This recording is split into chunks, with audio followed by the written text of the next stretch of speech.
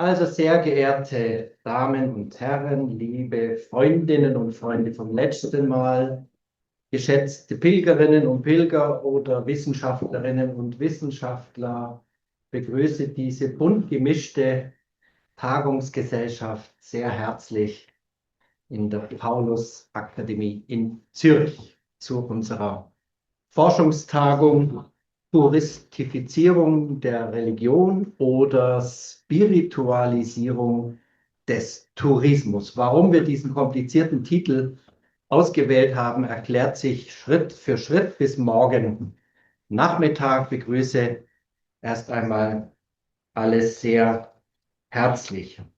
Bevor wir starten, möchte ich alle Gäste aus dem Ausland und also alle hiesigen und aus den Nachbarkantonen angereisten, um einen Gedenkmoment bitten. Zum Tourismus in der Schweiz, vor allem im Kanton Wallis, gehört auch, und damit wollte ich heute starten, bevor wir die Etikette bedienen und einen klassischen Ablauf haben, der Felssturz im Lötschental, der, glaube ich, in allen Medien, auch in den Nachbarländern, ähm, mit Bild und Berichten in unser Gedächtnis zurückgerufen wurde. Es sind 300 Bewohnerinnen und Bewohner vom Platten sozusagen obdachlos geworden. Es war Prävention und es ist alles noch einmal mehr oder weniger gut gegangen. Aber weil da einfach in einer Tourismusdestination im Kanton Wallis auch ein Unglück passiert ist, was uns nachdenklich macht, möchte ich alle bitten, sich kurz von ihren Stühlen zu erheben für einen Moment des Gedenkens.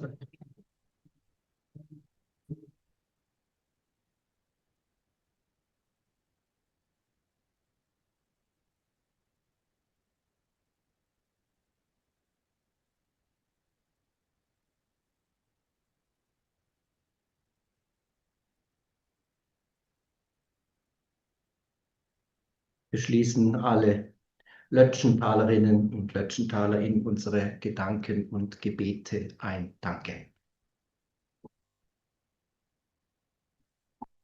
Was wir heute machen, ist ein Stück anschließen an eine gerade neue Tradition, nämlich an den Schnittstellen von Religion und Tourismus Tagungen zu veranstalten. Das gab es nicht so häufig, aber genau vor einem Jahr waren wir auch hier. Einige von euch oder Ihnen waren anwesend bei unserer Netzwerktagung zwischen Kultur und Spiritualität, Religion als Phänomen im Tourismus. Heute, das war so die erfreuliche Erkenntnis der Veranstalterinnen oder der Veranstalterin und des Veranstalters, oder soll ich so sagen, Annalena Jahn, erste Reihe, die habt ihr alle kennengelernt im Empfang, und wir haben das jetzt alles hier organisiert.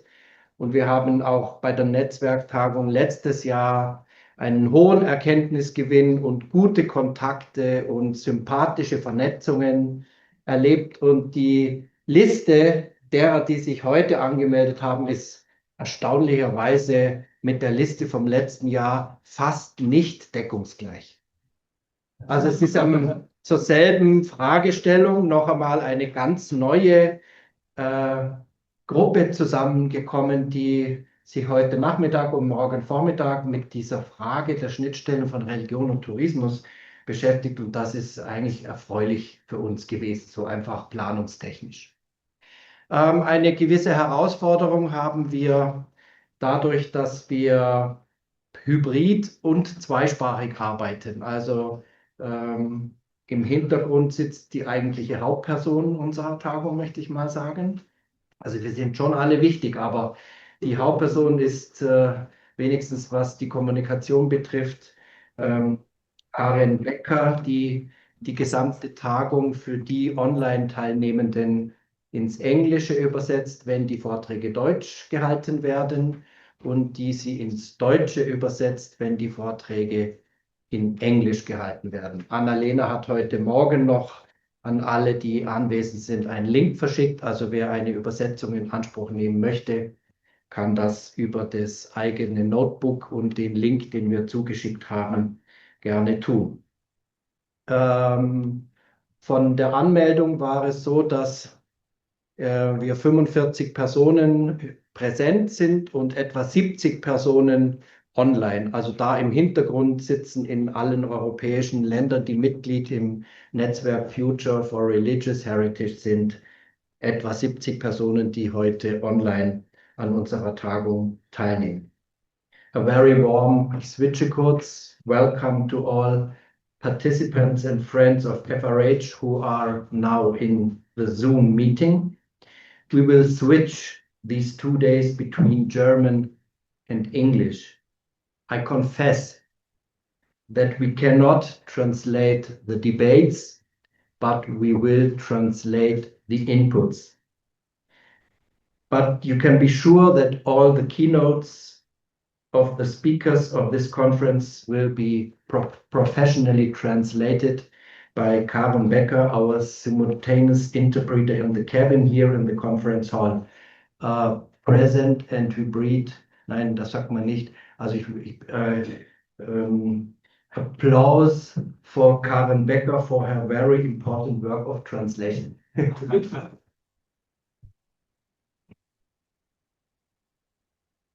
Wir führen diese Tagung durch, hier nochmal zurück, mit mehreren Kooperationspartnern und einer, der nicht mit Logo vertreten ist, aber der eigentlich eine Art Hausherr ist, ist unser geschätzter Bischof Joseph Maria Bonnemain. Ich finde es nicht selbstverständlich, dass ein Bischof zu einer wissenschaftlichen Tagung kommt und auch noch ein Grußwort spricht. Dass du da bist, freut uns sehr. Und bevor die Institutionen genannt werden, wollte ich dich als eine Mischung aus Institution und Person sehr herzlich in unserer Mitte begrüßen. Herzlich willkommen, Bischof Joseph.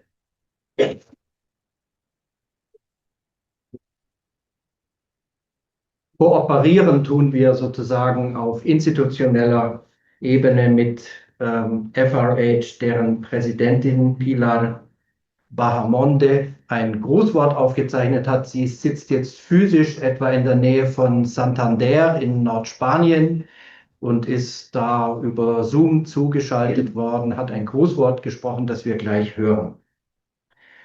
Der Sekretär von FRH sitzt in der ersten Reihe, Stefan Bayer aus Berlin, der auch einen Workshop halten wird zu Klosterland und den Tätigkeiten dieses Vereins. Danke für die Kooperation mit FRH. Ich gehe jetzt mal die Ebenen von europäisch zu national. Wir freuen uns, dass das Institut für Katholische Theologie der Martin-Luther-Universität Halle-Wittenberg diese Veranstaltung mit vorbereitet hat und durchführt, vertreten durch den geschätzten Kollegen Harald Schwillus, der auch vorne in der ersten Reihe sitzt. Also wir haben einen Vertrag geschlossen und wenn dann der Vertrag mit Leben gefüllt wird, dann ist es eigentlich sein Sinn und das tun wir jetzt mit dieser Veranstaltung sozusagen zum ersten Mal oder vielleicht zum zweiten Mal, weil ich schon im Kloster Michaelstein letzten Herbst dabei sein durfte. Herzlich willkommen.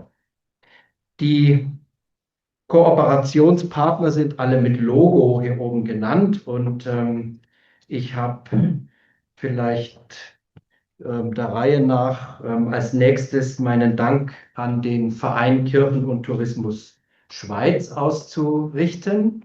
Sein Präsident Pfarrer Michael Landwehr sitzt unter uns, wird auch gleich ein Grußwort sprechen. Also wir kooperieren oder versuchen es wissenschaftlich, aber auch auf Netzwerkebene zusammen diese Veranstaltung durchzuführen. Und dazu ist finanzielle Unterstützung ganz wichtig. Und wir haben vom Verein Kirchen und Tourismus Schweiz prominente Unterstützung bekommen. Dafür vielen Dank dir, Michael.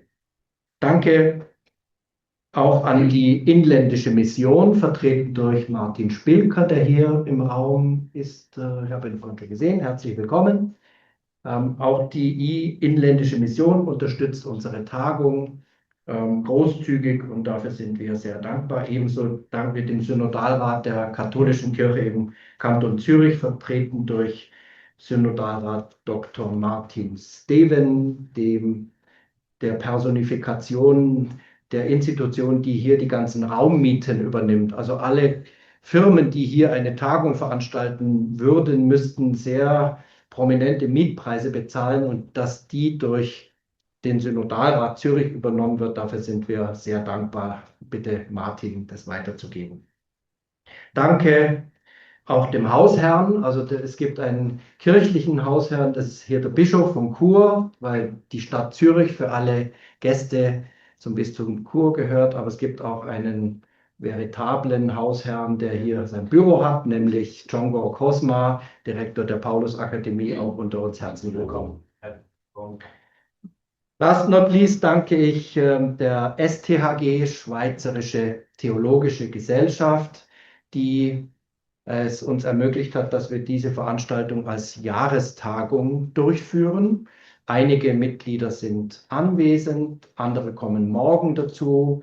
Also der Joint Venture ist immer, man bekommt eine finanzielle Unterstützung für eine Jahrestagung und gleichzeitig muss im Programm A eine öffentliche Veranstaltung für alle implantiert werden und B, es muss die Mitgliederversammlung in diesem Rahmen stattfinden. Beides ist so. Heute Abend gibt es eine Autorenlesung im Programm und morgen nach dem offiziellen Tagungsende die Mitgliederversammlung der STHG.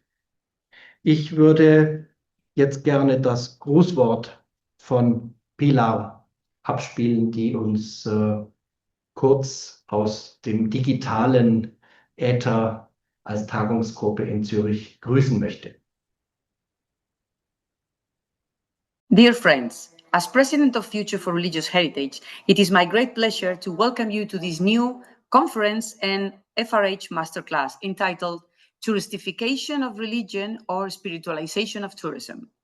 Over the course of 2 days, June the 5th and 6th, 2025, we will explore the complex and fascinating intersections between religion, culture, and tourism at a time when spirituality-motivated travel is gaining growing significance. Thanks to the collaboration with the Theologische Hochschule Chur and the Institute for Catholic Theology at Martin Luther University, Halle-Wittenberg, this event will be held in a hybrid format with simultaneous interpretation in both English and German. At FRH, we are very proud to support free online access to ensure that participants from all over Europe and beyond can join us for this high-level academic and cultural conversation. Thank you for being with us.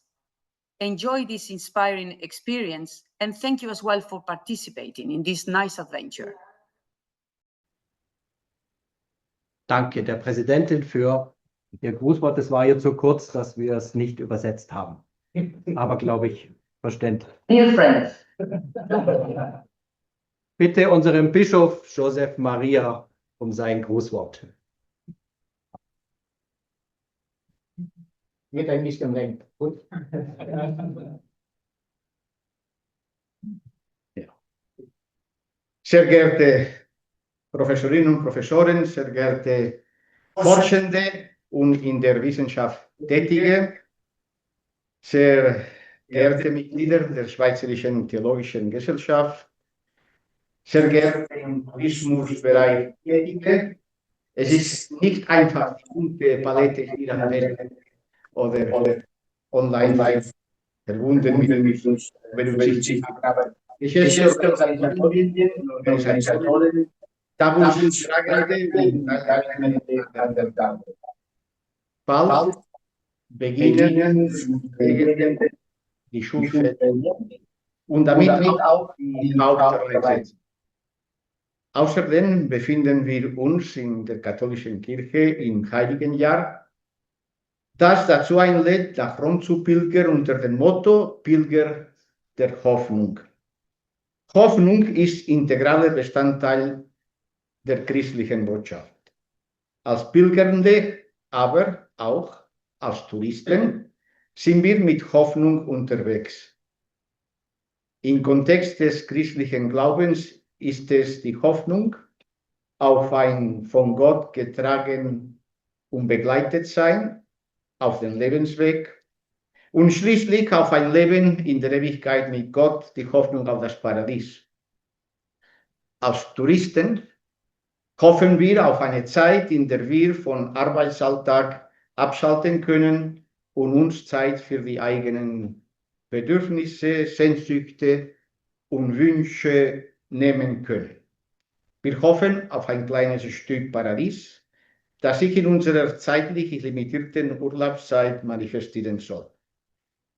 Und dabei vertrauen wir auf die Expertisen und die Unterstützung von Fachleuten.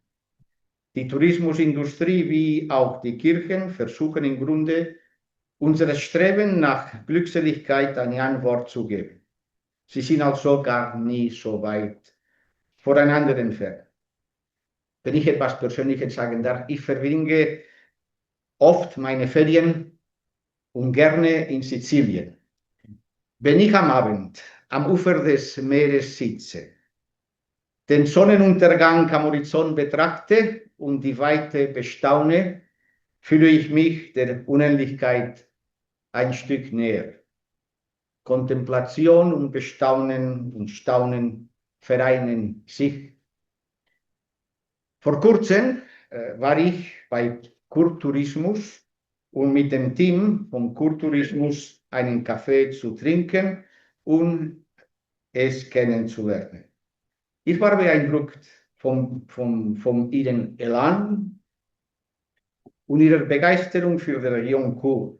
Es ist diese Begeisterung, diese Faszination für die Region Graubünden, die sie den Touristinnen und Touristen weitergeben wollen. Auch die Urkirche hatte eine Begeisterung für die frohe Botschaft und ging zur Verkündigung in die weite Welt hinaus. Die Botschaft kam zu den Menschen, woraufhin die Menschen Kirchen und Sakralbauten erschufen. Und diese Orte strahlen auch heute noch eine Faszination auf Besuchende aus. Es geht dabei oftmals nicht unbedingt um ein religiöses Erlebnis, sondern darum, sich zu bilden und zu staunen über die architektonischen und künstlerischen Meisterleistungen. Es ist ein Staunen über die steingewordene Antwort auf die Sehnsucht des Menschen, nochmals nach Glückseligkeit. Wenn ich noch etwas sagen darf, eine Aussage im berühmten Brief an Diognet hat mich immer sehr beeindruckt. In diesen Schreiben des frühen Christentums im 3. Jahrhundert wurden die Christinnen und Christen unter anderem folgendermaßen beschrieben. Sie bewohnen jeder sein Vaterland, aber nur wie bei Sassen. Sie beteiligen sich an allem wie Bürger und lassen sich alles gefallen wie Fremde. Jeder Fremde ist ihnen Vaterland und jedes Vaterland eine Fremde. Sie weilen auf Erden, aber ihr Wandel ist im Himmel. Darauf gestützt würde ich meinen, dass wir im Grunde alle Touristen im Leben sind, aber nicht Touristen des Lebens. Das dürften wir nicht sein. Wir sind einerseits unterwegs und andererseits tief verankert in allem, was wir leben und erleben. Nur in Beziehung mit dem Anderssein wachsen und bereichern wir uns. Ich schließe, Sie sind heute zusammengekommen, um auszutauschen, sich gemeinsam weiterzubilden, voneinander zu lernen und auch zu staunen. Und ich freue mich, dass eine internationale Tagung mit Expertinnen und Experten aus verschiedensten Bereichen unter der Federführung, unter anderem unserer Theologischen Hochschule Chur, zustande gekommen ist. Ich wünsche Ihnen allen einen fruchtbaren Austausch und eine ereignisreiche Tagung sowie, soweit möglich, die Stadt Zurich von ihrer besten touristischen Seite erleben können. Herzlichen Dank.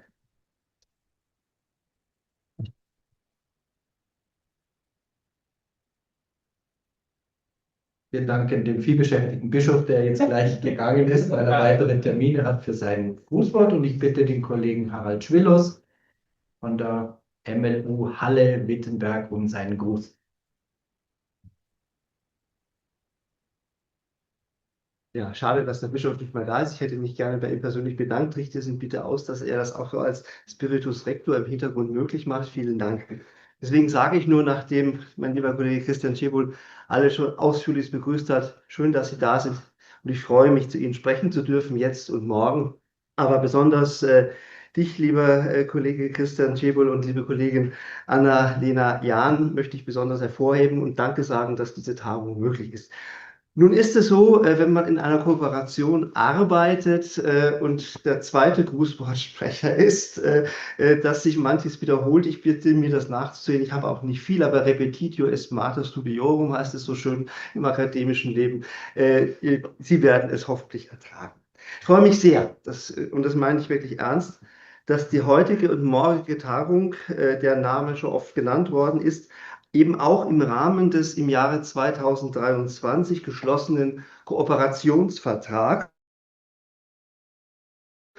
und der Martin-Luther-Universität Halle-Wittenberg, so darf sie sich ausführlich nennen, geschlossen worden ist. Und die Martin-Luther-Universität heißt deswegen so, weil sie sich auf die Tradition Martin Luthers beruft. Es ist die Universität, an der er Professor war und seine Thesen entwickelt hat. Wir sind sehr stolz darauf, dass wir diesen Namen führen dürfen. Halle heißt sie deswegen, weil sie im 19. Jahrhundert mit einer preußischen Universität fusioniert worden ist, die ganz jung ist. Die stammt aus dem Jahre 1694. Also wir schmücken uns mit Martin Luther und mit der alten Tatsache von 1512. Jetzt erlauben Sie mir auch ein persönliches Wort. Das Institut für katholische Theologie und ihre Didaktik, dem ich als Direktor vorstehen darf, ist ein relativ neues Institut an dieser Universität. Wir haben eine große evangelische Fakultät. Das ist eben jene Fakultät, die aus Wittenberg mit der Hallensischen Fakultät fusioniert worden ist. Aber das Institut für katholische Theologie gibt es seit 2003 und ist seit 2005 erstmals mit Personal besetzt. Und ich bin das erste Personal, ich darf der Gründungsdirektor sein. Und jetzt kommt das persönliche Wort. Ich bin schon ein bisschen stolz darauf, auch wenn es kein Verdienst ist, dass ich der erste katholische Theologieprofessor an dieser Universität seit Martin Luther bin. Das kann mir keiner mehr nehmen.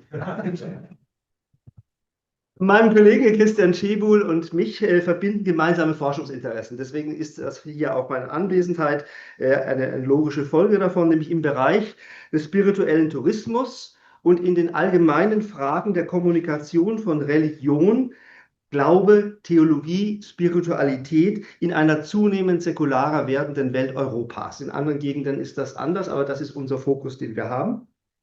Gerade der internationale Austausch zwischen der Schweiz und Deutschland, der durch den Kooperationsvertrag für die Theologie an unserem Institut im Allgemeinen, aber für die Religionspädagogik, das Fach vertreten wir beide im Besonderen, Bedeutung hat, ist für unsere Forschung besonders interessant. Ich glaube, das darf ich für uns beide sagen. Interessiert uns beide doch nachhaltig der Zusammenhang von Religion, Kultur und Tourismus. Und das macht nicht ohne Grund auch der Titel deines Forschungsprojekts an der Theologischen Hochschule Chur aus. Nachdem, und du hast es gesagt, ich muss es leider noch einmal erwähnen, im Oktober 2024 du bei dem von meinem Arbeitsbereich veranstalteten wissenschaftlichen Symposium Religion im Museum inszenieren, die Performance von Religionen als Herausforderung für Museen, das ist so der Titel, im ehemaligen Zisterzienserkloster Michaelstein im Harz, ein sehr instruktiver Beitrag geleistet worden ist, auf dessen schriftliche Fassung ich mich noch freue. Er wird publiziert werden, mit den anderen Beiträgen auch. So freue ich mich deswegen auch besonders, dass ich gewissermaßen etwas zurückgeben darf und morgen meine Gedanken zu unserem Projekt hier äußern darf. Ich freue mich sehr darauf und freue mich vor allem darüber, dass ein sehr buntes Publikum da ist, das aus ganz verschiedenen Bereichen kommt, denn wir kümmern uns um einen solchen Bereich und ich freue mich sehr auf die Gespräche morgen, vielleicht heute Abend schon, da freue ich mich auch drauf auf den Aperorisch. Schließlich darf ich noch als Schluss meiner kurzen Ansprache Grüße meines Dekans der Philosophischen Fakultät 3, da gehört das kleine Institut dazu, der Martin-Luther-Universität Halle-Wittenberg, Professor Dr. Stefan Salat, übermitteln. Ich jedenfalls freue mich sehr auf diese Tagung. Herzlichen Dank für die Kooperation.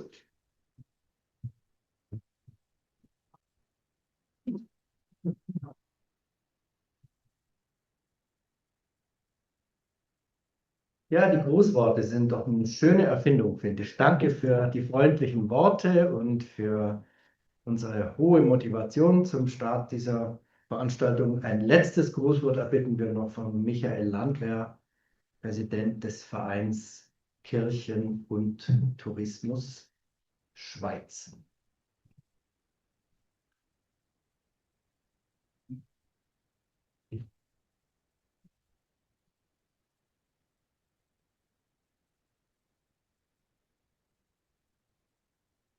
Geschätzte Tagungsteilnehmenden, lieber Christian, liebe Annalena, meine sehr verehrten Damen und Herren. Das Thema Kirche und Tourismus hat besondere innovative Relevanz für die zukünftige Gestalt von Kirche und für ihr Sein in der Welt. Es ist ein Handlungs- und Lernfeld, das Gemeinden dazu befähigt, sich als gastfreundschaftlich zu erweisen. Mit der verlässlichen Öffnung der Kirchentüren stellen sie sich auf differenzierte Lebenssituationen und Lebensbedürfnisse der Menschen ein und zeigen sich situations- und klientelbezogen flexibel in der Gemeinde und Beteiligungsform. Als Kirche am Weg und in Wahrnehmung der Weggemeinschaft mischen sich etablierte und situative Gemeinde zu einer und verorten Kirche bei Gelegenheit und Gemeinde auf Zeit. Dann werden neue Zugänge zu Glaube und Kirche, Gott und Leben erfahrbar und Glauben vielfarbig selber zu denken weiterentwickelt. Die Kirchen als Gebäude in stadtplanerischem öffentlichen Raum sind Leuchttürme, wo genau das geschehen kann. Heilsame Unterbrechungen im Alltag des Lebens und jenseits der sonntäglichen Feier der gottesdienstlich versammelten Gemeinde. Und also auch Teil des touristischen Angebots in spiritueller, architektonischer, geschichtlicher, traditioneller Hinsicht. Als Kraft- und Entschleunigungspool und Gottesbegegnung. Der unbehauste neuzeitliche Mensch sucht heimatlos Geborgenheit schenkende Räume. Der Raum hat Auswirkungen auf Lebensgefühl und Wohlbefinden. Zum explorativen, sozialen und biotischen Erlebnis trägt eine mit allen Sinnen erfahrbare, beruhigende und zugleich anregende Stimmung ohne Störfaktoren, eine durch eine gewisse Reizdichte erlebbare Atmosphäre sowie dann vorhandene Atmosphärenträger bei und bietet Menschen wahre und ursprüngliche Authentizität. Ebenso zum Beispiel gute Kommunikation zwischen Reisenden und Bereisten, respektvolle Zusammenarbeit kirchlicher und touristischer Player und die Wahrnehmung biblischer Reisemotive. Wenn sich kirchgemeindliche Praxis für touristische Formen öffnet, sich mit touristischen Aktivitäten in der Region vernetzt, neue Formen entwickelt, fällt das in, mit und neben der Gemeinde auf hoffentlich fruchtbaren Boden, auf dem nachhaltig kirchliche wie touristische Entwicklung geschehen kann. Zum Wohle der Menschen und zur Ehre Gottes. In diesem Sinn wünsche ich uns allen hier Mitdenkenden erquickliche Impulse, gewinnende Austausche, weiterführende Vernetzungen, fokussiert im Besonderen bei dieser internationalen Forschungstagung zu den soziologischen, kunsthistorischen, touristischen und theologischen Aspekten dieser Doppelbewegung aus einer Touristifizierung der Religion als auch einer Spiritualisierung des Tourismus, bei der der Verein Kirchen und Tourismus Schweiz gerne als Kooperationspartner dient und als deren Präsident ich Sie also herzlich grüße.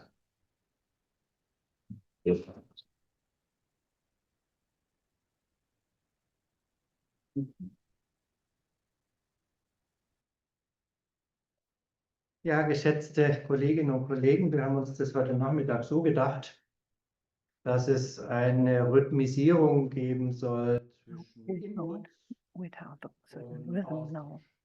It has some Und dass es information and then an Bereiche exchange. gibt, die wir als Teilnehmende There are certain einsteigen things Thesen, where we will contribute, die in and there Form are von certain other things dargeboten werden. that will presented to us as Wir input. haben 3 Inputs heute We have 3 Nachmittag. such Einen inputs this ersten afternoon.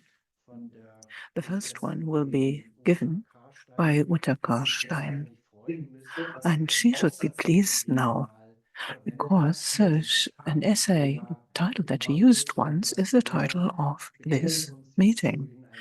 And now we are getting involved here because I think this title, we've used it 6 times already, but without knowing what it is really about. And so the idea is, and we're doing well for time, that we should have the first input. It will be in German. It will be given by her. And all those who have joined us online, and I need to switch into English now. Those needing translation. But I think everybody here in the room speaks German. So in Zoom, people would have to select the translation. Oh, no, that is, sorry, I'm getting confused. After a break, we'll have a second presentation, a second input, and then Andrea Longhi will speak. She'll speak English. And then there will be a translation into German, and then Harald Pechlaner was to speak this afternoon, but it seems he hasn't arrived yet.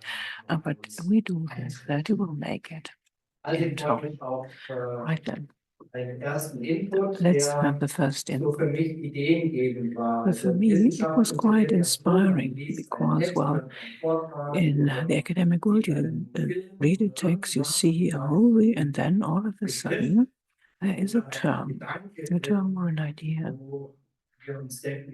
where we think, wow, that's interesting. Let's get involved. Let's start thinking. And this is what happened to me when I read an article by Uta Karstein and her colleague.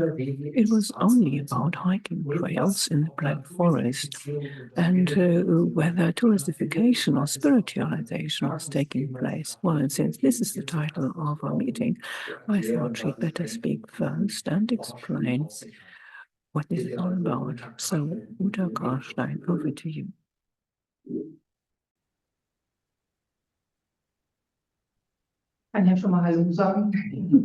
Let me say hello already while I'm being set up. It's a great pleasure to be here today, and it's great to have received the invitation. I really feel honored on that. While I get to give the first input when you're still wide awake. And I hope I won't overtax you.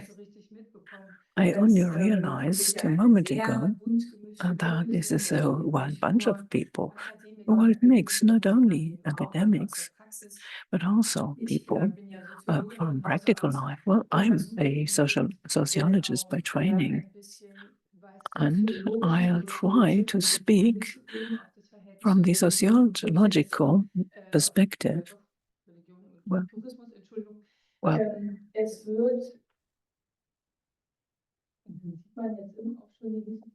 can you? Right.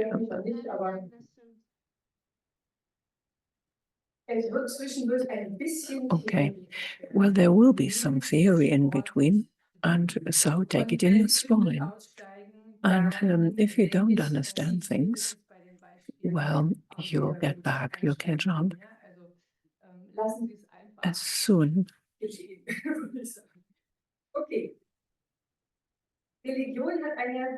Okay, religion. Religion is closely connected to travel.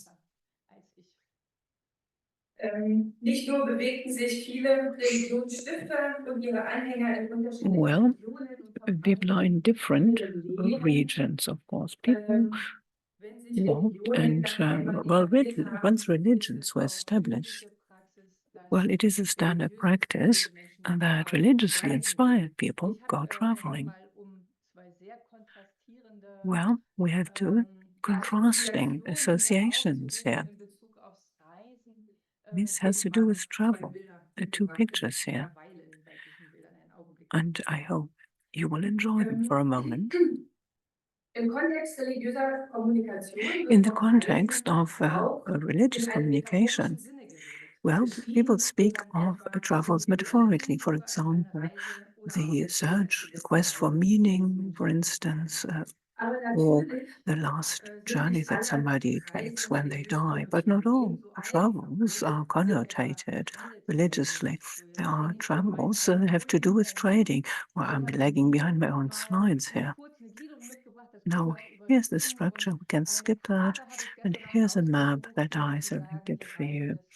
This is the travels of St. Paul. This shows you where St. Paul traveled as an example of religiously motivated travel, well, at an early point in time.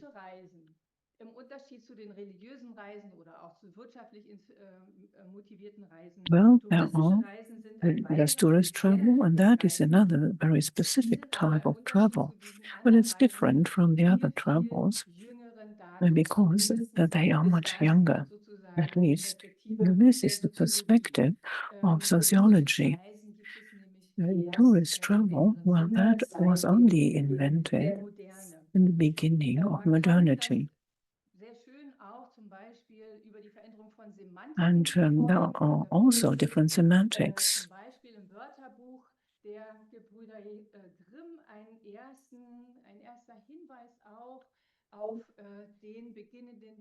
Oh, here, this is the introduction. This is how a tourist is defined. It was done by the Grimm brothers, and that is quite nicely described. A tourist is a traveler who travels for pleasures without a fixed destination, and he goes to spend more time in different countries, and most of the time it is a rich person, a rich man, in fact. So this definition is something typical of tourism, namely that there is a purpose in travel. Well, people always usually had a purpose when they went on the road, but a tourist is somebody different. A tourist is somebody who travels for pleasure. And the trip, the journey, becomes an end in itself. In 1836, John Murray was the first one to publish a guidebook. He described attractions in Belgium, Holland, and the Rhine area. This is the first time that we get a tourist view. And a bit later, there was a first travel guide in German. And you know this year, of course, this is the first modern agency, travel agency, set up by Thomas Cook in the 1840s. And from that time, it didn't take long, and tourist travel, was not only done by privileged persons, but it became a mass phenomenon. But it all began with Thomas Cook, the pioneer. So, tourism, once established, how does it relate to the other forms of traveling? That's what I'd like to discuss with you now. And now, here's the difficult part, a sociological perspective. For me and my colleague, it was quite pleasant working with this in terms of thought and concepts. The differentiation theory That's the perspective that we took, and this is what sociologists love. Well, sociology, for sociology, it's typical to ask which differentiation criteria are used in society.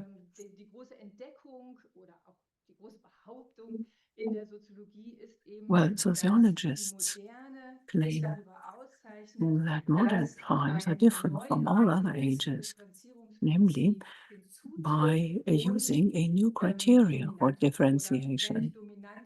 Well, it's a dominating criterion, or at least very influential.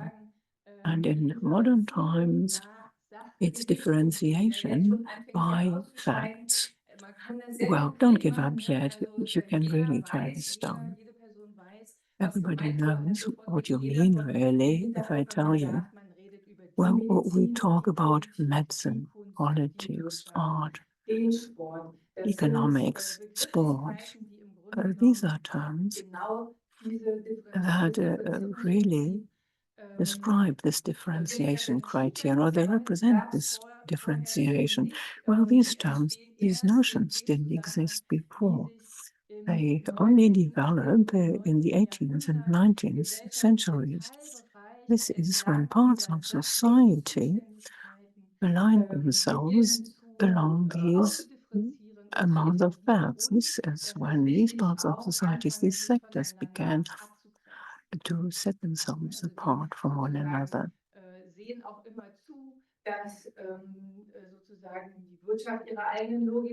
Well, of course, economics, well, has its own rules. Art, well, also separate rules. And that means that other logics are crowded out. And this is what all these large sectors of society do. Well, for religion, that's a two-sided sword, because religion always claims to be highly and most relevant, so of supreme relevance. So religion loses in importance, and you find that in contemporary sources. After 1803, after secularization, you often find that in the perception of religious observers. They feel crowded out or pushed to the margins, or however they describe that. They feel marginalized, they don't feel appreciated any longer, and so on. But you can also see that positively. There's one sociologist who's well known in Germany, Niklas Luhmann, and he said, well, for the religious actors, it was an opportunity because they were able to focus on their core business. Well, I'm not sure whether they saw it themselves, but you can take this view. There are other religious sociologists and theologians who would take that point of view, that religion could now focus on their core business. But, well, that's not all there is for religion, of course. Religion also wants to reach out to other parts of society. And that would be the case with politicians, for example, when religion rebukes an inhumane migration policy, or when religion criticizes art for blasphemy. And here we come full circle. Or when a religion criticizes tourism. But I'll return to that later. No, that's almost the end of the difficult part already. Now, I talked about differentiation and that sectors of society moved apart from one another. But at the same time, there was a new mode of inclusion. The question is always members of society. How are they included, integrated in the society? That was different in the past, very much so. Now, with modern age, there was the emergence of a new inclusion principle. I'll spare you the details, but the point is, in modern societies, we are never fully included as the full person. It's only a part of us that is included somehow in our various public roles. We may be a patient in the sector of health, or we may be voters in politics. Another subsector, we might be consumers. And you can go on and on. That would be in the economic world or sector. Or we would be visitors of, say, an art museum. So roles mean that we are only included in parts, but that also allows for diverse roles that we can play. There is Georg Simmel, another sociologist, and in the beginning of the 20th century, he said, well, modern individuality can be described like that because people are at the intersection of various circles where people are involved. Now, if you use this model for tourism, well, you can see religion and tourism. For tourism, well, that is another such social sector where separate people, separate institutions, and the separate leading alignment orientation. Well, everybody has that. Politicians, for example, the main criterion is power or non-power. And here, the guiding orientation is recreation and relaxation. This is something that only tourism will offer to you. We need to check. Where are we? But it's interesting to see that tourism is different from other subsectors of society. It doesn't really cut itself off. It doesn't hold itself as a difference. Now, tourism has always been different because tourism has always sought contact with other sectors. It will dock on to the subsectors. You could put that in abstract terms. We could say, well, tourism recodes what it finds in other subsectors. Recoding is the key word here, and translates it into its own relevance system. And well, this is what I put on this slide. So tourism will see contact with other subsectors and will translate those offerings into its own system. What sport, medicine, education would be other subsectors. I have a couple of examples here. And you can see how recoding works. In an active holiday, for example, that is docked onto sports. This is not about high-performance sports or mass sports. It's just about physical exercise.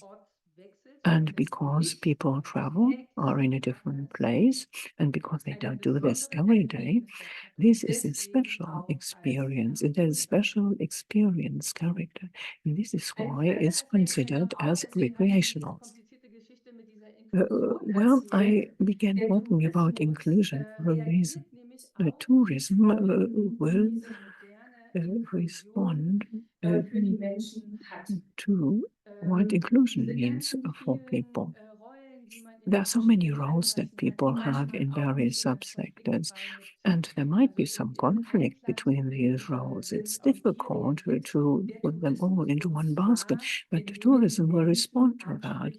Tourism will approach people as whole people, in the wholeness and the completeness with everything, where there is physical and mental recreation. There's this focus on the body.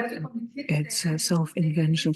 Well, if you want to find this complicated, well, read Valentin Gröbner. It's very laconic. He says, could it be that you go on holidays because you despair of your everyday life and it's simply packaged as something that pretends to be good? Well, this is what Mr. Gröbner says. Now, tourism has its own semantics, and you're familiar with that. Enjoy your stay. Here you can reconnect to yourself. We have an all-round pampering proposal for you. And tourism really addresses the whole human being. And tourism lies to people, to get people out of expected structures. And this is why holidays are usually different. Holidays, tourism is not everyday life. But paradoxically, in striving or this quest for the loosening of structures doesn't mean that people become genuinely themselves. Well, being a tourist, that is just another role, but a role that pretends not to be one. In the following, I'd like to show that not only sports, medicine, education are relevant for tourism, but religion is another such factor. Religion, that is our reasoning in our article, is touristified, but you might also see that the other way around. It might be one where tourism is subjected to recoding and is being spiritualized. It doesn't only work one way. It's not like tourism takes over religion and turns it into something interesting. It's just as well the other way around. It works the other way around as well. Christian Cebulj said that we have this article on hiking trails in the Black Forest. Well, I suspect, and we can discuss that, that our findings can be generalized. It would be pleased if we could talk about that later. Well, there's this first variant here, the religious as a relevant point for tourism. There are two functions. One, this variant is very compatible with what you found. Religion becomes a part of the cultural heritage, or it is musealized, becomes part of the museum community. And there's another variant. Religion is commodified. I'll turn to that later, where religion becomes a tradable good. But let me emphasize one point here, and the fact that this can work at all. That religion can be culturalized, that it becomes part of the cultural heritage, and that it can be communicated as such. Well, that is based on certain developments that started in the 19th century. This really prepared the ground for religion to have become part of a culture. I have 3 examples here. Maybe I'll just leave these points as they are for reasons of time. These are certain aspects that can do something to how we see religion. Well, part of knowledge, part of the national culture. Religion is also seen as something aesthetic. What very few people remember is that religious actors didn't shy away from historizing religion or established religion as something that was only cultural. There are interesting things. In the 1850s, for example, a museum was set up for religious artifacts. That happened in Cologne. And while in Germany there was secularization starting in 1803, and religious artifacts fell by the wayside and perished, and so there was a counter trend. And the Association for Religious Art in Cologne worked with the Bishop of Cologne and set up the first bishop for religious art. And that translated religious artifacts into a different context because they weren't used for religious purposes. They were in fact shown in a completely different context in museums. There are Christian art associations that worked with the parishes and the priests to explain to them that it did matter what you put in a church and who you used, who you commissioned to produce an altar piece, because, well, they were interested in good taste in churches. And so this is how a kind of aesthetic perspective developed. And, well, tourism appreciates that very much. Tourism began being successful in our century, or even in the last, and I have a number of examples here that illustrate my point. There is this aestheticizing view or the historizing view. And the first example here is from a leaflet that is the hiking trail, the chapel hiking trail, close to the Feldberg mountain in the Black Forest. It says, travels over body and soul. And I'll read the text and I'll tell you what's striking about it. So it begins this way. The conditions of life of our ancestors in the high Black Forest were tough.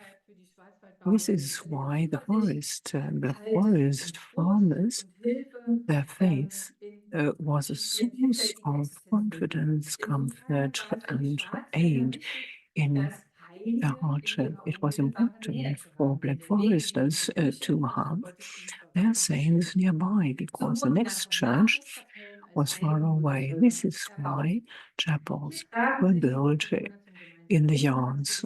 So this is where people met. And the bells of the chapels did not only ring for devotions, but also rang to announce the end of the working day. So as you read this, there is an offer of identification. It's our ancestors, the old folks that we're talking about.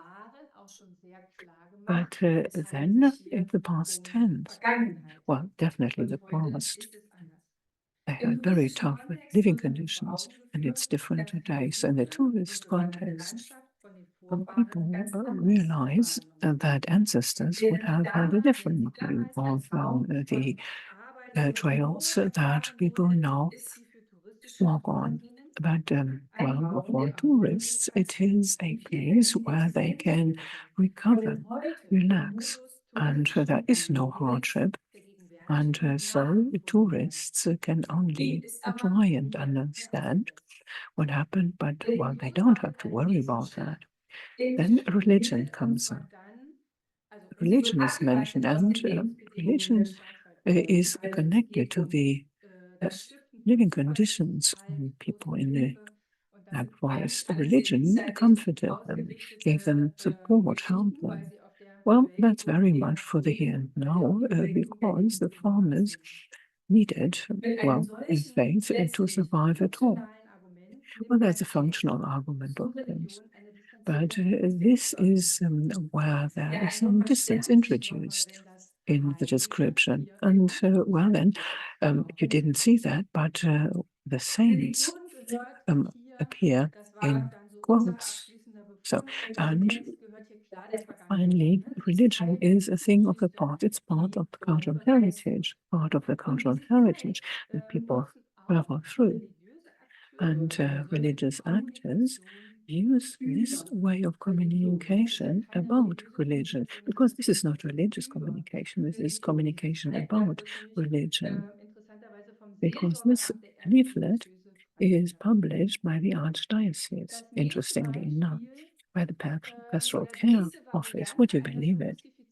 And the next variant of touristification of religion is what we called commodification. And, well, it's a long text, but I won't read it out to you, not fully.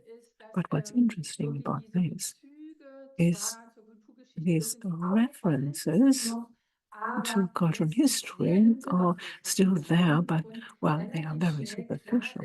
And it is quite quickly obvious that this is about something else altogether. This is about pleasures. In all that, reference is made to religion, but in a very laid-back way. It's not only food that you can eat, but they are from the monastery, or at least they are labeled as such, whatever a monastery cake is supposed to be. But there is this connection. And health is not only offered as health, but health is connected to Hildegard von Bingen. And we're not only talking about herbalism, we're also talking about contemplation in the monastery garden. So this is a form of communication about religion. However, religion is not a cultural good, it is a consumable good, something that you can enjoy. Everything religious is connotated with the monastery, and it is more likely a packaging. It's just a packaging that is offered here. Religion is a third version turns tables. So we're turning it on its head. Touristification of what is religious is turned on its head, and we're talking about spiritualization of tourism. This is genuinely religious communication. And again, I have an example from the Black Forest and from the hiking office there. It's again a chapel guide, and it's called The High Black Forest, Highly Spiritual. And I have a quote here from the preamble, from the foreword, and it works differently. It says, you want to be on your way and walk into one of the most beautiful landscapes we have, and we want to make your time here worth your while, because we know how precious these times are for you. This is why this is not your good old traditional hiking guide. We do not only want to accompany you through valleys and peaks, we're also talking about the highs and lows of what you experience in your everyday life. Well, we want to guide you also through your internal landscape that we carry inside of us. We have texts of meditations that invite you to be brought on board. So join us, and you will understand them better and better. Highly spiritual. This is how it can be for you. We wish you the blessing of the one who made heaven and earth. Again, the potential users are addressed directly, and their interests and wishes and desires are addressed. But it's a different way. It's not the consumable options that I explain to them. It's presupposed that they have decided to start on their way. And this is where love is made. And it is introduced as a personal service. It's very important for us, they say. And what they don't want to be is strategic or an instrument for something. It's much more than an individual service. We give you something that will take you to the next level. And in this respect, it's clearly different from other tourist offerings. But at the same time, it is a tourist offering, because this is for a short period of time, valuable time, precious time that people will be spending there. It's interesting that this is a way companion, a travel companion. And it is different from a human travel companion. It's not a person that hikes with you, but it is something that you can read. It's meditation. It's a meditative guide. It is an internal view that is offered. And that means that the landscape is turned into a metaphor. You find that everywhere. First of all, they start with the real landscape, but then they talk about the internal landscape that people have inside them, the highs and lows, the peaks and valleys. And then they constitute mindfulness, so vis-a-vis the environment, the landscape. But there's also the idea that people can treat themselves, can become self-aware and grow. Well, that connects very clearly to modern religious offerings. Modern spirituality is very much like that. But Knoblauch, my colleague, worked a lot on this. At the same time, the highly spiritual interpretation of hiking is not something that is forced on people. It's still an offering. Users of this travel companion, well, can use it, but they don't have to use it. It's their choice, and that is typical of modern spirituality. It offers a choice. But the text reminds people that there are spiritual traditions that have always existed in churches. So then at the end, there's a blessing. And that tells us that the momentum of travel can also be interpreted in 3 minutes. I'm done. But there's an outlook that I have, and I'm not sure how much I can tell you of my summary, but let me try. My examples show you that artifacts in a certain space can be translated into religious space. In the first two cases, religion can still be visible as a commodity, but not as religion, but as something that tourists can use. In the last case, though, there's the potential religiously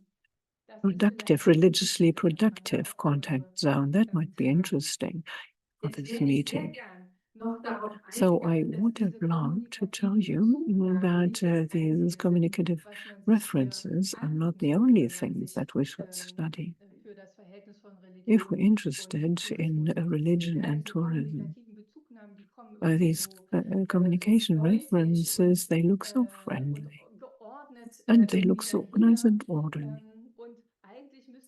And really what they should be about is to see what it really looks in real life. So what happens if a religion and tourism meet directly?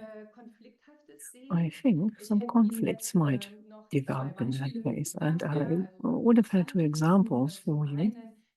For one, the conflicts to do with the mosque cathedral in Cordoba in recent years, because you were able to see there that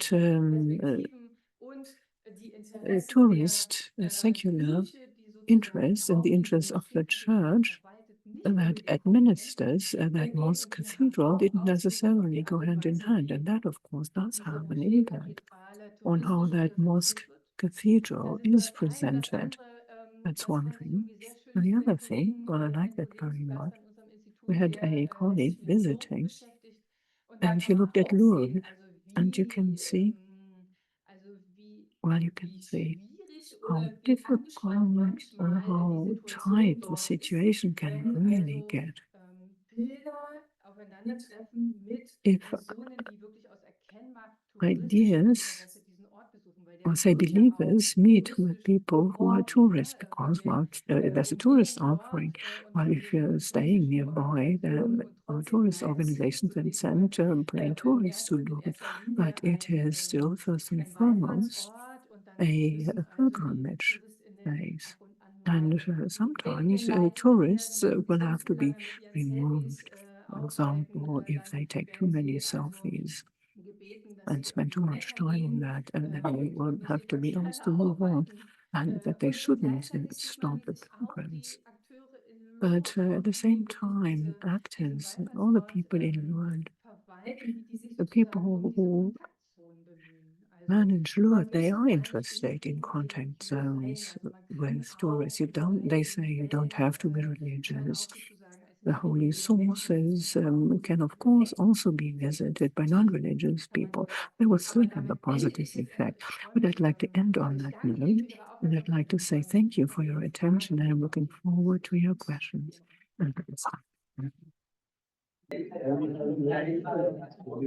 Geschätzte Kolleginnen und Kollegen.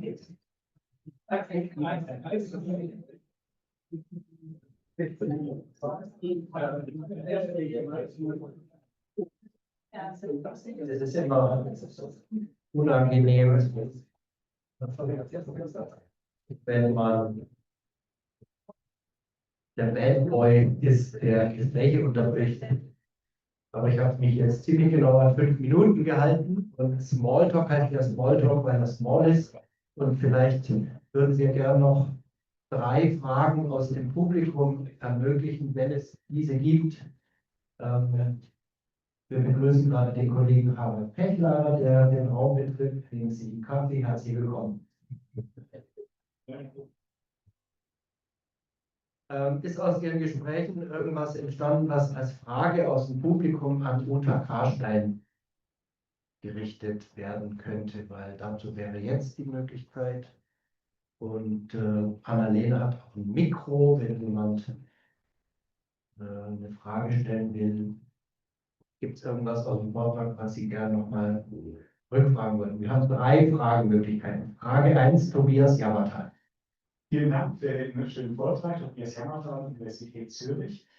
Eines der Aspekte, wir waren sehr angeregt durch Ihre Ausführungen im Austausch. Einer der Aspekte, über den wir nachgedacht haben, war, wie ist das Verhältnis von Touristifizierung mit dem Kommerziellen, was ja an sich mitschwingt, wie verhält sich das zu Spiritualisierung von Touristik oder umgekehrt, wie würden Sie da die Bezüge setzen oder vielleicht auch Differenzierung einzeichnen? Also wir haben in der kleinen Forschungsarbeit, die diesem Text hier zugrunde liegt, haben wir im Grunde genommen uns angeschaut, wie laufen kommunikative Bezugnahmen. Und da kann man eben diese 2 großen zunächst mal unterscheiden. Also zum einen sozusagen beziehen sich touristische, aber auch religiöse Akteure auf Religion, machen daraus etwas anderes. Ne? Also nutzen es sozusagen, um touristische Destinationen irgendwie interessanter zu machen, ne? Anzureichern. Und da wiederum gibt es diese 2 Spielweisen oder diese 2 Varianten. Einmal, dass es eher so eine Kulturalisierung ist, also diese Religionsgeschichte, also Religion als Teil unserer kulturellen Vergangenheit, auch als Teil von kulturellem Erbe, religiöse Kunst und sowas. Und dann gibt es eher diese Kommodifizierung, die also wirklich, also das ist sehr oberflächlich, ne? Also die Bezugnahmen auf Religion, die bleiben sehr oberflächlich. Eigentlich geht es um Genuss. Der Genuss soll irgendwie verkauft werden an die potenziellen Nutzerinnen und Nutzer. Und um das alles irgendwie noch interessanter zu machen, verknüpft man es eben mit irgendwie pittoresken Bezügen. Ja? Und Religion wird dann plötzlich so ein pittoresker Bezug. Etwas anderes ist aber diese Spiritualisierung und wir würden es sozusagen typologisch einfach unterscheiden zunächst mal. Und das sind immer idealtypische Unterscheidungen. Da muss man dann in der Praxis mal gucken, ja, wie vermischen sich solche Dinge auch. Ne? Also wir haben ja Zeit als Wissenschaftlerinnen und Wissenschaftler, das irgendwie schön alles auseinanderzuziehen und erstmal zu säubern, damit wir sozusagen jeweils den Kern einer Sache sehen. Das ist möglicherweise im praktischen Alltag viel diffuser und vielleicht auch situativer oder so, ne? Aber das kann man ja dann sehen auch. Also ich finde, wenn man diese Typen erstmal auseinander dividiert hat, dann kann man auch besser sehen, wie sie sich vielleicht in der Praxis auch verschränken und situativ gewechselt wird nach hierhin und nach dorthin. Vielleicht. Danke. Frage 2 kommt von Christian Hoch. Ja, wir hatten Sie in unserer kleinen Gruppe, habe ich etwas erzählt, was wir ich bin vom Jakobsweg Graubünden, was wir sehr kritisch sehen. Nämlich, Sie haben gesagt, Sie haben aufgeführt, ich kenne das auch aus dem Schwarzwald, dass also so Konsum von Religion angeboten wird. Es ist aber auch jetzt auf dem Jakobsweg zum Beispiel in Spanien zu beobachten, dass dieser Konsum von Religion auch von den Leuten selber sogar besucht wird. Und dieser Konsum von Religion von den ursprünglichen Anbietern gar nicht gewollt wird. Also wir haben da so das Phänomen des Ballermann-Pilgerns, also von Leuten, die nur noch die letzten 100 Kilometer machen, weil das genauso auf ihrer Bucketlist des Lebens steht wie die Eisbären auf Spitzbergen und die Pinguine in der Antarktis. Und wo das dann so einen Effekt des Overtourismus sogar führt, der die Leute in Santiago, es geht ihnen auf die Nerven, oder? Also da findet eine unglaublich die große Verschränkung statt, die wir so, glaube ich, im deutschsprachigen Raum nirgends haben, vielleicht an einigen Wallfahrtsorten, aber wo so auch man gar nicht mehr weiß, warum die Leute jetzt eigentlich den Jakobsweg machen. Also ist es jetzt, um möglichst viele Schritte zu tun am Tag? Ist es ein spirituelles Bedürfnis? Was ist es eigentlich? Und ich finde, da kann man dieses Ineinander verschwimmen sehr, sehr schön eigentlich sehen.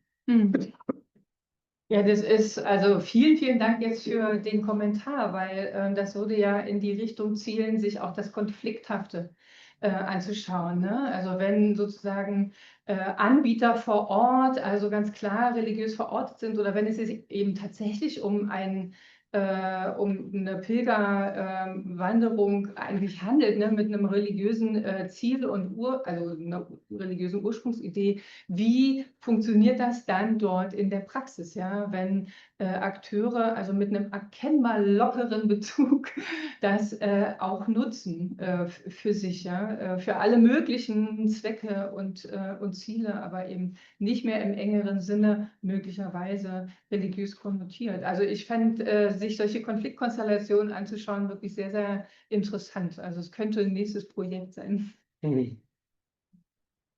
Danke für Frage und Antwort 2. Johannes, Frage zurückgezogen. Also wir haben jetzt einfach 3 Fragen abgemacht. Du kannst sie stellen oder nicht.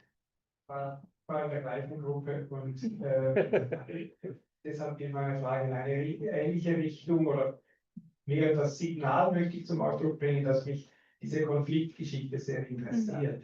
Weil in Ihrem Ansatz natürlich besteht die Gefahr einer Schwarz-Weiß-Malerei. Also auf der einen Seite die Touristifizierung, das hat was eher negativ konnotiertes der Religion, und auf der anderen die Spiritualisierung.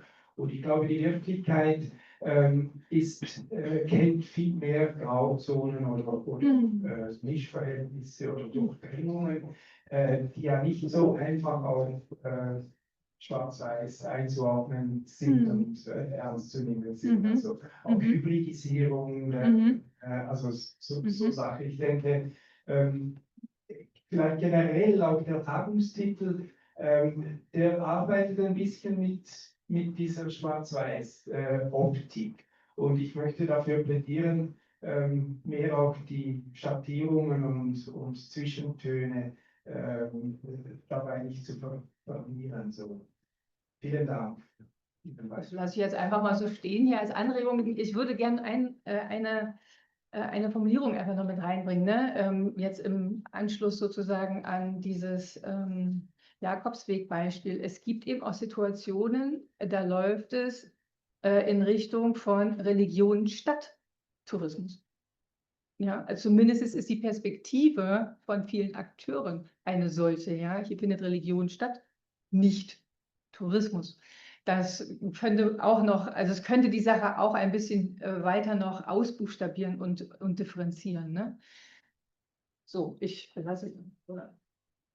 Ja, danke für die Ping-Pongs und fürs Weiterdenken, und das Schwarz-Weiß-Tagungsthema war natürlich Absicht, und wir fangen schon an, uns verwickeln zu lassen in Gedankenspiele. Deswegen danke Karstein für den soziologischen Blick. Wir haben ja verschiedene Fachperspektiven geplant auf dasselbe Thema und gehen jetzt in den zweiten Schritt. Ist es noch verkraftbar so biophysisch, dass wir noch einen zweiten Input haben und dann eine Kaffeepause anschließen, bevor der zweite Teil des Programms kommt? Gut so?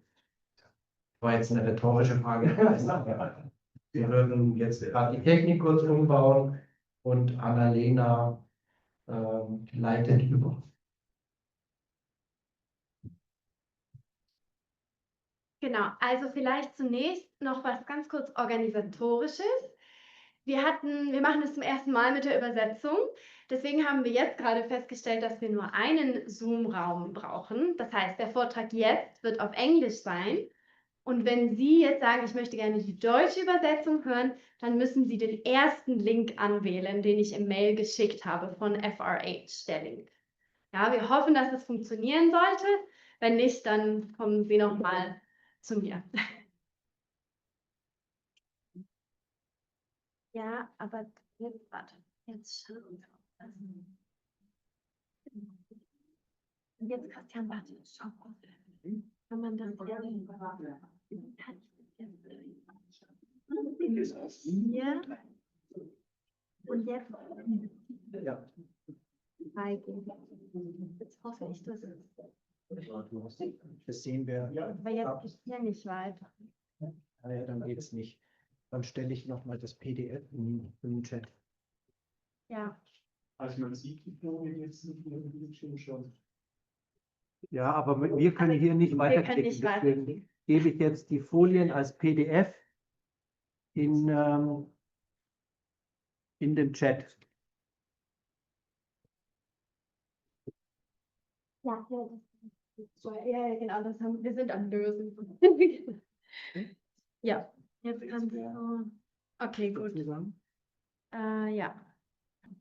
All right, so I'm going to switch to English now because our next presentation is going to be held by Professor Andrea Longhi, an architectural historian from Italy. He is an associate professor in the Inter-University Department of Urban and Regional Studies and Planning at the Politecnico University of Turin.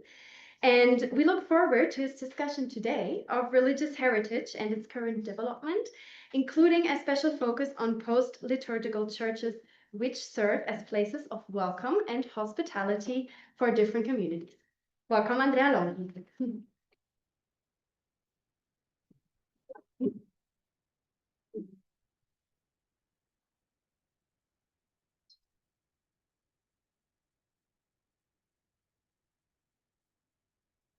Well, let me organize the space because space is important. Okay. The clock. Okay, thank you for the invitation, and I try to interpret what what I'm expected to contribute in this conference. Because at a conference on the relationship between tourism, religion, and spirituality, the choice to entrust one of the entry points to disciplines of architectural heritage and architectural design is a significant and demanding choice, challenging both for the organizers who made the choice and for those who were called upon to interpret, I mean, myself. Opening with architectural sciences means recognizing in theological and social science reflection the centrality of the value of places, understood in their stratified materiality. The built environment, architecture, architectural heritage, and landscape are not just the backdrop, nor even just the frame, but are constitutive parts of the experience and of conceptualization of life. Addressing the conference topics, some architectures are certainly tourist destinations, but we can perhaps rather consider architecture as a tourist pretext. I mean, an opportunity to look at oneself in a mirror that questions identity and memory. An architectural monument may interest tourists because of its artistic or technical quality, But above all, architecture is the instrument through which tourists, by means of appropriate narratives, establish and experience human relations, discover different identities. So architectural sites are the constructed outcome of ideas and values, promoted by historical communities and now managed by current communities. Nevertheless, at the same time, the direct experience of architectural sites shapes new attentions towards ideas and values, historical and present, promoted by new and different communities. Focusing even more on the topic of the conference, evidently religious architectural heritage will be at the center of my reflections today. We can start by recognizing three types of attractiveness of religious heritage. Destination of religious devotion. Although the history of Christian architecture, churches are essentially shaped by the form of the assembly, the faithful, with a certain indifference to the place, nevertheless, from the very origins of public Christian architecture, official Christian architecture, the process of territorialization and localization of religious experience has played a foundational role. Material sanctuaries demonstrate that religion builds specific places, which become destination of devotion and pilgrimage on very different scales, from the village, community, neighborhood, to transnational and globally Catholic ones. The life of these architectures is then unpredictable and at times ungovernable, because it's depending on the different communities gathered by the sites. Nevertheless, a religious architecture does not necessarily retain the role also of spiritual architecture, as the spiritual value of religious architecture depend on the aesthetic tastes of the communities and of visitors. Often, within just a few years or few generations, religious architecture becomes anachronistic and loses both aesthetic and spiritual evocative power. The religious experience and the architectural experience become misaligned. But we have a second kind, destination of artistic cult. Starting from the late 19th century, the mass phenomenon of religious devotion has been overlapped, at a time even replaced, by a new form of mass devotion, directed toward destination of pilgrimage of a purely artistic and architectural nature, where art itself becomes the object of secular veneration. Since the modern Denkmal cultus theorized and described by Alois Riegel in 1903, this issue has not only had a sociological interest, but directly has been concerning professionals involved in architectural design and conservation. The cult of monuments is not merely about use, but also about the very way an architecture is managed. This lay artistic devotion is independent of religiosity. In fact, as Riegel's theory of conflicting values suggests, the two forms of cult inevitably generate tension in religious sites. So the true skills of designers, therefore, does not lie in merely finding technical conservation solutions, but in mediating between conflicting values through mastery of professional and social skills. Maybe, within this context, the key issue of spirituality may represent the intersection area between the two worships, artistic worship and religious worship. Third kind of architectures supplies of spatial and emotional experiences. The two sources of attraction described above are always situated in time. They are temporal and they are inevitably temporary. Liturgical practice may cease, devotion may fade or shift.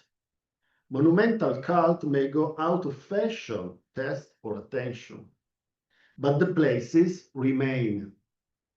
A third perspective, this third perspective, leads us to explore sites that at a given moment may hold neither religious nor artistic interest, but yet retain value due to their anomaly within the surrounding context. These are places where one can experience empty spaces and useless lights, environments and atmospheres that cannot be encountered elsewhere. Architectures and space that represent ruptures, tears in the fabric of everyday experience. Relics, fossils, traces, whose religious or artistic meanings are hard to grasp, yet which engage in dialogue with new sensibilities that emerge in unplanned ways. So it's clear that these three categories of architecture are not tied to material properties of places, but are social constructs, temporary and ever-changing. It's not just the built structure that produces the architectural experience, but rather the plurality of communities that engage with and make use of it. In religious architecture, the relationship is two-way. Every community constructs its own visual, figurative, artistic, especially imaginative, and owns a legacy of worship gestures and social practices, on the basis of which it gives shapes to liturgical places and architectures. Vice versa, each built architecture conditions, shapes, and directs the life of communities. For Clemens Richter, the liturgical space substantially shapes the faith of the community.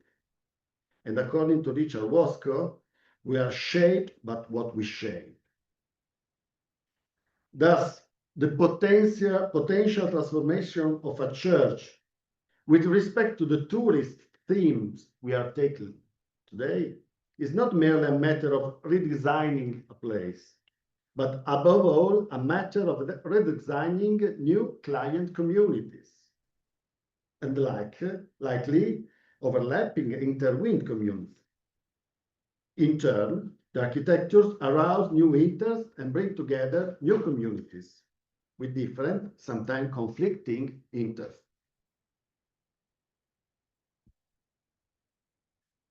In line, what I understand to be the intent of organizers, if I well interpreted, I will focus on what we might call post-liturgical churches.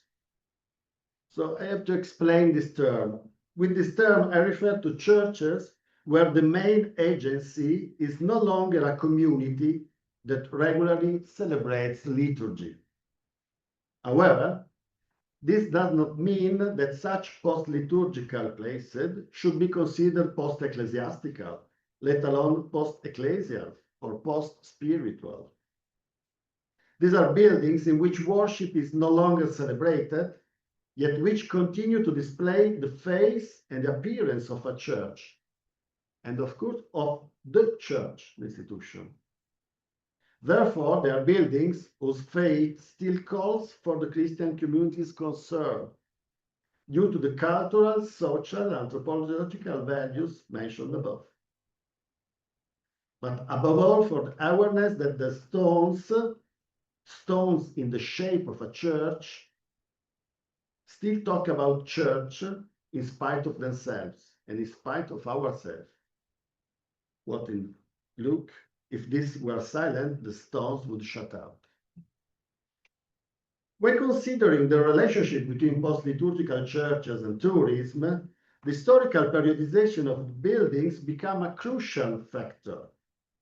especially for those more fragile churches whose artistic value enjoy less social recognition. Social appreciation of certain periods and styles, so often based not on critical foundation, but on emotional attachment, significantly influences the discernment about both liturgical and non-liturgical churches. The underestimation of Kunstwollen, quoting again Riegel's lexicon, would be a serious design error. For example, certain sanctuaries built according to Baroque languages, or even worse, eclectic Neo-Baroque, or the various neo-whatever historicism and neo-Byzantine, certainly nowadays do not enjoy spiritual appreciation, while remaining sometimes religious, popular religious destinations, sanctuaries. Some fade for the less frequent brutalist or modernist language sanctuaries. This problem requires skills of interpretation of the so-called public opinion in architecture, but above all, policies of formation of communities, often completely illiterate artistically. They experience with distrust, superficiality, or open hostility the churches of the eclectic of 20th century season. These, once their specifically religious attractiveness weakens, are considered redundant and are abandoned to the most diverse faiths, sometimes compromising architectural solution of Greek design quality. More delicate is the question of post-liturgical churches that are socially recognized as being of artistic, landscape, and environmental interest. I think on the aesthetic appreciation of medieval churches or more spiritual expression of 20th centuries. These churches can be expected to attract new functions as part of a common cultural heritage, not only religious, even from a secular perspective, and with economic expectation, and with a strong risk of commodification. I try now to share, this was the three, sorry. Churches of undisputed monumental value become museums of themselves, and they are preserving, prioritizing conservation. Churches that gain new cultivated function, conference halls, concert halls, libraries, and churches that become the site of accessory tourist services, spaces for events, catering, accommodation, including overnight stays and camping in churches, hotel use, usually with private intervention and financing.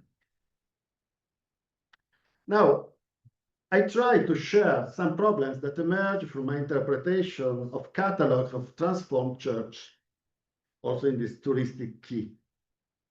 These are a choice of a few design problems that I submit to your attention, not as disciplinary issues, but as nodes of interdisciplinary discussion.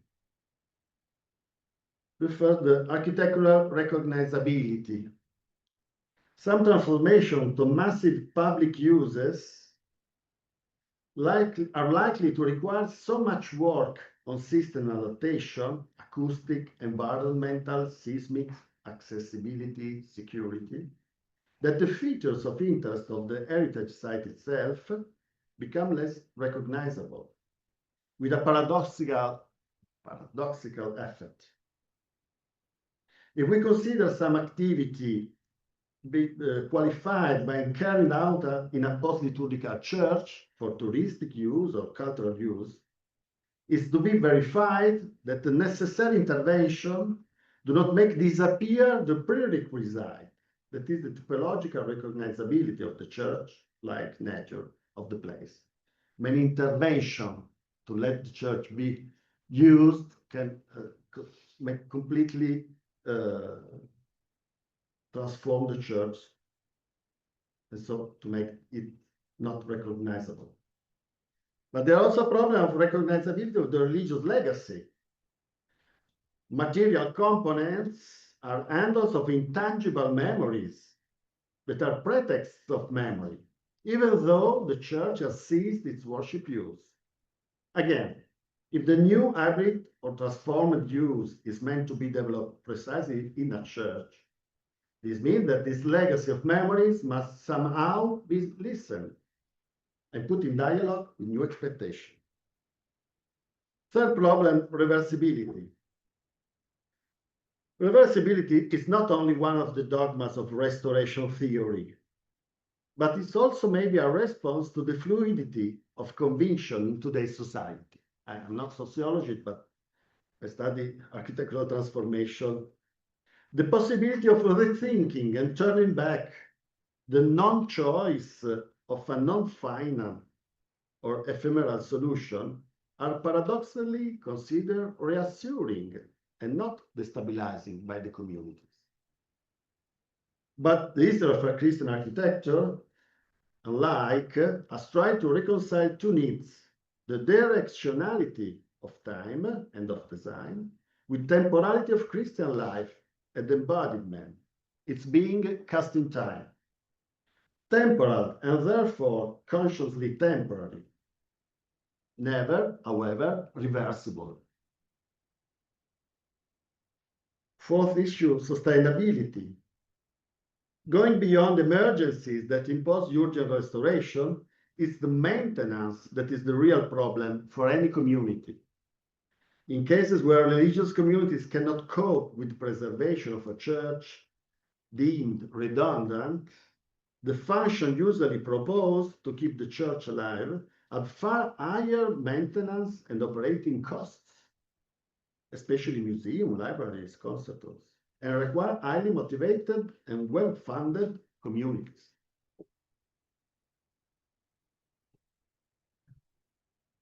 Finally, the relationship with the urban landscape context. The significance of many churches lies not in their structures, but in their power to aggregate spaces, to become part of a public space and landscape. So project of transformation or hybridization in tourist context should therefore move from the outside, from accessibility, from the viewpoint of arrival and intermediate spaces. The possibility for the church to be traversed before focusing on internal technical challenge. The scholarly and ecclesial debate, especially the Vatican guidelines of the commissioning and ecclesial reviews for churches, emphasize the role of different types of community and the mutual interdependence between legal issues, social issues, financement, management, responsibility, and technical issues. Legal, social, and design issues are not in some temporal or procedural sequence, but coexist in the different stages of discussion, conception, planning, design, execution, fruition, and maintenance.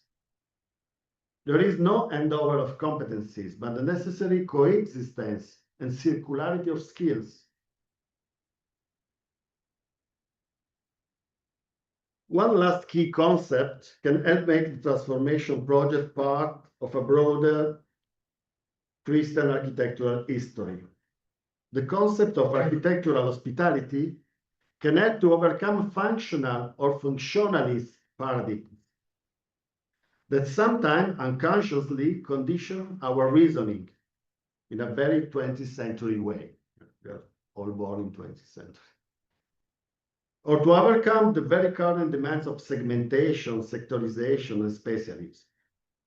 Likewise, the concept of hospitality, of a domestic flavor, also allows us to free ourselves from sensationalist and spectralized sacred shifts of architecture.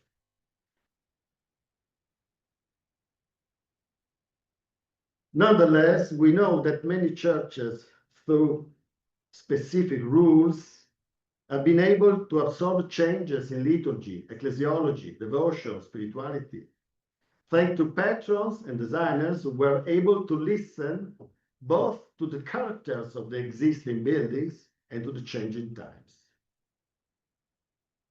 The liturgical hospitality of architecture is one of the principles of the magisterium of Frédéric de Bois in his long career as a critic of Christian art. In his thought, I quote, "What is most specific about Christian architecture is profound obedience to the mystery of worship, the great liturgical hospitality, which is achieved by a care for the domestic quality of spaces and by listening to places.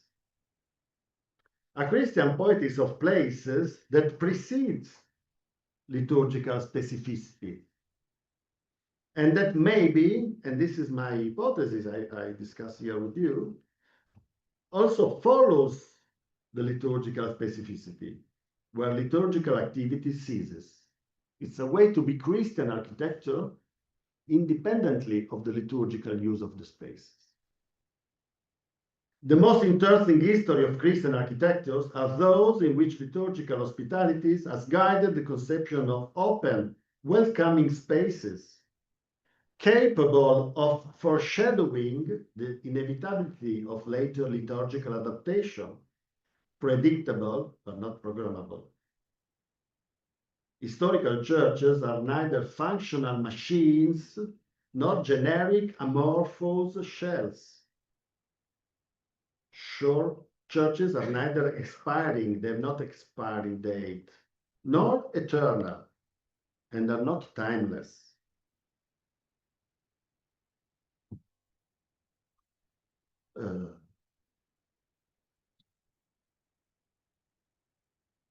So, I try to arrive to the end. A superabundance capable of not being redundancy.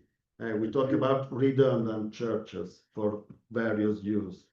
An abundance that could not be confused with excess. An overabundance of grace that has become an overabundance of quality and greatness of space.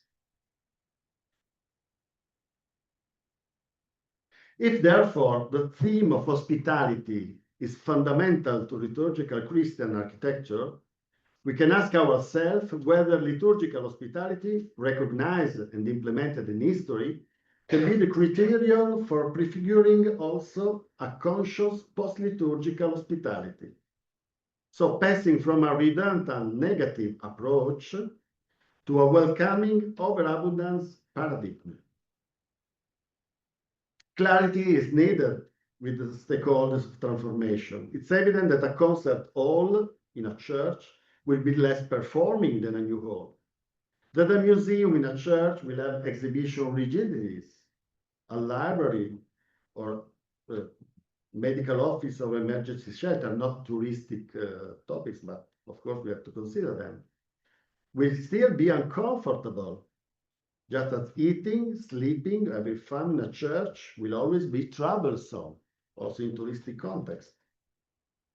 So post-liturgical hospitality is hospitality that can be uncomfortable, with unadaptable, inconvenient, irreducible elements, which are, however, those elements that can guarantee an unexpected additional hospitality, something more than mere functional expectation. So outdated and non-functional elements can be proposed today as overabundance, as grace, also in tourist experience, an uncomfortable hospitality that invites you to live a different experience, to be aware of the significance of each everyday gesture. And this can only happen if there is full awareness of historical deepness of places we dwell. So the themes of the ineffable, the spiritual, are themes that enjoy a certain fortune in architectural literature. In particular, an international community of researchers has built around the concept of transcending architecture, who underline our architecture is called to produce not only aesthetic experience, but also ethical participation, personal involvement. So beyond the ineffable of Le Corbusier, the numinous of Rodolphe Hofer, or the immeasurable of Louis Kahn, architecture can have a revelatory value. So what, nevertheless, especially in historical context and heritage debate, the spiritual does not only mean separated sacred spaces dedicated to silence, meditation, spirituality, an abstract form of transcendence, as absolute as possible, abstract, free of distraction. The transcendent perhaps also means the recall of histories and memories of spiritual life, concretely realized, material reminders of spiritual memories, even if immersed, profane or hybrid activities. So not only in bubbles of isolated meditation. From this transcendent and memorial point of view, the difficult adaptability of churches can become an added value, not a defect of functionality to be masked with prostheses, masks, coverings. So I conclude with a first review of recent transformational experiences that show some interesting approach.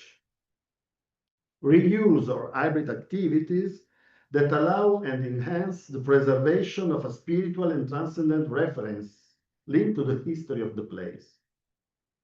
These approaches can be easily applied into very different tourist realities with site-specific spiritual outcomes. So just go through some examples from the current literature about this topic that maybe you know as well. So spiritual dimension linked to installation in the commissioned church of contemporary art galleries, or events linked to the world of artistic expression that, however, never erase the previous historical setting. Spaces for religious use that remain combined with activity of social commitment, with particular attention to ecology and environment, so a sense of hospitality and welcoming. Hybrid or extensive transformation in which the official liturgy remains confined to a dedicated but well-recognizable space within large multifunctional space, so without losing their specificity, even if well perimeter. So some cases from the literature.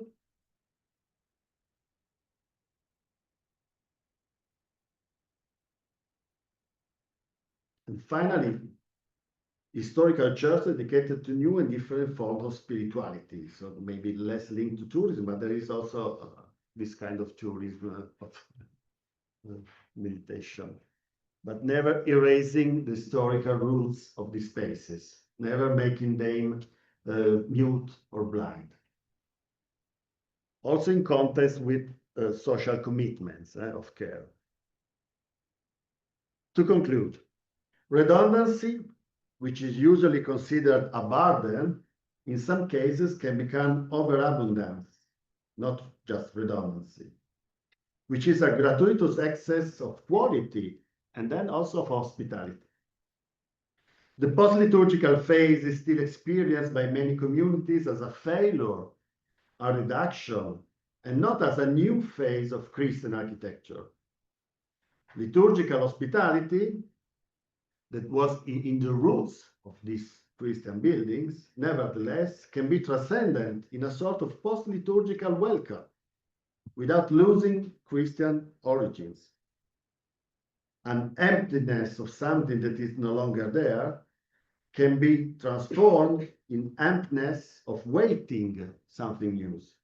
No. A mutism of someone who has lost his voice can be transcended in a silence, not in a mutism, to listen to someone who is seeking dialogue. Of course, this paradigm requires new communities capable of combining historical architectural conservation, social innovation, and spiritual care. Thank you.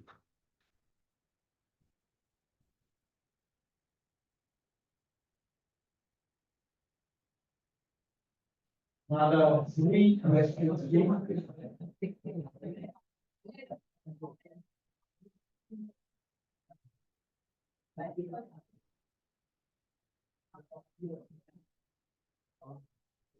Many discussions. I'm happy for this. Please pose your questions in English to Andrea, who wants to be the beginner. Or in Italian, French. French. Unfortunately, not in German. I just tried to use English in that manner. The question, thank you for your talk. It was very interesting, and I've had a lot of questions and a lot of ideas. Because to connect that with touristic efforts, with touristic thinkings, and as I understood right, your idea is that, let's say, the stones are shouting still what they were used before. And it's not my idea. Yes, honestly. The way I'm working about you, and I'm working in a context, in a not religious context, and my experience is that the stones are not shouting. That they are not. Many people do not see what they will say, and I think there's a large possibility and a large effort for education. And that is an important thing, not to have only education in architectural manners, in historical manners, in, let's say, in herbal manners or something like that, what's connected with religion, but also in religious manner, maybe in theological manner, to make people know what they see. And the large guide in German is Belka. And the Belka guidebook says, and the motto is that you only see what you know. And I think it's a quite important thing if you want to experience what liturgical beliefs were or are or talking about. You should know something, and that's my question. It's only a question. I have no answer. I think you have no answer. But just a thinking: how can we act together in the different sciences to bring these stones to speak? Thank you very much. Yeah, I didn't talk about this because it's not directly my field of investigation, but I brought a line where I talk about through narratives. There was a really short passage, and because I think that okay, now I talk about my experience of traveling through Europe, and not only. The history of art of churches is still made by stylistic patterns. This is Gothic, this is Romanesque, this is Neo-Gothic. And I think that this is not interesting. What we have to do is to talk about people living there.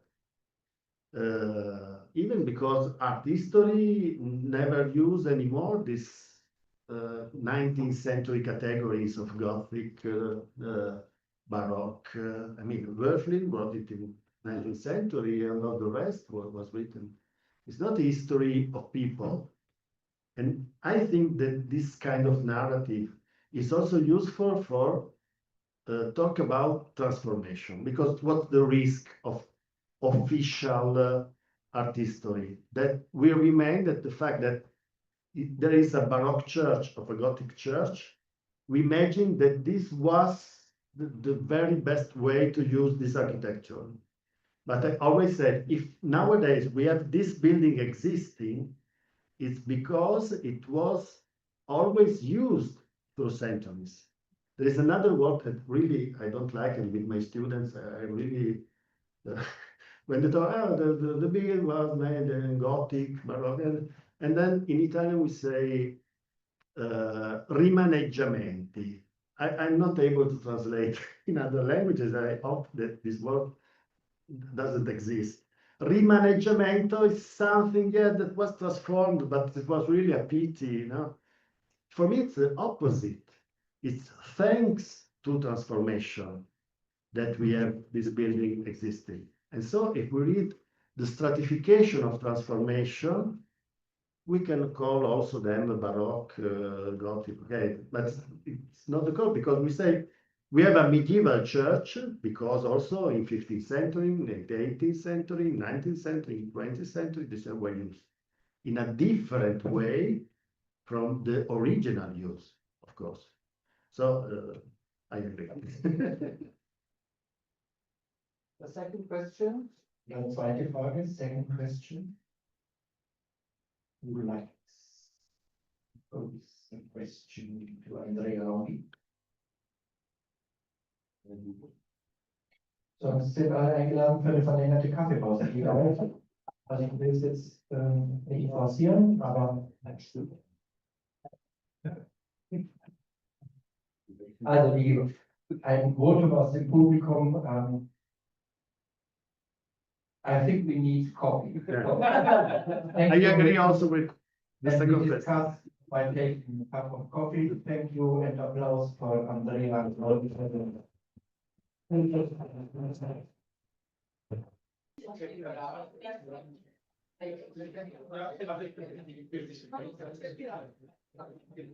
So, geschätzte Kolleginnen und Kollegen, wir fahren weiter im Programm, weil es ist richtig, ein richtiger Idealfall für eine Tagungsleitung, wenn man einigermaßen im Plan ist, und wir sind so gut wie im Plan. Deswegen begrüße ich alle wieder zurück zum Coffee Break und würde gern einleiten zum dritten Input hier für eine Rückkopplung. Muss ich das Mikro?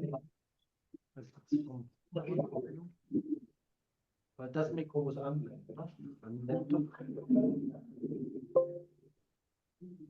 Hier Bahamonde. Also ich begrüße sehr herzlich. So let's welcome our next speaker.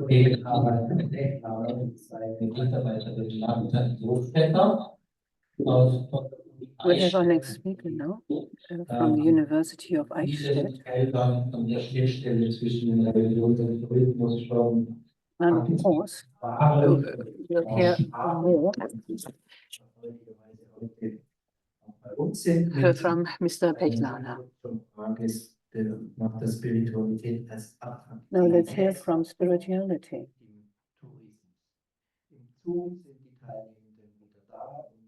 Unfortunately, we have everybody back. You have 30 minutes, and after a brief round, we'll have the workshops after a brief round of question and answers.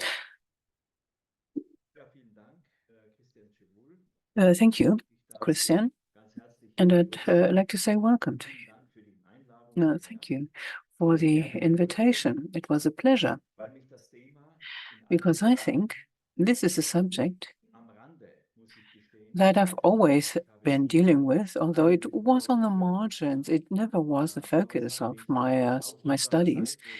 But even when I was not yet at the Catholic University of Eichstätt, Ingolstadt, I thought this was an interesting subject. And also, my background is in tourism, and this is why I've always been attracted to it. In the last years, I've been looking into the subject more, I must say. I came across this subject more, and the question of what is the connection between church and tourism? I was thinking about the institutions. I'm more like an economic expert. I'm not a theologian, and I've been teaching tourism at the Catholic University for more than 20 years.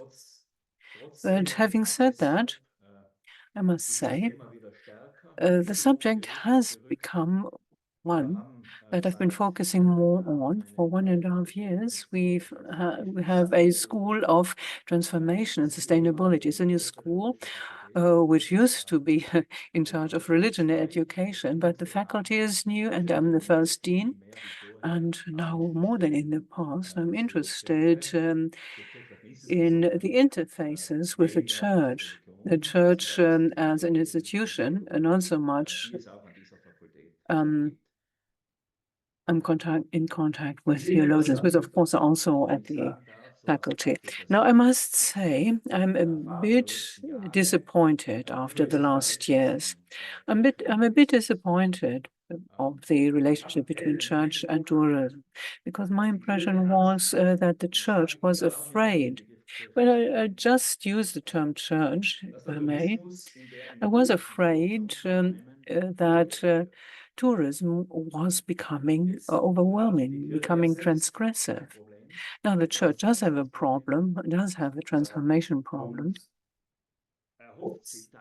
And the church hopes to some extent that tourism and cooperation with tourism that might improve the church situation. In fact, that tourism might become some legitimization of what they don't want to give up as a church in the process of transformation.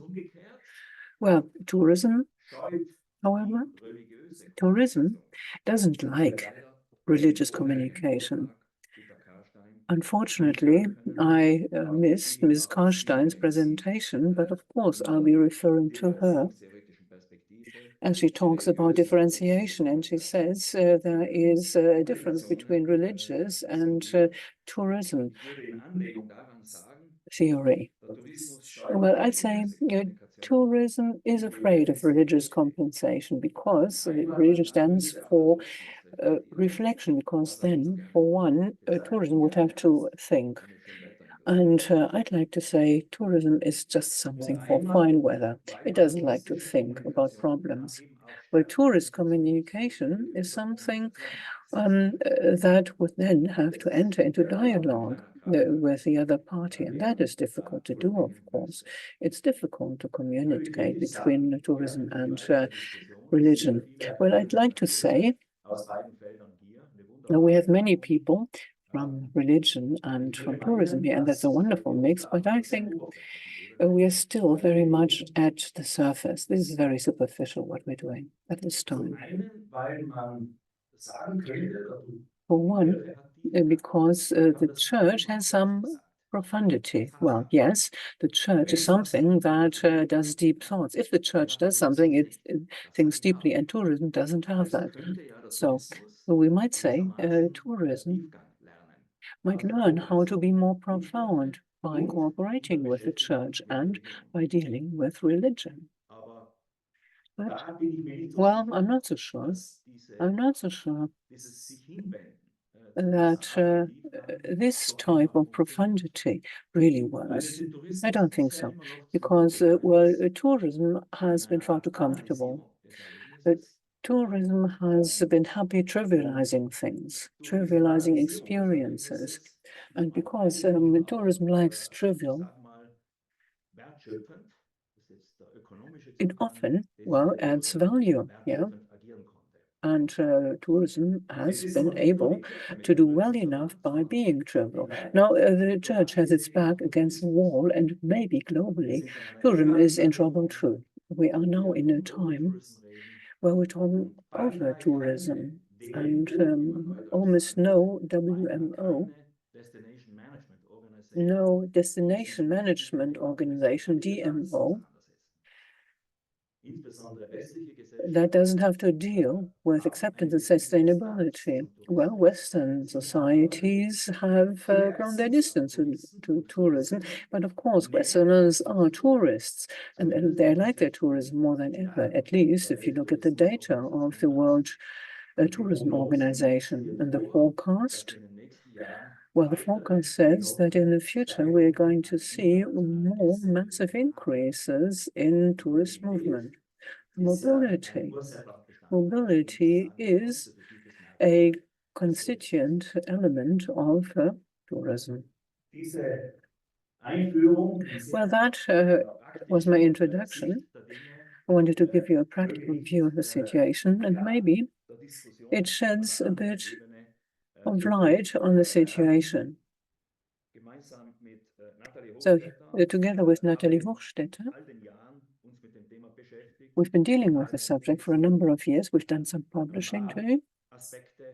There are a couple of aspects that I'd like to present to you. This is the result of our research. So let's return to some of those publications. You will allow me to quote from one or the other. One publication that was published recently is tourism still future-proof? And this question, the question is how much profundity can tourism do, because there is a problem that is systemic, and we heard that very much in Andrea Longhi's presentation.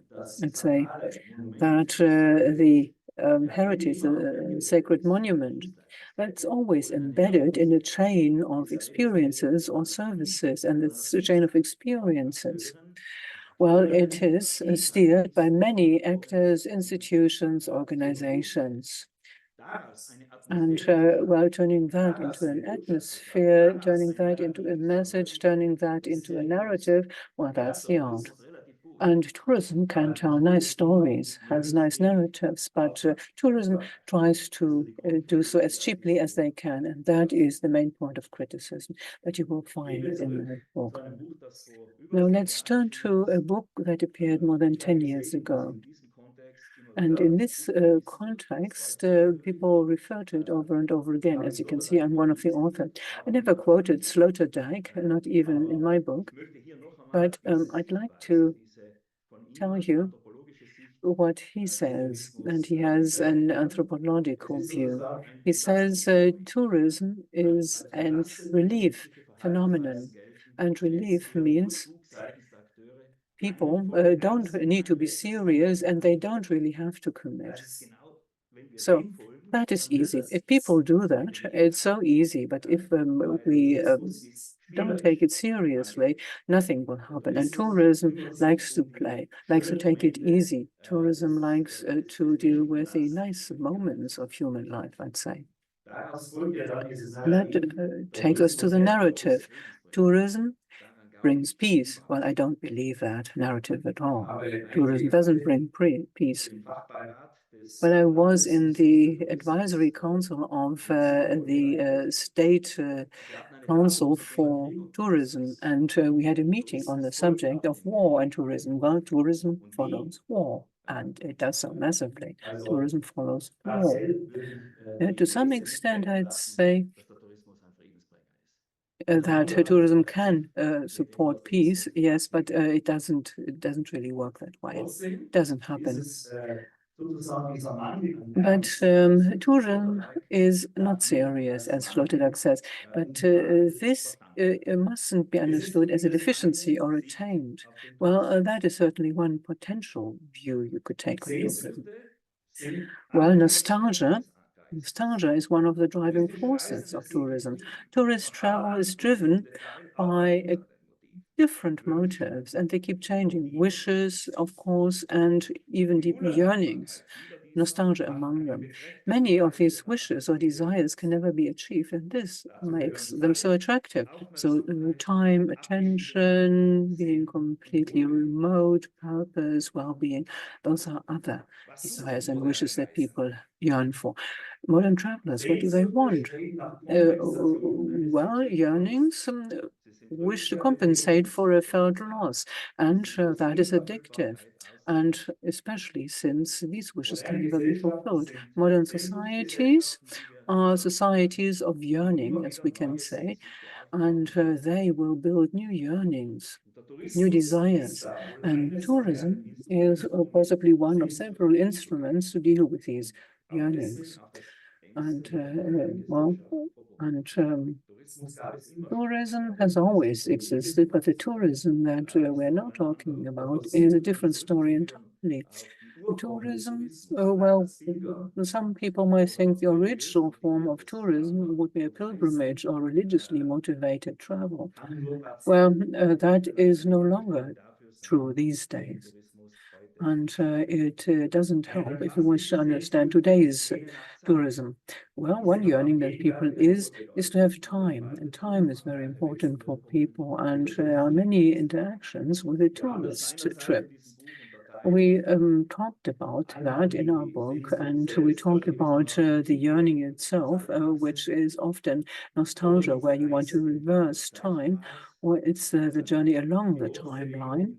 It's also moving through space in order to move through time, and often you also find a multi-optional time, multiple timelines, and that leads to a situation where people are more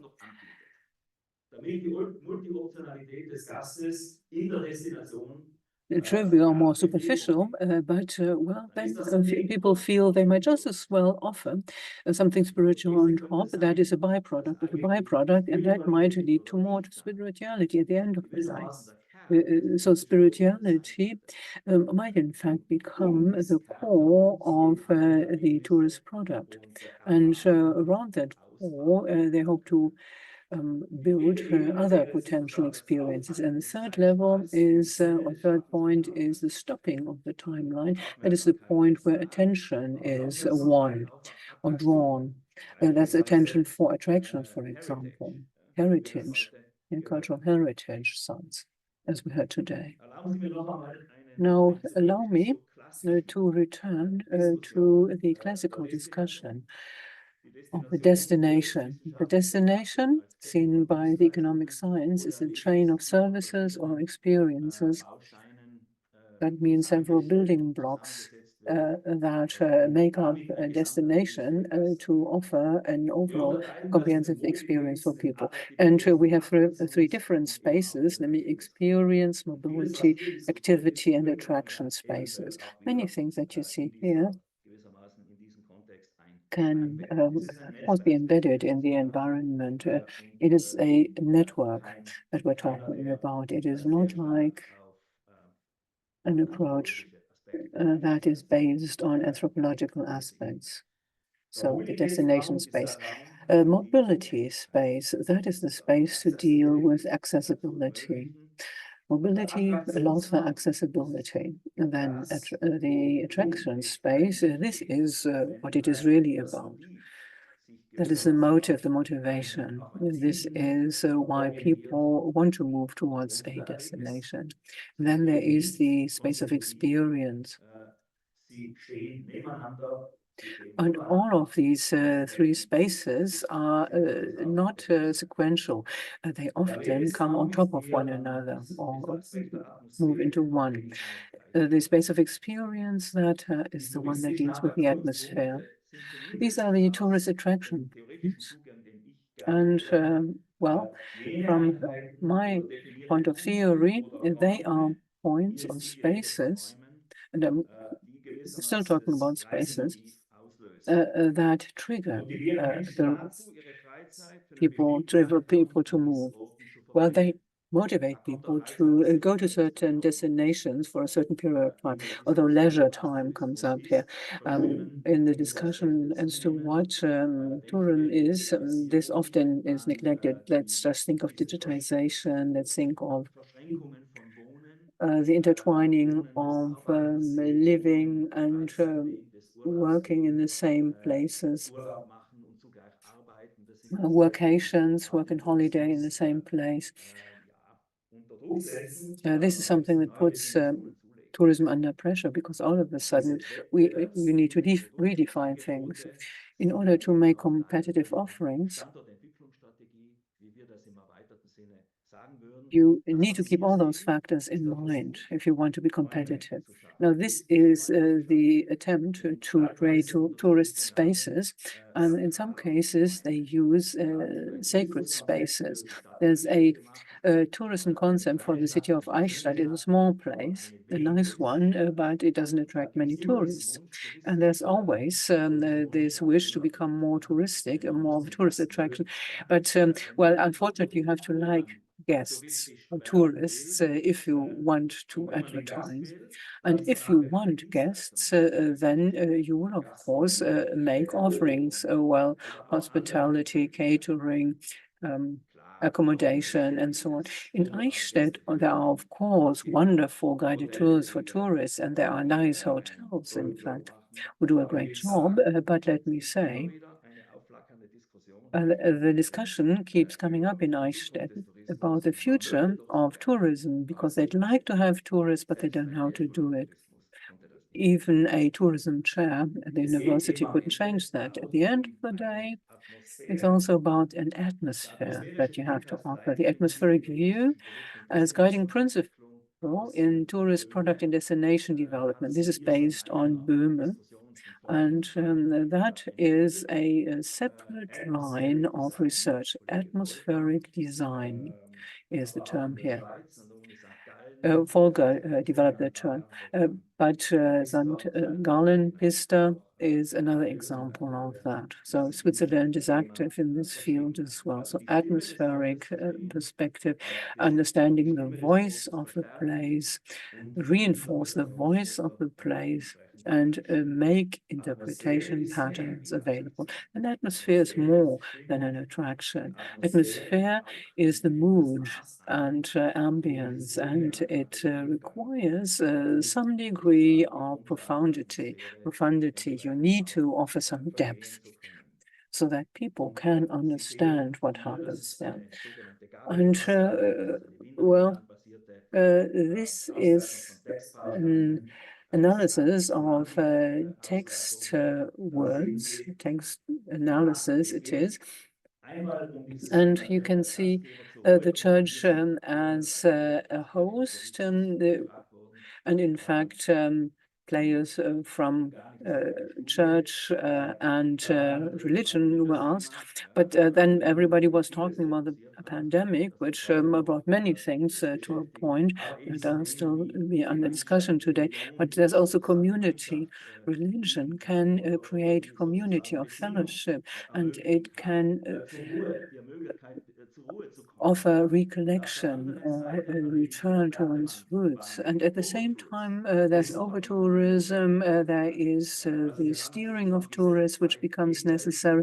So there are two separate worlds. On the one hand, people want to have silence and rest, and then they'd also like to have more tourists, and that might end up in over-tourism.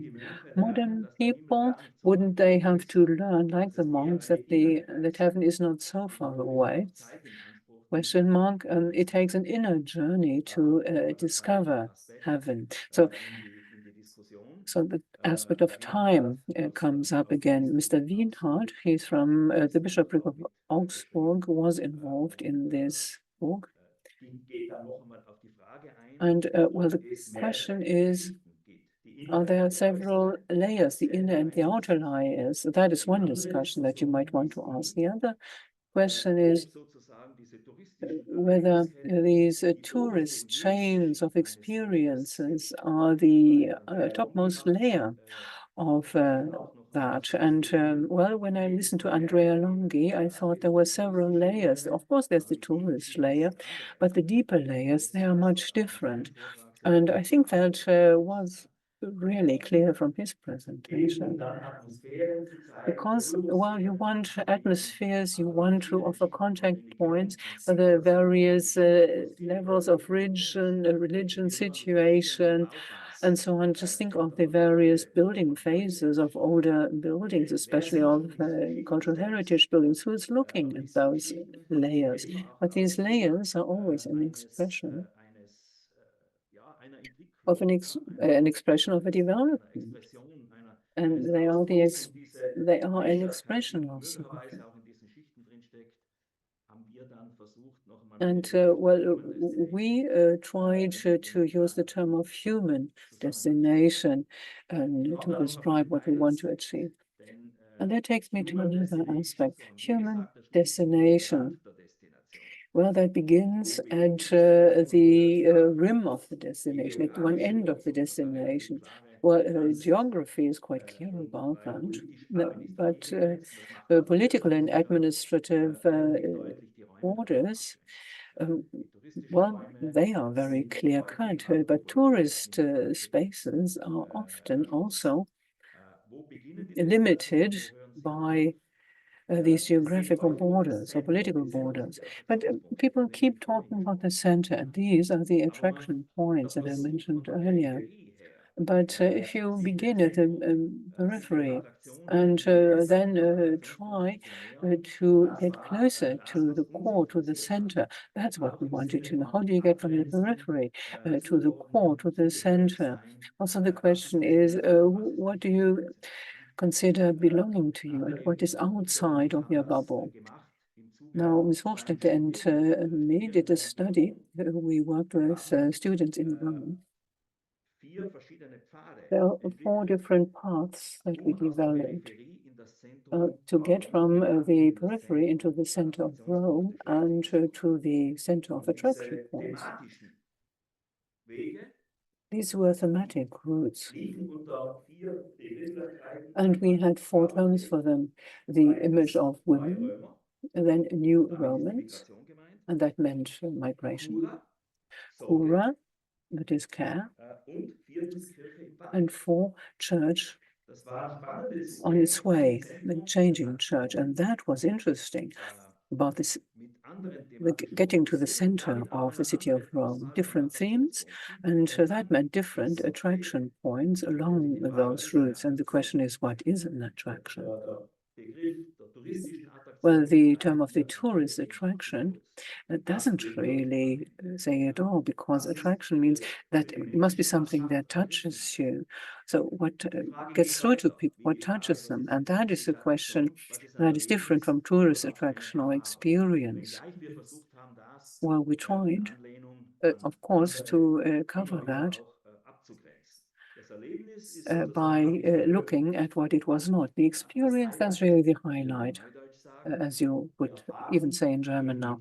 The experience, though, takes you much deeper, and it doesn't really have a highlight. That is something that you have to work for. The highlight, well, you get that automatically. You get that because others want to see it as well, and you cannot really miss it. The highlight is there because it is described. Well, you can find it in the Lonely Planet. So depth as an orientation, that is a very much different question. In tourism, we talk about experience. In tourism, it is usually chains of experiences, experience design, to make sure that you get all the chain. But I kept saying that through the churches, tourism can gain in depth. That's what I said during the pandemic, but maybe that was wishful thinking than anything else.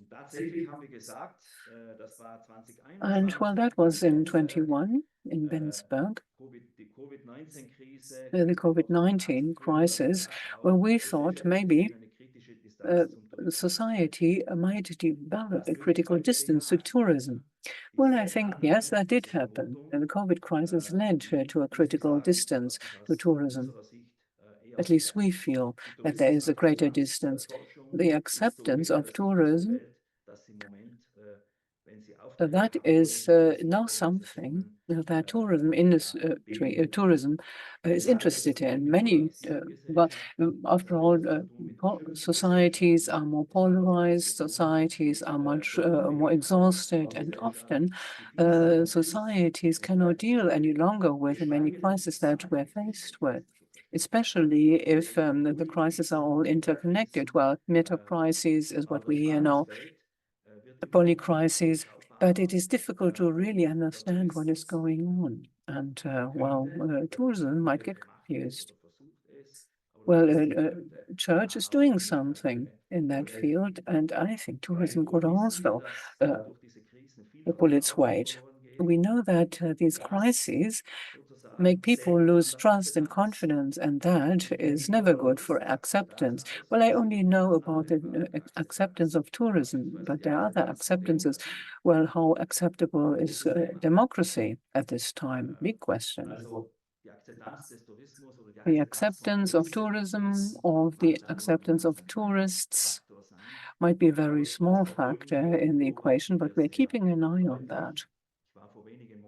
Just a few months ago, I went to the Canary Islands with a number of students in order to talk with those people who organize protests against tourism.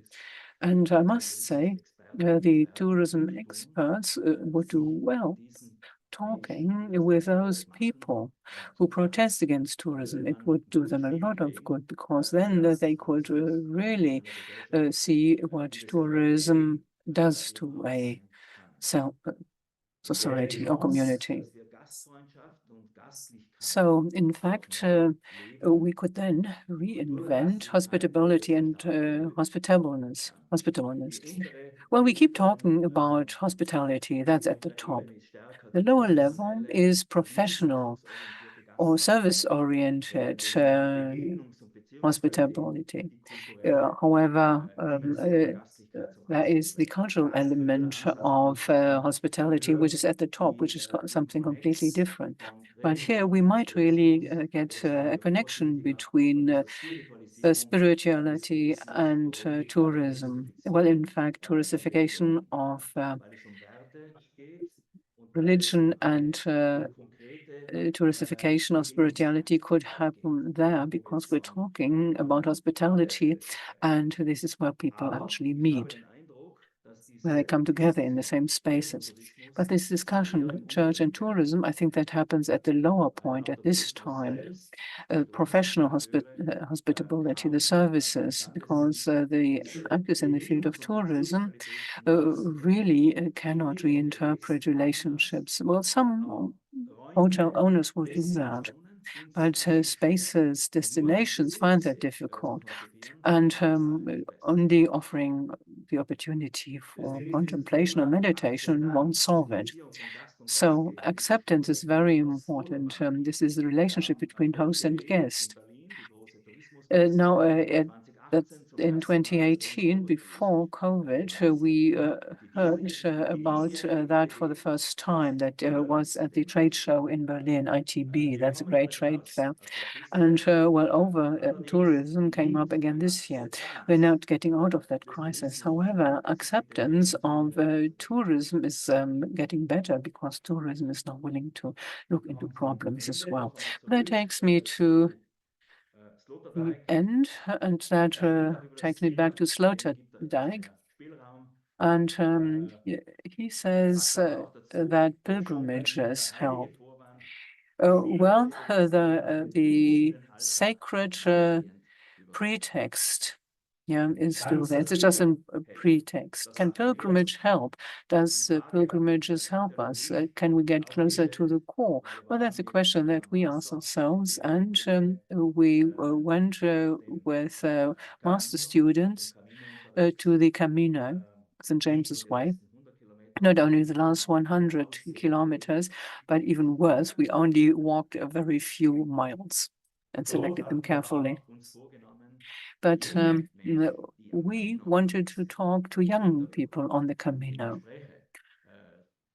And we wanted to really get into a dialogue with them, and that was a great experience. We realized that there were many people who wanted more depth, people who were interested in life experience, decisions about their lives. This is about reflection. Young people, the Generation Z is the term that keeps coming up. But that's not all there is. Well, young people have a completely different access to tourism and church, so maybe that will change things. Religion and tourism might really turn into something positive for both parties. So here's the analysis again, the key terms, this network graph. And again, well, this is clearly about specific service, more business, better accommodation, but it also meeting people, community, that makes a difference. This is really what's very important for young people, and that is something that we need to pay more attention to. Yeah, what is professional hospitality, and what is true of human hospitality? And now I think we should refocus and discuss these matters again.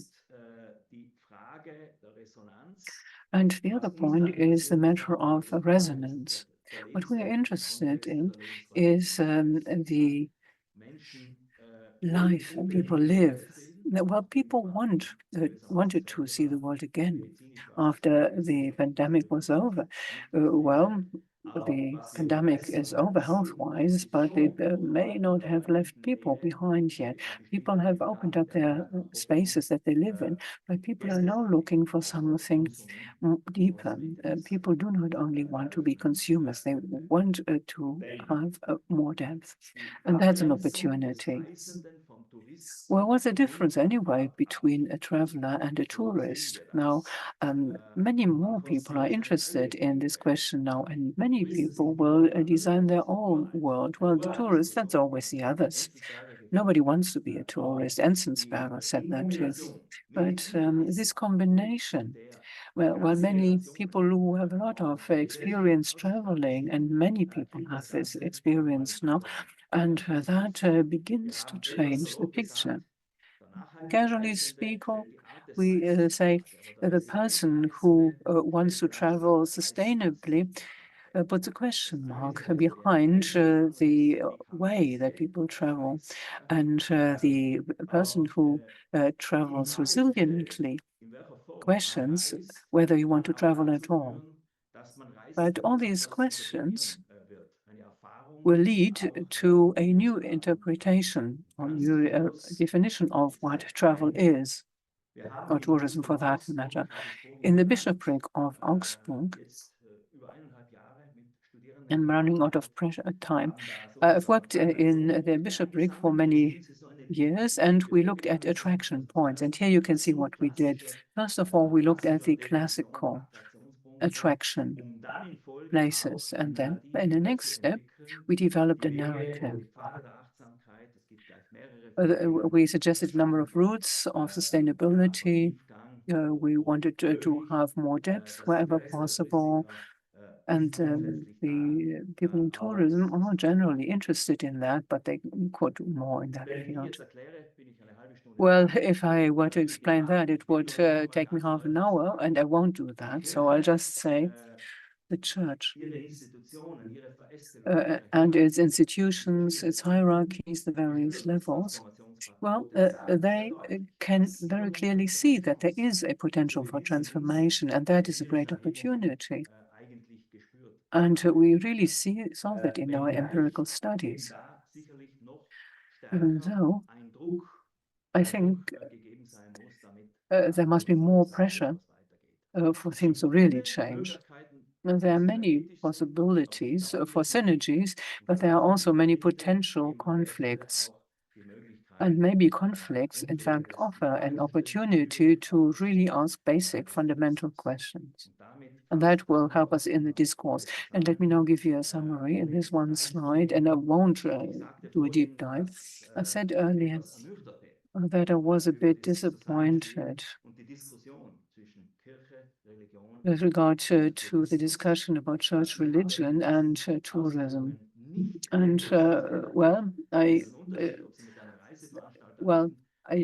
tourism, what is it? It's defined differently by an organizer, by a DMO, or if you talk to the tourist guides in a town or a city. But, often there are many fears of change or transformation. But these fears of transformation, well, I'd like to say that is something that can be seen differently. The fear of transformation, well, that usually comes together with paradigm shifts. And you also find that among tourism's experts. Tourism doesn't want to be an agent of change for big developments. Nobody could do it better. Well, climate change, well, tourism might showcase that. Tourism could do a lot there, but they don't want to do that. Tourism, they're not willing to do that. We'll soon go to Rome for another meeting. I'm not advertising this, but I can't invite you because it's a closed meeting. But I'd like to return to what Andrea Longhi said. He said constructed outcome of ideas and values, and that is reflected in the architecture. But I think this architecture must be embedded in the total narrative of a tourist destination. It's the inner destination with the attractive points, and it is the destination on the periphery. which makes clearer what being human is. And then at the periphery can be a bridge so that religion and tourism can come together more quickly and more successfully. Thank you.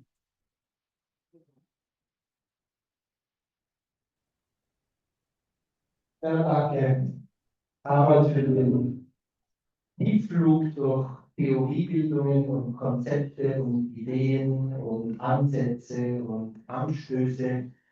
Also ich als Nicht-Touristiker, der da so in diesem Feld wildert oder jedenfalls herumpirscht, bin noch beeindruckt über die Fülle von Rückschlägen, ja, die es ja sicher auch wollt, aber würde jetzt für das Timing sagen, wir machen jetzt direkt 2 Rückfragemöglichkeiten, weil es gibt so viele Bälle. Also im Tennis würde man sagen, es war so viel Aufschlag, dass jetzt auch Returns leicht möglich sind. 2 Fragen aus dem Publikum und dann gehen wir in die Workshops. Welches?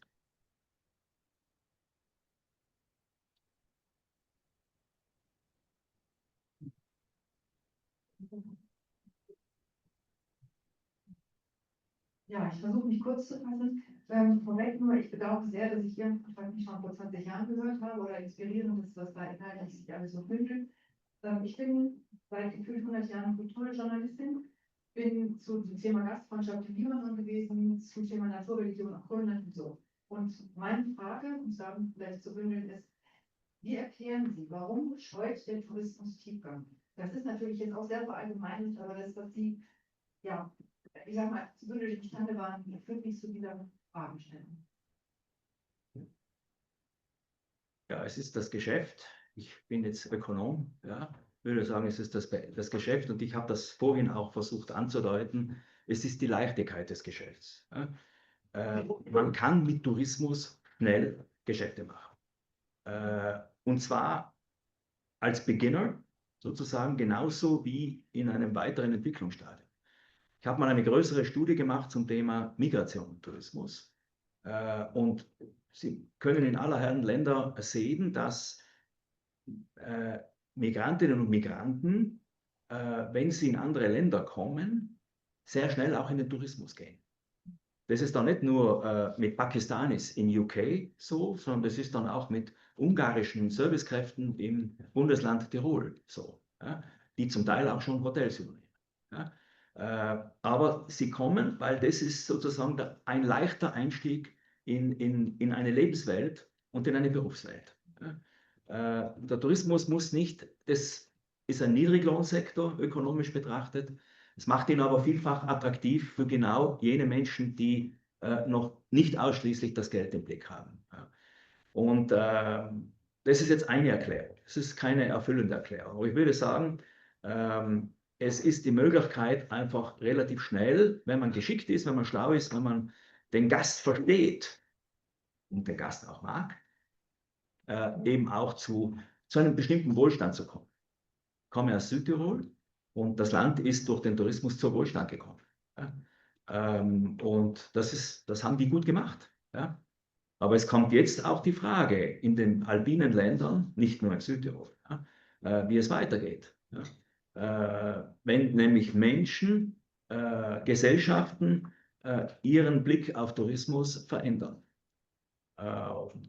Und das wollte ich hier auch noch einmal zum Ausdruck bringen, könnte eben eine Chance sein für den Tiefgang, um den es eigentlich gehen würde.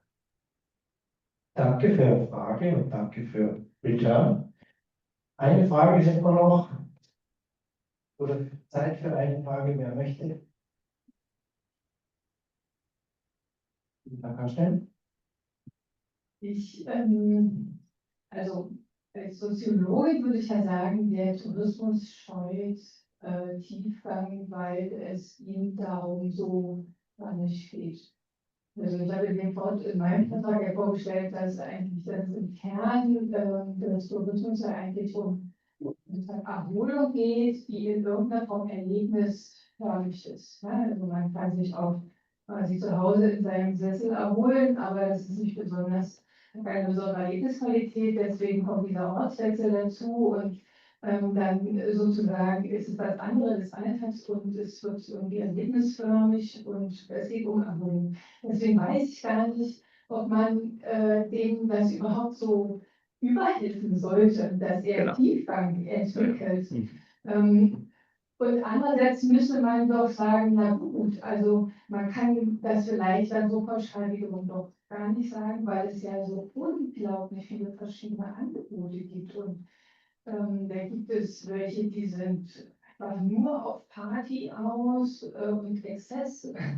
Und dann gibt es andere Angebote, die laden sich dann eben ein zu einem Retreat in den 14 Tagen Jahresurlaub und dann ist das schon auch nochmal was anderes. Ne? Also Sie haben immer auch so sehr pauschal von dem Tourismus gesprochen, aber mir scheint ja irgendwie das Spektakuläre auch am Tourismus, dass es für jeden Spezialbedarf irgendwie auch ein Angebot entwickelt. Und da gibt es ja schon auch Angebote, die zumindest versuchen sozusagen diesen Tiefgang irgendwie oder das Bedürfnis quasi nach Tiefgang zu adressieren.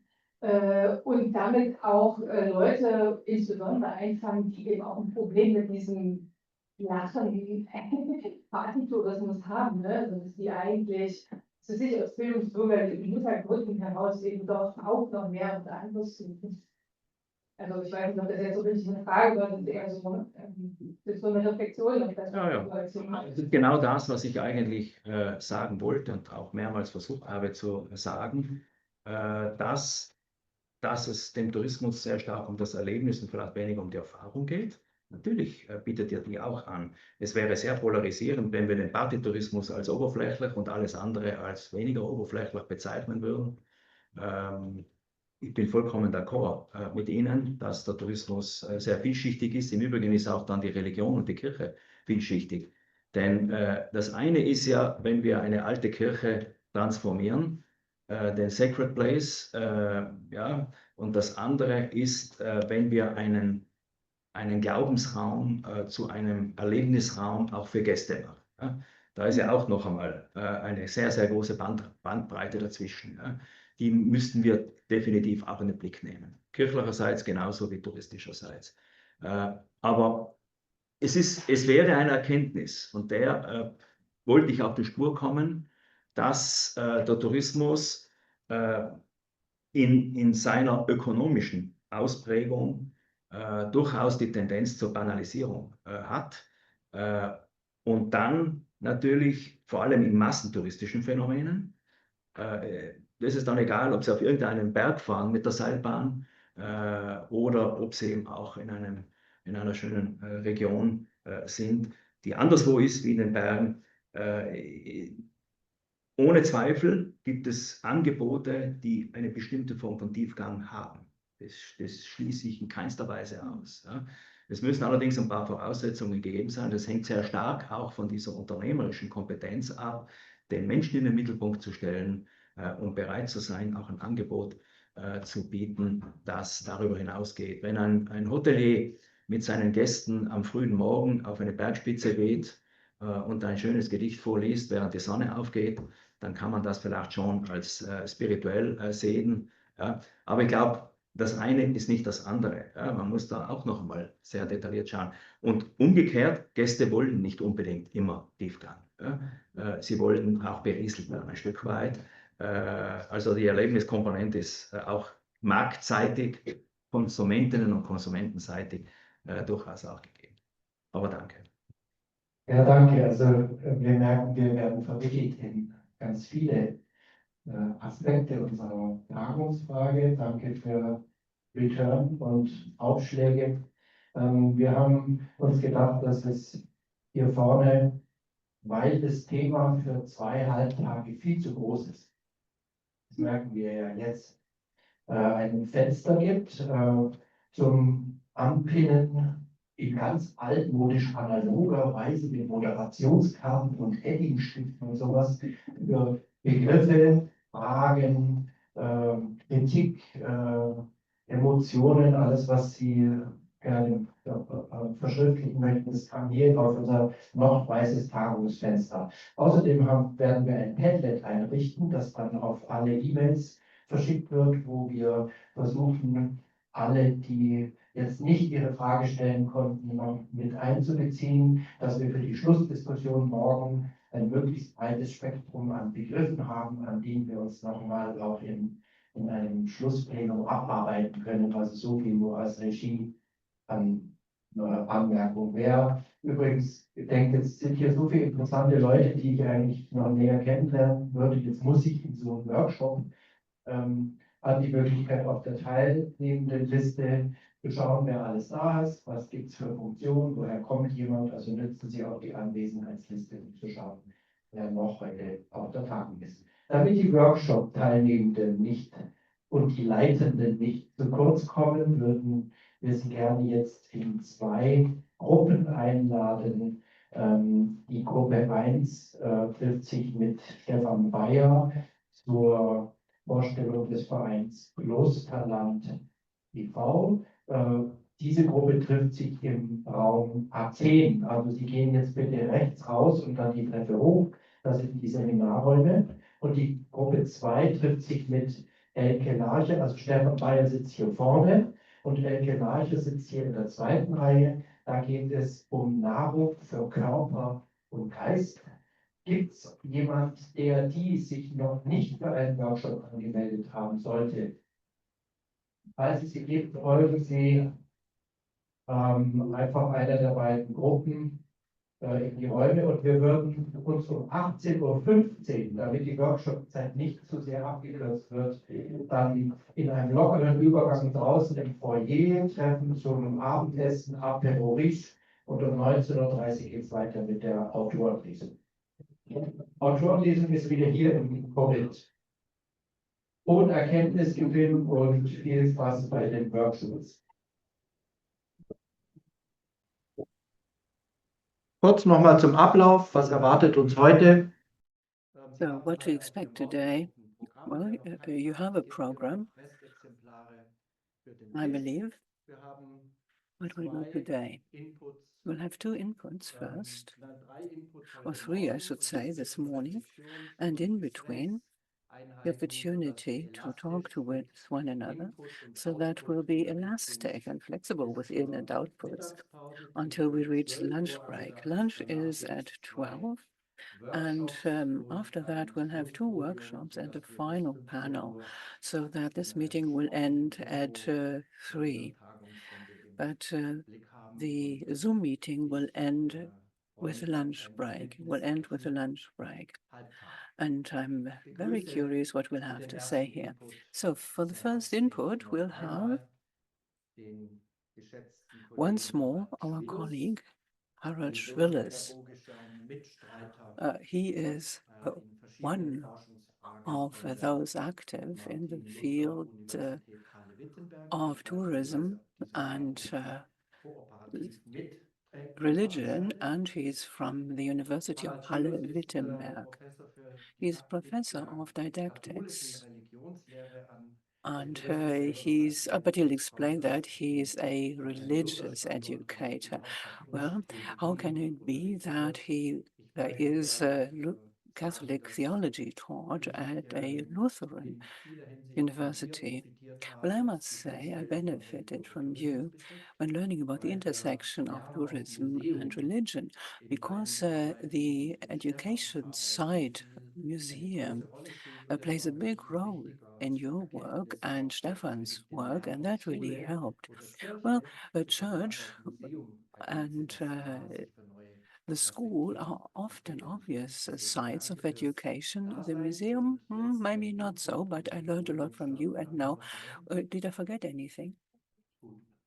Yeah, I think the interpreter thinks that now the camera might be activated. Good morning again. Well, the meeting already gave me a lot of information, and now something happened that always happens. I was the last group last night to leave this building because it was so wonderful. The atmosphere is great. Well, I enjoyed it. Well, but yeah, it was fine to be here for us, but of course the staff wanted to go home at some point. And I think this is a very successful meeting, also in academic terms. It's also interesting to really intersect with many other people from other worlds. I just wanted to say something about Martin Luther University, then I'll begin. So Martin Luther University in Halle-Wittenberg is called that, but it is not a church university. It's a government university, or one of the state of Sachsen-Anhalt. And this is why you find all the subject matters that you find in schools of the state of Saxony-Anhalt. In the constitution of my state, it says that there is Protestant, Catholic, and ethics.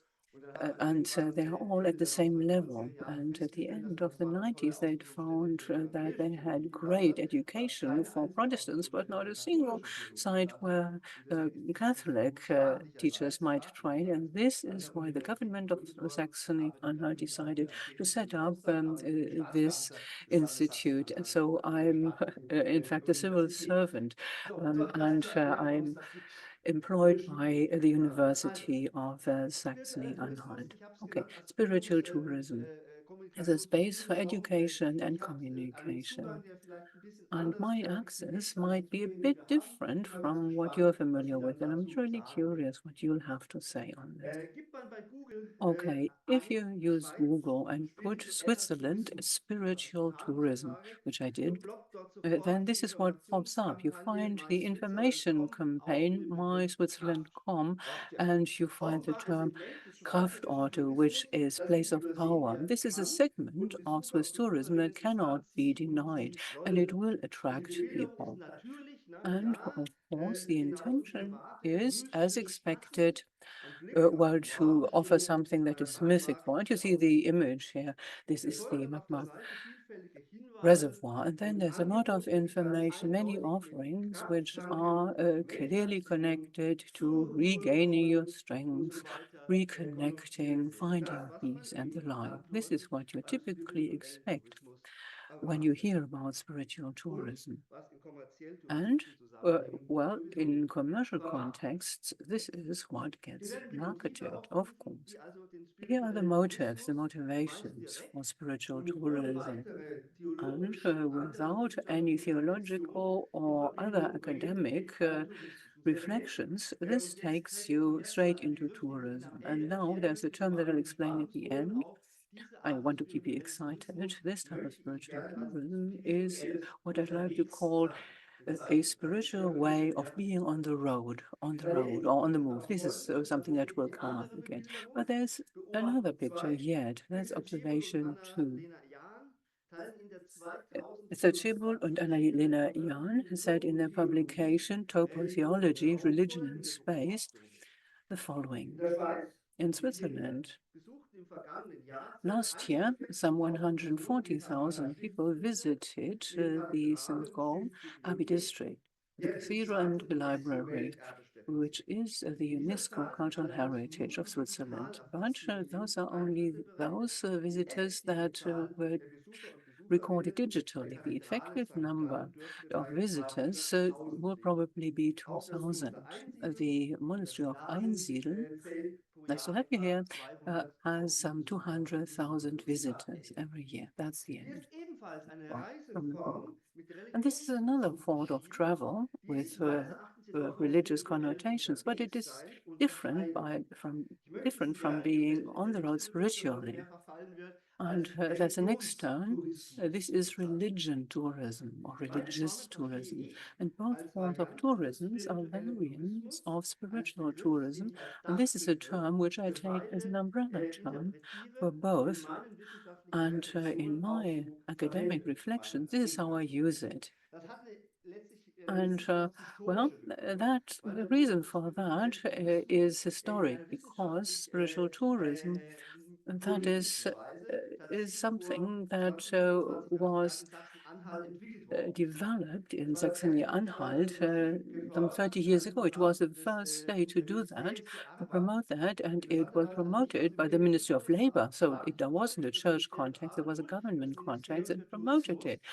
The Ministry of Tourism well, it didn't exist then, but they wanted to attract people into the country and called it spiritual tourism. I don't like that umbrella term because spiritual moves and spiritual tourism or religious tourism, that was seen as something similar, even though nobody understood what that was supposed to mean. So spiritual tourism is my umbrella term, but there are two different forms of travel that I feel belong under this umbrella. And of course, they may overlap, but of course, I need to take them apart for academic reasons. So there are three approaches that I like to use now. There are different perspectives which I put in context, and I'll tell you, of course, I'll be poaching in areas where I'm not at home. I'm poaching in the world of tourism industry. I'm not a sociologist, but I still use those terms, and I also steal from religion theory. But of course, you'll also encroach in my field of activity. So I don't think we don't mind. We can learn from one another. Okay. I'm not an expert, as I said, but I'll still use the ideas. So this is how I'd like to get started. What is religion, first of all? What are we talking about anyway, as we talk about religious tourism? And the second approach is more of the sociological topic. The spaces that develop between the actors in this field are education spaces. They are made by people, not the buildings. It's about the interaction of people in the buildings, if you like. And then tourism theory, and this takes me to the term authenticity. And I try to put all of that together and develop an idea which is not new, which I talked about several times already, differentiation. This is what I do in spiritual tourism. So that's what I'd like to do. So that's what I propose to do today. So religion, what is that? Well, this is hard to read, but it is from Burkhard Borzelt. Religious Learning is his book. It's about religious education, but it is a very broad approach so that you can use it for many things. And I think he saw things out quite nicely. So what is religion? There's a white field in the middle. Well, it can be described in different ways. It depends on the context. And ethnologically speaking, this was invented by the Europeans. In other contexts, religion is not really such a subject. Well, just think of Buddhism.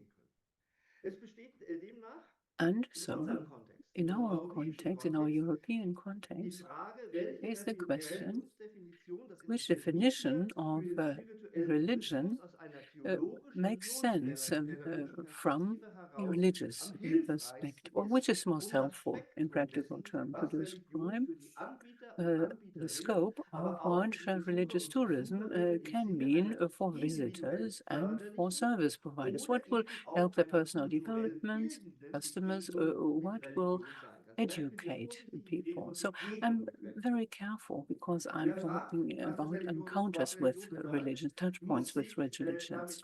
So Potzl says you have to accept that there is no consensus on what religion is. This is what we'll have to accept. We must live with a multitude of different definitions of religion. This is what Potzl says. Well, I'm saying this in the beginning because I'll tell you what my religion is, knowing that you could define it differently. And I often had to say or state that often you don't really connect if you don't say what your assumption is. So Potzl distinguishes four basic types or patterns of religious definitions, and they are arranged along an axis here. The narrowness of breadth of the respective definition, for instance. So anthropological definitions of religion describe religion in a very broad sense as a generally human, fundamentally human phenomenon. religion is considered as an elementary trait of human beings. Whether that is really the case, well, I'd like to discuss that because I don't think so. But that is the anthropological definition. There are functional definitions. They use a classic description as proposed by Niklas Luhmann. And they say religion has the function for the social systems of transforming the undeterminate world, which is open-ended both externally and internally, into a determinable one. So that's functional. That's a functional definition. Well, that is certainly not wrong, but it's also not right, and that makes it so interesting. From this perspective, spiritual offerings within the framework of spiritual tourism have a personally and collectively relieving function. Well, being spiritually on the move, right? And then we have phenomenological definitions, and the third part of describing religion. They focus on historically shaped religions of various times. That could be tribal, folk, or even world religions, the monotheistic religions. It is certainly useful to note that religion encompasses different aspects. Well, that is phenomenology. Well, aspects such as action, experience, knowledge, and confession. It's not only theoretical knowledge, but also the factual being. But the key question is, what type of action, experience, knowledge, or confession is religious? And here, I think, well, this is an approach, doesn't have anything to say because it only describes. In the context of religion, tourism, and we're talking about spiritual tourism here, I think, from my perspective, a substantial concept of religion is very important. So a substantial approach is what we need, because we want to include religion-related communication processes and the corresponding educational processes. And that then would give us religion in a substantial way. And substantial in this context means content-based. Well, substance or substantial in religion means that we're talking about the content that is characteristic of religion. Substantial definitions of religion thus do not fix the general human basis, nor the problem-solving function or the perceptible form of the expression of religion, but rather that with which religion deals. In particular, substantial definitions of religion focus on the explicit content of religion, and this is why they can be described as explicit or express definitions of what is religious. Substantial definitions of religion focus on the explicit message, the explicit communications and explicit concerns of religion. So we're talking about the content of spiritual tourism, and that means we'll talk about individuals, groups, societies, cultures, or even religions. And then we can take the next step and build a theological step to the substantial understanding of religion as defined by Edward Schillebeeckx. I'm not sure whether you know him. Vatican Council. For us Catholics, that means Second Vatican Council, and he was very important, a Belgian, an important Catholic theologian. He was in the Second Vatican Council, Edward Schillebeeckx, and he defines a substantial way of religion. And according to him, religion is a very specific interpretive horizon for human experience, and it is not just an oceanic or arbitrary feeling, subjective feeling. It is an interpretation horizon, but it is not an oasis of well-being. It is an interpretation horizon. And what is typical of a religion of experience is the reference to God in the stream of a specific tradition. And in this case, it's the Catholic tradition. It's a visible tradition, though. All of a sudden, from this perspective, spirituality is grounded because it connects to people. There is the spirituality of the human being. And with my colleague, who isn't from Dresden, we say that there's a spirituality of cooking. There's a spirituality of being the father of a family. And you realize this is not floating above us, this is not suspended, but this is something that really takes you down to earth. In the religious horizon, as Cebulj said, we are unable to interpret unprocessed raw experiences, but we can interpret experiences that have been pre-interpreted in a certain tradition, in a certain direction. And now something very important from Cebulj. I think this is very important. No one forces people to associate such experiences with God or the divine. There are also other horizons of interpretation. So this makes it so exciting because we, as people in this room, have to explain why our approach is so important. Why should experience be associated with God or the divine? So people, in principle, have the ability to give meaning and significance to their own experiences by explicitly relating them to God, but they don't have to do so. In my state of Saxony-Anhalt, we only have 3% of Catholics. The 15% are Lutherans and the others are religious. Well, they don't care. Yeah? They don't establish this relationship, but they find it interesting. And they connect to people who come for spiritual tourism, but they're not on the move spiritually. They just happen to go to churches.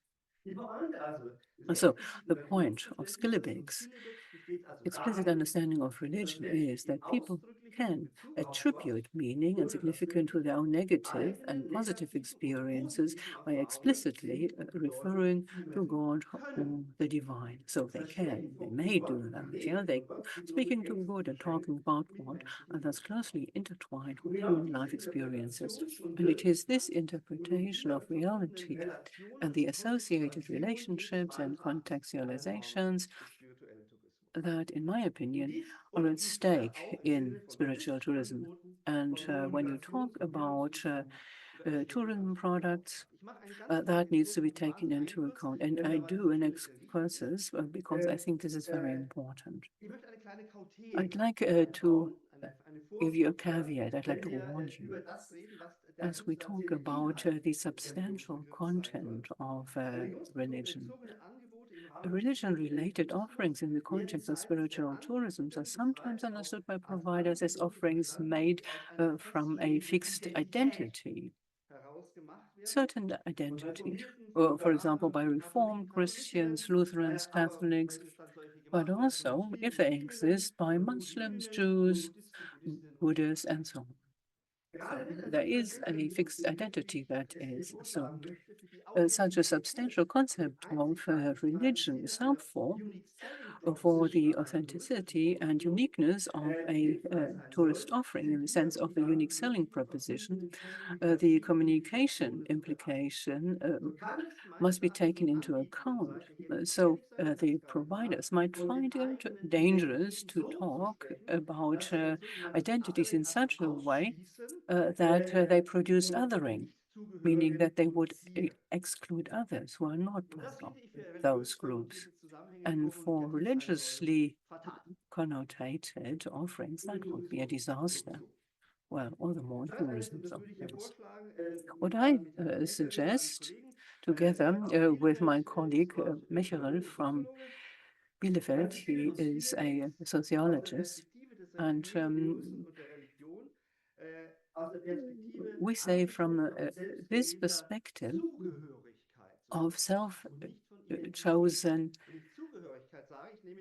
belonging, that makes more sense. We shouldn't talk about identity. I used to talk about identity, but it's the feeling of belonging, of affiliation. Well, affiliations are offerings, but you can also you can choose them yourself or take this affiliation on. And I think that makes more sense. Affiliation in the sense of belonging.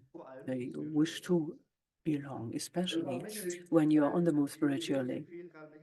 I can only recommend Paul Mecherel from the University of Bielefeld. He explains it. He's not a theologian, but he says religion is seen as a mechanism of interactive differentiation of people. And it is often linked with power and dominance because with the interpretive category of religion, there is the possibility of offering different attributes with regard to what people are entitled to or what ideas they use for their identity. I think this is very important to remember if we talk about spiritual tourism. And now I'd like to finally turn, and I'm poaching again, I'm poaching in the field of sociology. And I'd like to turn to education and communication spaces that appear in the different forms of spiritual tourism. So, sociological research into social space points to the connection between education and self-determination of the people involved, the actors involved. So that would be the tourists, of course, in one case, and then also the providers or the stakeholders of religion-related sites. And they now come into focus, but from a different perspective. Well, spiritual tourism at religious sites is always educational tourism because we have an encounter with the religious aspect of the cultural heritage that it is visited. And that means we have communication of the underlying system of affiliation. But it is just as true for the spiritual journey, for the being on the move, spirituality, in the confrontation with the theological and educational reflections of it. So a pilgrimage might be an offer to reflect. And if we accompany it, well, we turn into some oceanic arbitrariness. Do I want that? And we're talking about stakeholders, we're talking about actors here. And these actors create spaces of education, and these spaces are a specific type of social spaces. And now, these rooms are not absolute entities, but they are constantly reproduced fabrics of social practices. And space is always a result of human action. Educational spaces are still social spaces, and they are made by people. That is, in the connection with practices of acquiring knowledge and skills, of dealing with experiences, reflecting on self-image and world relations, or engaging in discourse on content. So here's content again. By entering into such educational processes, people also make these respective places their own in a specific way, and they need to be accompanied, they need to be supported, but people will still have to do their own work. Well, what people want are offerings so that I can open up a space for myself. And that connects to what Andrea Longhi said yesterday. This is exactly the question that we need to ask. How do we deal with what happens in the church's architectural space? So these educational spaces develop because people interact with the guests, with the hosts that they find in these rooms. So we have places of power here. We may also have meetings in religion connotated education spaces where religion may be performed and you learn something, but it is up to the participants, so the players, whether a religious practice is interpreted by them. It depends on them, but the unique selling proposition is to be or must be made available. So, and sorry, this is not your monastery, but mine, my favorite one. I like to be in the refectory, this Ektar monastery, this Etal, which is not very far from here, and this is just the place that I love. So, turning to sociology, and that is a more critical approach that you'll find. So, as we heard yesterday, it was Hans Magnus Enzensberger who is very much the person to refer to here today. He identifies the spiritual roots of modern tourism in the romantic idealization of unspoiled nature and simple, unadulterated life. And he mentions the alpinism and its preference for the elemental, the untouched, the adventure. And of course, as soon as tourism touches the untouched, unspoiled, it is, of course, spoiled or contaminated.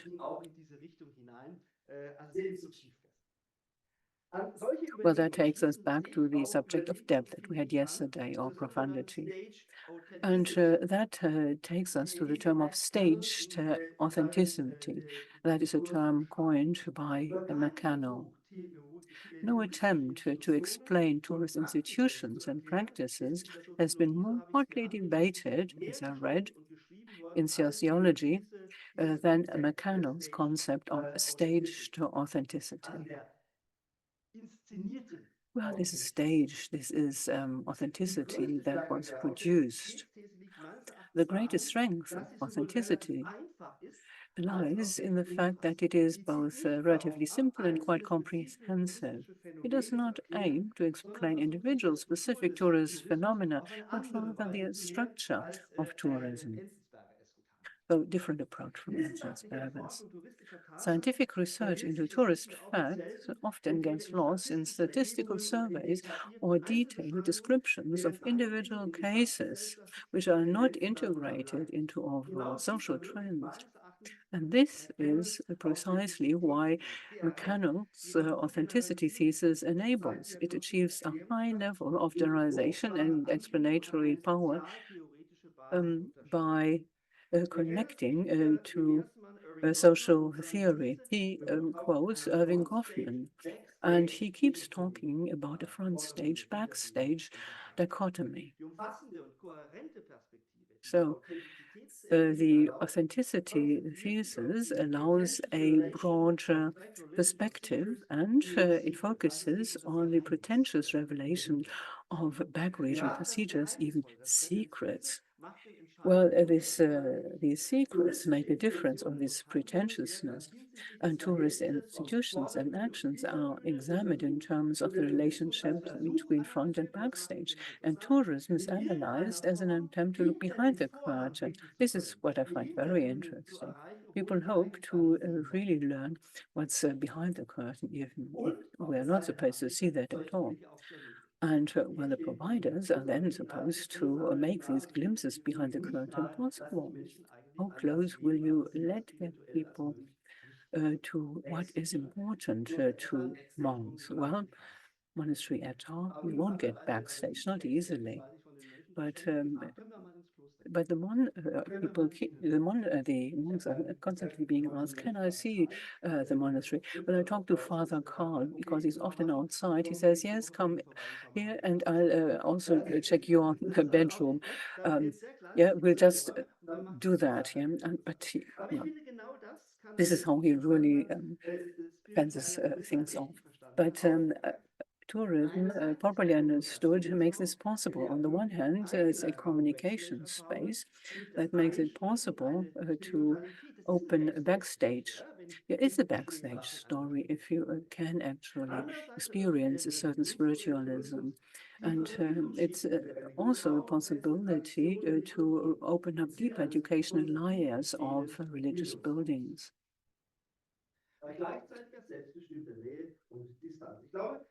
And of course, tourists can still choose how much distance they want to keep. So in the background, we have this question about authenticity of the offering. The question is, what can we show and what not? So it's not arbitrary which place you are, but the question is always, what kind of distance do you want to keep? Now, this is what we looked into, monastery gardens and spiritual tourism. My colleague, Mr. Bobisch, but he's changed his name. He's now Mr. Rosenlager. In Diaconia out here, we published an article about this book, Monastery Gardens and Spiritual Tourism. We didn't want to check what tourists say. We wanted to hear what the providers are saying. So we asked those responsible for the monastery gardens, which problems did they see in the communication of what was there? This is open access, it doesn't cost you anything. You enter the title and you get the book free of charge and can download it to your computer. So where are we? That takes me to the proposal for differentiation. As I said, in the light of these considerations, I believe that we need a differentiated definition of what spiritual tourism can be, but we also need a good partnership between tourism studies, sociology, religious studies, theological, and so on. But we need to be consensus-oriented, so consensus is an important point here. Because this is a very exciting communication and education space. Well, it is just an umbrella term, spiritual tourism. And I need to connect the two forms of travel, being on the move spiritually and religious tourism. Well, they are different from one another. They may overlap, but they don't have to, because religious or spiritual tourism is done mainly for spiritual or religious reasons. Well, here the why question is asked. Why? Why does this happen? Religious tourism is different, and that is from Stausberg. That is what my colleague from Norway wrote up.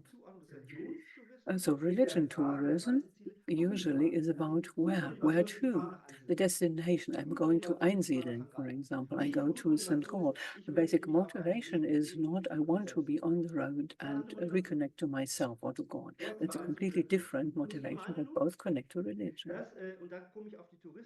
And that takes me now to the tourist side.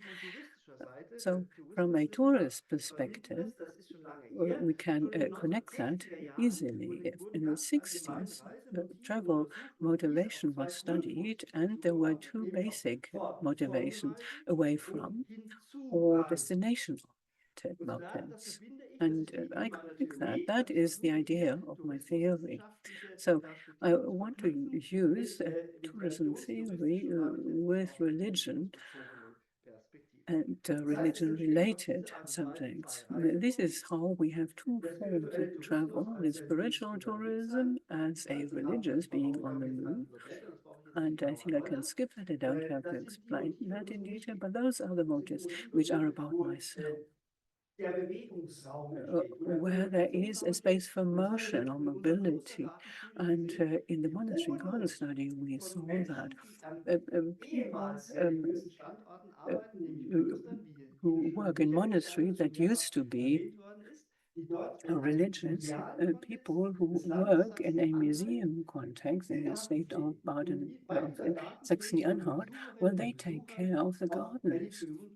And they are often addressed by the visitors and asked about religion. And these people who work there are government employees, and they wonder, can I talk about religion at all? Because this is a state monetary garden. And I tell them, yes, of course you can. You can talk about the spirituality of the Cistercians, because you know all that. You don't have to invent something. You may have a distance, yeah, because there are many people, there's a lot of staff there. And you needn't be afraid. You're not overstepping here. And then there are Christian places, another Cistercian monastery, for example, with another distance. They say, no, we don't want tourism because we don't want to be entertainers. And I realized then that these Christian staff members are afraid of tourism. And this is the reason why I like to be on the road with this subject. This is why I like to keep those two different sides of spiritual tourism apart and then try to describe that opens up between them. That really takes me to the end finally. I need to start in a different way. I'd like to start a discourse here. I'd really like to learn what you think about it. It's a matter of taking perspectives. I'm taking a practical but also education perspective and I'm poaching from others. So touristification of religion or spiritualization of tourism, or is it something else again? And there are places of power, there's places of reflection on religion as a human practice.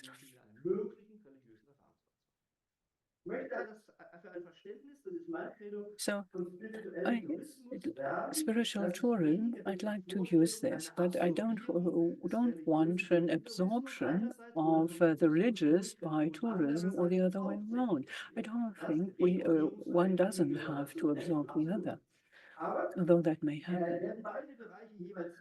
But if both paths get academic support, theology or tourism studies, then I think spiritual tourism may turn into an exciting field of education. And it may lead to very interesting services and offerings, but things need to be negotiated case by case. This is what makes it so interesting, because every place is different.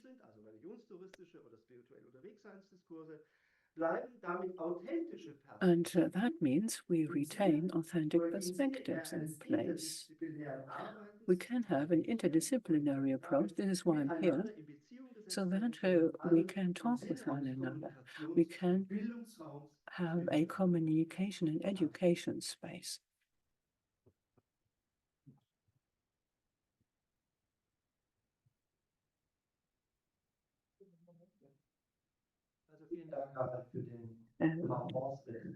Thank you for that interesting presentation. Although you've been speeding quite a bit, offering many ideas and theories here. Thank you for taking us on board. And now I suggest we take another 5 minutes to discuss things, and interpretation will resume with the next presentation. Also bitte Plauderrunde, Mauschelraum, 5 Minuten. Fragen? Danke für den Austausch. Wir haben jetzt erstmal 3 Fragemöglichkeiten an Referenten. Toni Ladner wäre der Erste. Ich komme mit dem Mikro zu Ihnen für die Fragen. War das interessant und möchte wissen, ob im Forschungsgebiet auch Bemühungen bestehen, zu quantifizieren, was sind diesen Teilnehmenden, die ja ein weißes Blatt leiten sollen, wie Sie ausgeführt haben. Also die Menschen, die in Berührung kommen mit diesen Angeboten, die sollen ein weißes Blatt leiten. Was da genau mit ihnen geschieht, das zu quantifizieren. Anders gesagt, wenn ich sage gerade Familienbesuche, an einem Kloster vorbeifahren, einen Mönch sehe oder eine Klosterfrau, hat das bei mir eine positive Wirkung. Es wäre doch interessant für die Gesellschaft, das zu quantifizieren. Ja, vielen Dank. Danke für die Nachfrage, weil sie mir erlaubt, zu präzisieren. Also ich merke, ich habe mich unklar ausgedrückt. Ich rede nicht von weißen Blättern.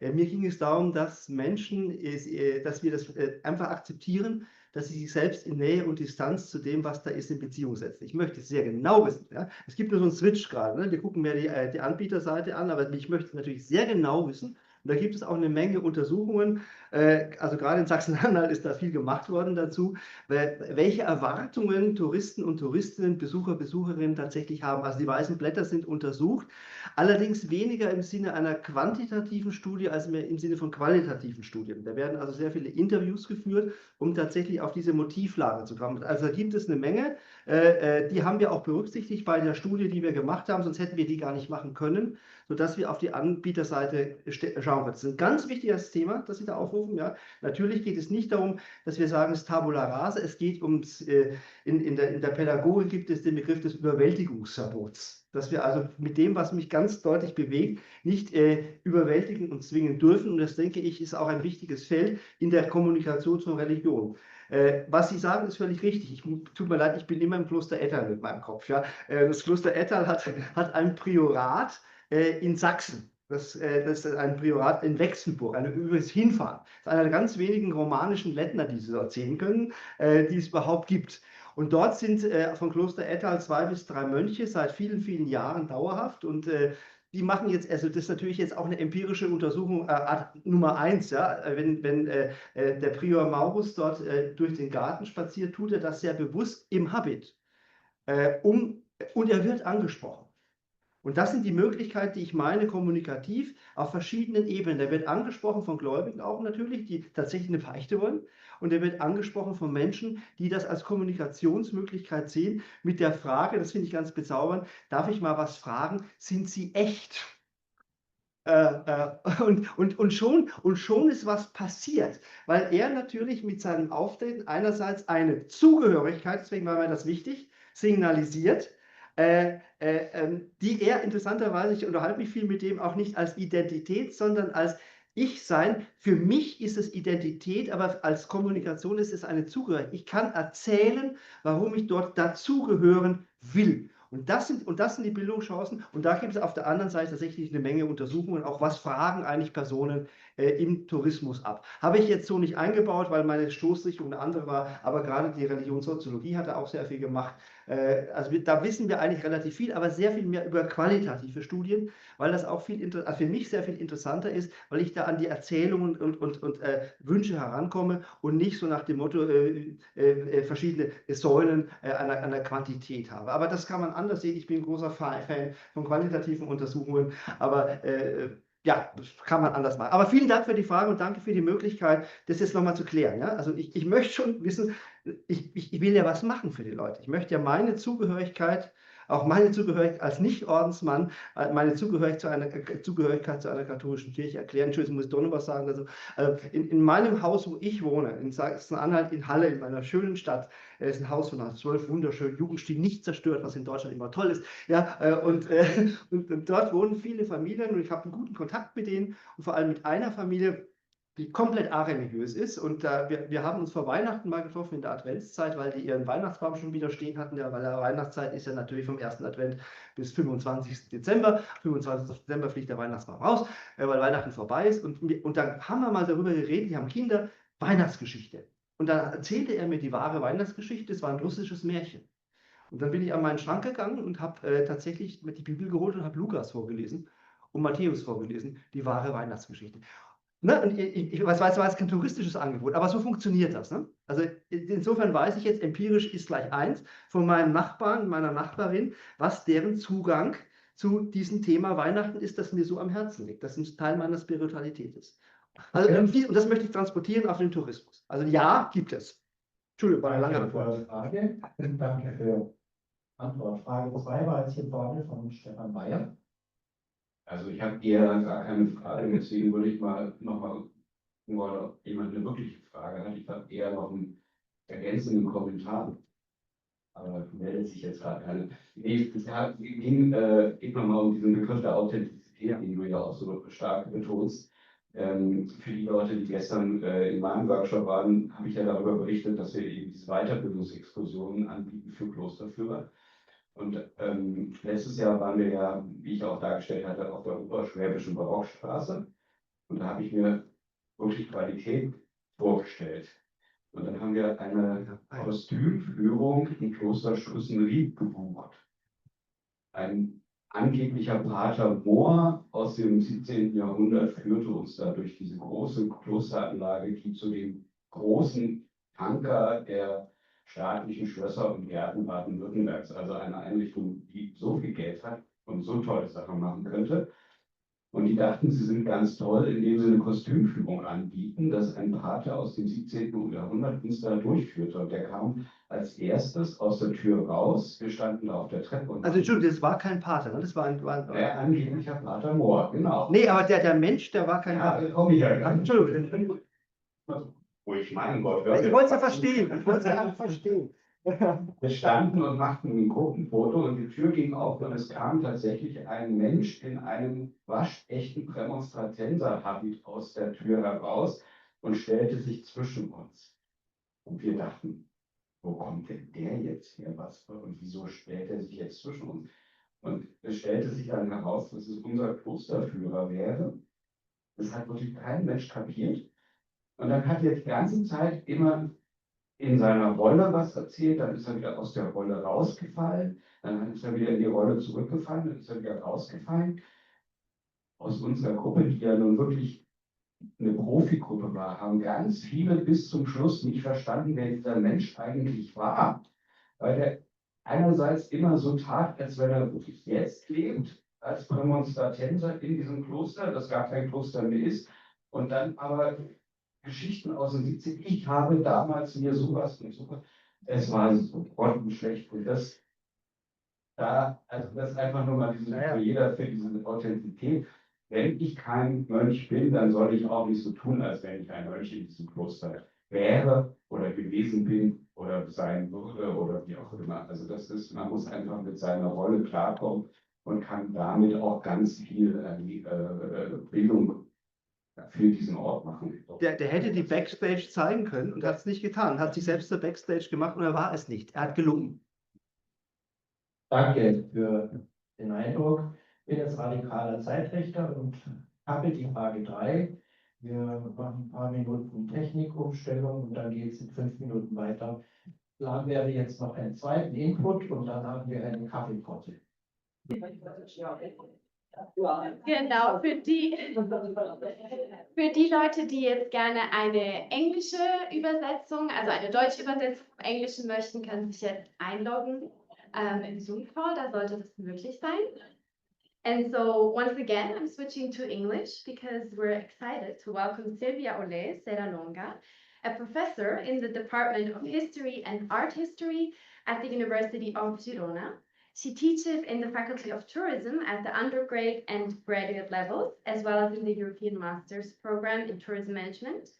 And her primary area of research is cultural tourism, with a focus on tangible and intangible heritage, spiritual and religious tourism, and gastronomic tourism. Additionally, she has focused research on intercultural dialogue and peace building through tourism. So please welcome Silvia Aulet.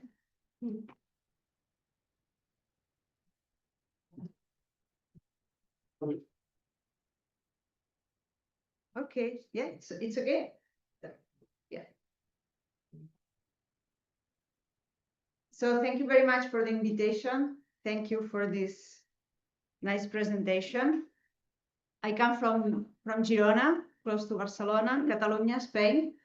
So maybe later, if you want, we can comment also on Sagrada Familia and other places that really receive lots of tourists. So today I'm here to discuss or to share with you how sacred spaces function as both repositories of cultural heritage, but also as catalysts for personal transformation, especially in the context of contemporary tourism. Religious sites have been cultural, social, and spiritual landmarks. They have this kind of dual function of combining monumental significance with living religious practices.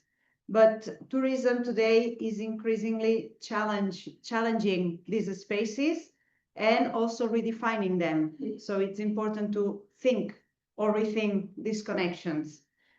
The main basis of this presentation is a paper that was published in 2018 that I think that Annalena will share with you through, I'm not sure, Padlet or whatever. where we explored how sacred sites transmit both monumental or tangible values and religious values. And today we are going to enrich this framework with other insights from recent research that we are doing on transformational potential of visiting these spaces. So as mentioned, the theoretical background, and here I share some ideas with my colleague Harald on authenticity, are based on, you can see, different authors from different approaches. So the interpretation of sacred sites has traditionally revolved around this dual status of places of worship and also as cultural artifacts or heritage places. And also, in our earlier work that I mentioned already, this duality was explored through frameworks that were rooted in classical heritage and religious studies. You can see here, for example, Mircea Eliade. And so we took this idea or this concept that there is a kind of dichotomy between sacred and profane that is essential, and also that sacred spaces or sacred sites are heterotopias, or these interruptions in ordinary and secular time. And they are understood through the lens of hierophany, so this manifestation of the sacred in the physical world. In this view, sacred sites are not just a location or a point of access, but also they are a space or a site where you can connect to something else or something more bigger than ourselves. And this is important from the tourism perspective as well. I mean, it's not only related to rituals and religious devotion, but also to this tourism perspective. Through all this, we can add the tourism theory that was already mentioned before. And in this case, for example, Dean McCannell or John Urry, they were working on the concept of authenticity. That is also important because, as it was mentioned, and I'm not going to repeat, but this is why I explain tourist behavior. Visitors try to connect with real places and experiences that lie outside the superficiality of commercial tourism. And here is where spiritual tourism or religious tourism has a role. They have this desire to gaze upon the sacredness, whether through architecture or ritual observation, and this aligns with broader cultural quests for depth and significance that was mentioning. And we go a bit farther. There are other studies, more recent, on this idea of transformative tourism theory. Yesterday it was also mentioned. So sacred spaces, sacred sites are reimagined, not merely as passive settings, but as catalysts for emotional, spiritual, and existential change. There are some studies that reflect or describe deeply personal responses after visiting sacred sites, feelings of peace, of self-awareness, empathy, or renewed meaning. And this shift is critical, is important, because sacred sites should not only be viewed through this religious or artistic value, but also with these values that can just transcend, and bring people and visitors farther. This theoretical lens must now accommodate the experiential dimension. Sacredness is not encoded only in architecture or preserved in liturgical use. It is also co-produced by the emotional states, expectations, and interpretations of visitors. There is something that is called creative tourism. It's this co-creation of the tourism experience, and sacred sites can provide this. So sacred is viewed as something that is performed and lived, not only inherited or observed. So the understanding of sacred sites today, especially when it comes to tourism, requires moving beyond these static classifications. And we are trying, with our research, to just explore how heritage, spirituality, and tourism intersect within the visitor's lived experience. So what I'm going to show you is kind of, essay or test that we did. And in this case, it was focused on this Catalonia Sacra project, which is a Catalan project. So it was developed in Catalonia. So this project, Catalonia Sacra, was developed in collaboration with dioceses across Catalonia. So we identified and documented 325 religious heritage sites, including cathedrals, chapels, hermitage, monasteries, sanctuaries, and the aim was to document them and to analyze them from one side regarding the heritage values, but on the other side also considering the tourism context. The idea was to classify these spaces or to understand these spaces, analyzing or studying tangible and intangible values.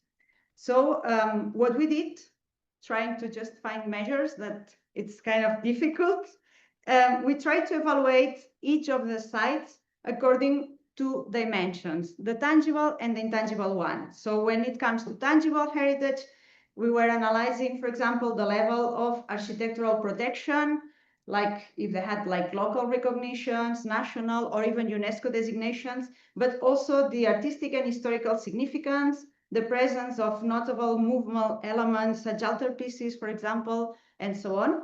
And then when it comes to intangible heritage, I'm just summarizing a lot, but we assess the site according to the ongoing religious function, so the frequency of liturgical celebrations, the sacraments, pilgrimages, popular devotions, and also the emotional ties maintained by the surrounding community. So the importance that these elements had for local communities.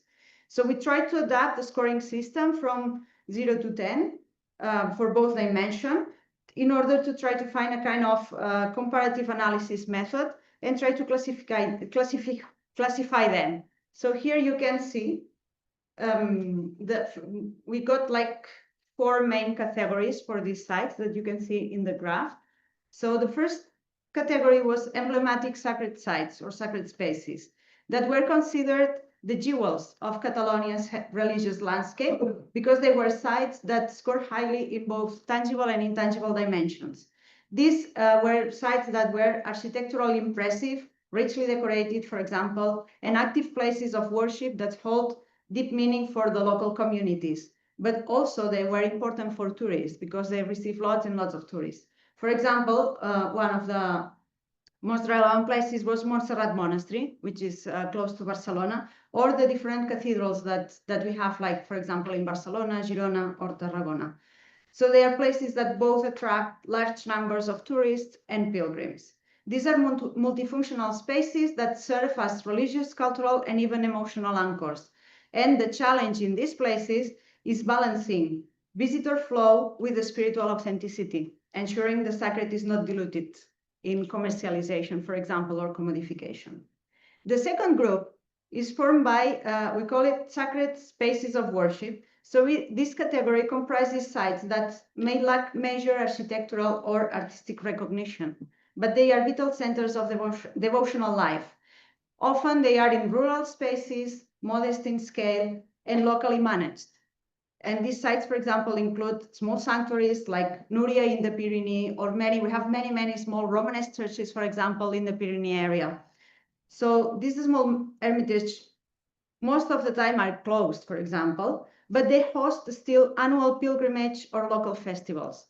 So their intangible value is exceptionally high, reflecting ongoing community engagement and religious identity. These sites remind us that sacredness is not always monumental. It is often felt in the repetition, in the tradition, and in the quiet rhythms of belief. And here also tourism potential may be more modest, but it still is important. The third group, also kind of interesting, are monumental sacred spaces. So contrasting with the previous group, these include sites that are architecturally significant, but largely detached from religious practice. For example, many former churches that today are museums, or even monasteries that they have no longer monk community or non-community living there. So normally they are very impressive monuments, historically very rich.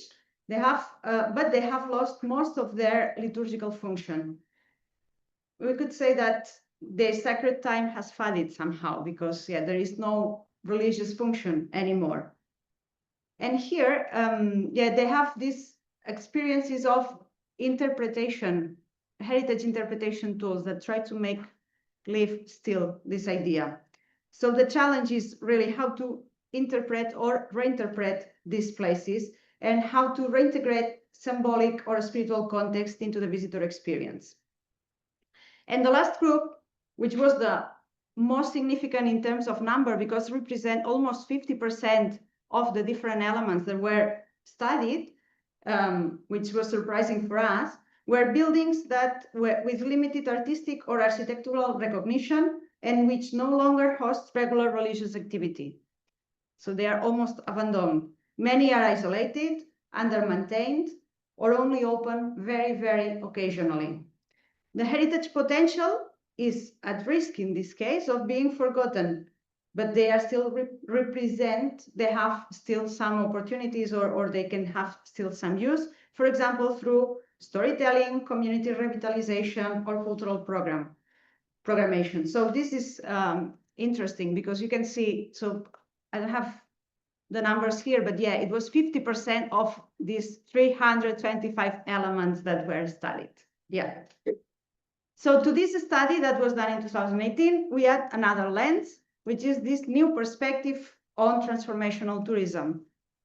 And in this case, we take the same basis, so the same places, and we try to complement this with this idea that I mentioned already, that sacred sites are not passive relics, but active cultural and emotional agents.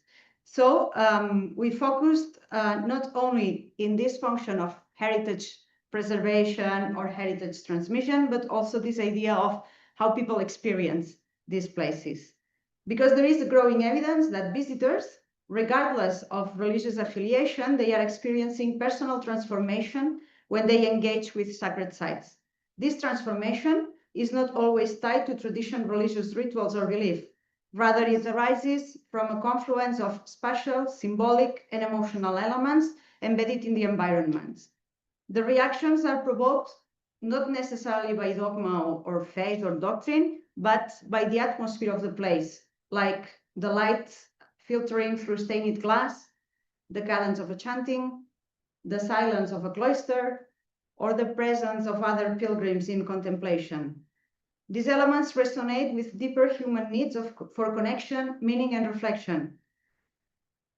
So sacred sites have been always seen as these kind of places at the boundary between the known and the unknown, and seen as this kind of connection with the transcendence. But if we look it through the tourism perspective, still today works. It's a kind of interpretation or reinterpretation also of this connection. Borrowing from anthropological theory, sacred sites are liminal spaces or these zones of transition, ambiguity, and potentiality. This has been explored a lot in pilgrimage and the concept of pilgrimage as ritual, but still works also for tourism. So these insights can enrich and extend the previous conclusion that we had, that sacred spaces are not passive relics, but they are active cultural and emotional agents, and their impact extends beyond their walls, inspiring visitors to rethink aspects of their life, values, or even the sense of belonging in the world. Whether through symbolic architecture, ambient rituals, or collective memory, these sites hold transformative potential that is not exclusive to the devotees. The implication is clear. If sacred spaces can act as catalysts for inner transformation, then they must be managed with a sensitivity not only to conservation or religious function, but also to emotional hospitality. And this requires integrating silence, symbolic interpretation, and space for personal engagement into the visitor experience.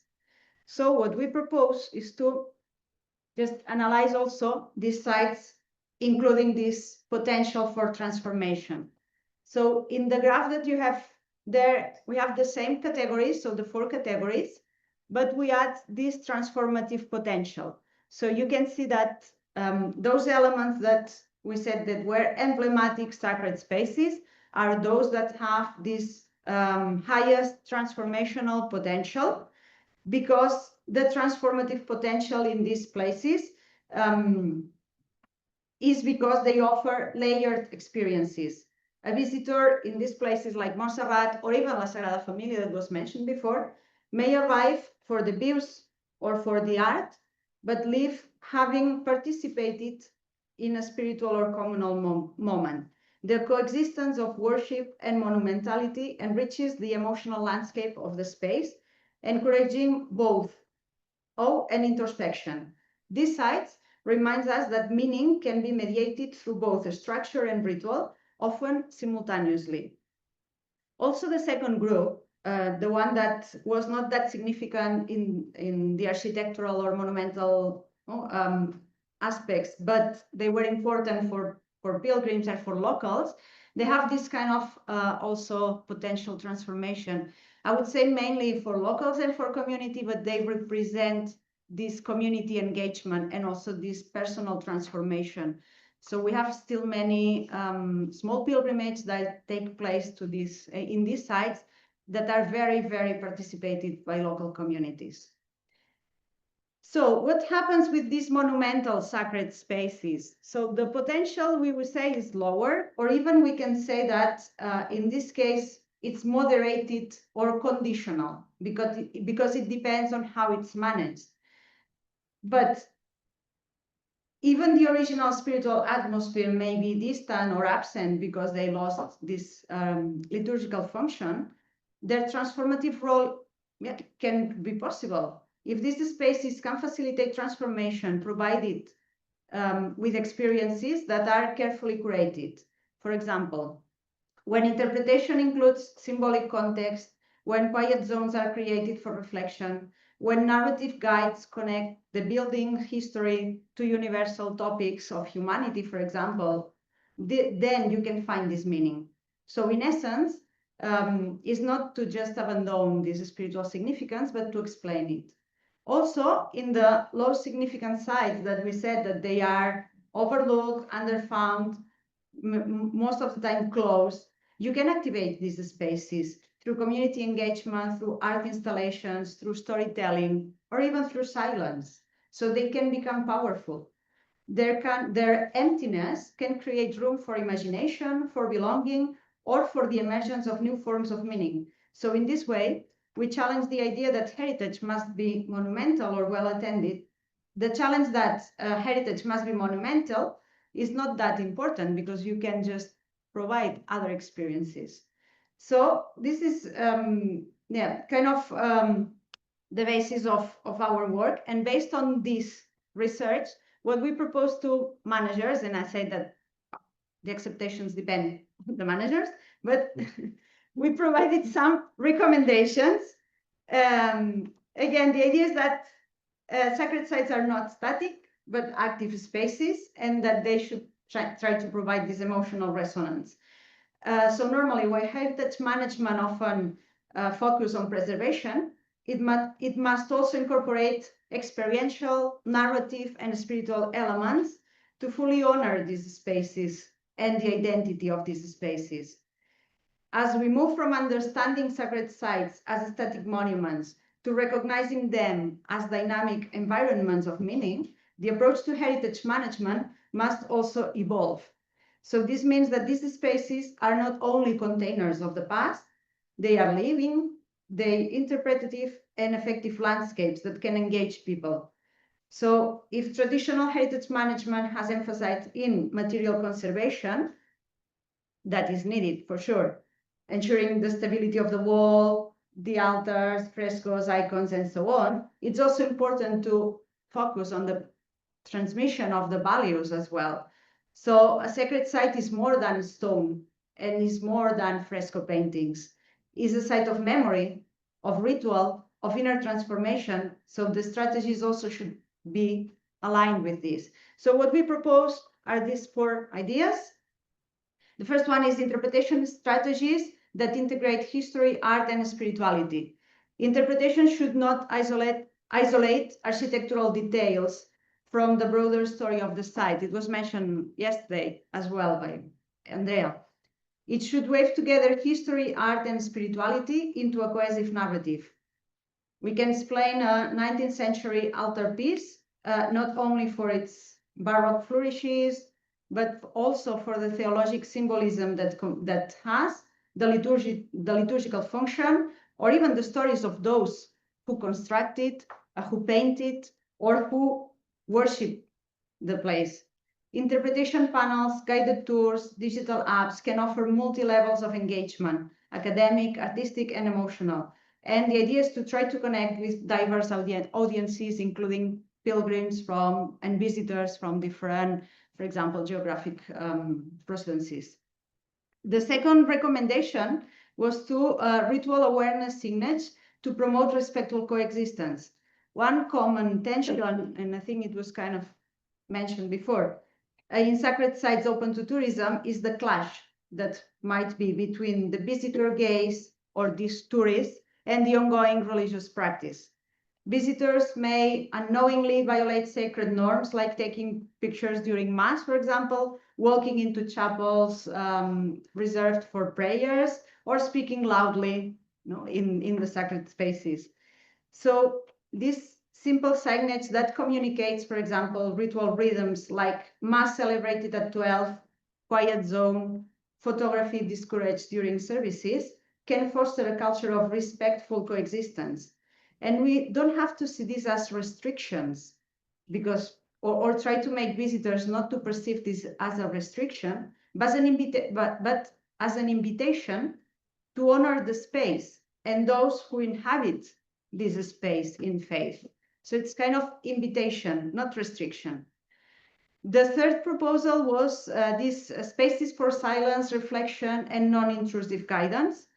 So in this age that we live, that is dominated by noise, movement, and information overload, one of the most sacred gifts that a site can offer is stillness, quietness. So spaces should be intentionally, these sacred spaces should intentionally carve out areas for quiet contemplation, with sitting, subdued lightening, for example, or even with natural elements that can promote this introspection.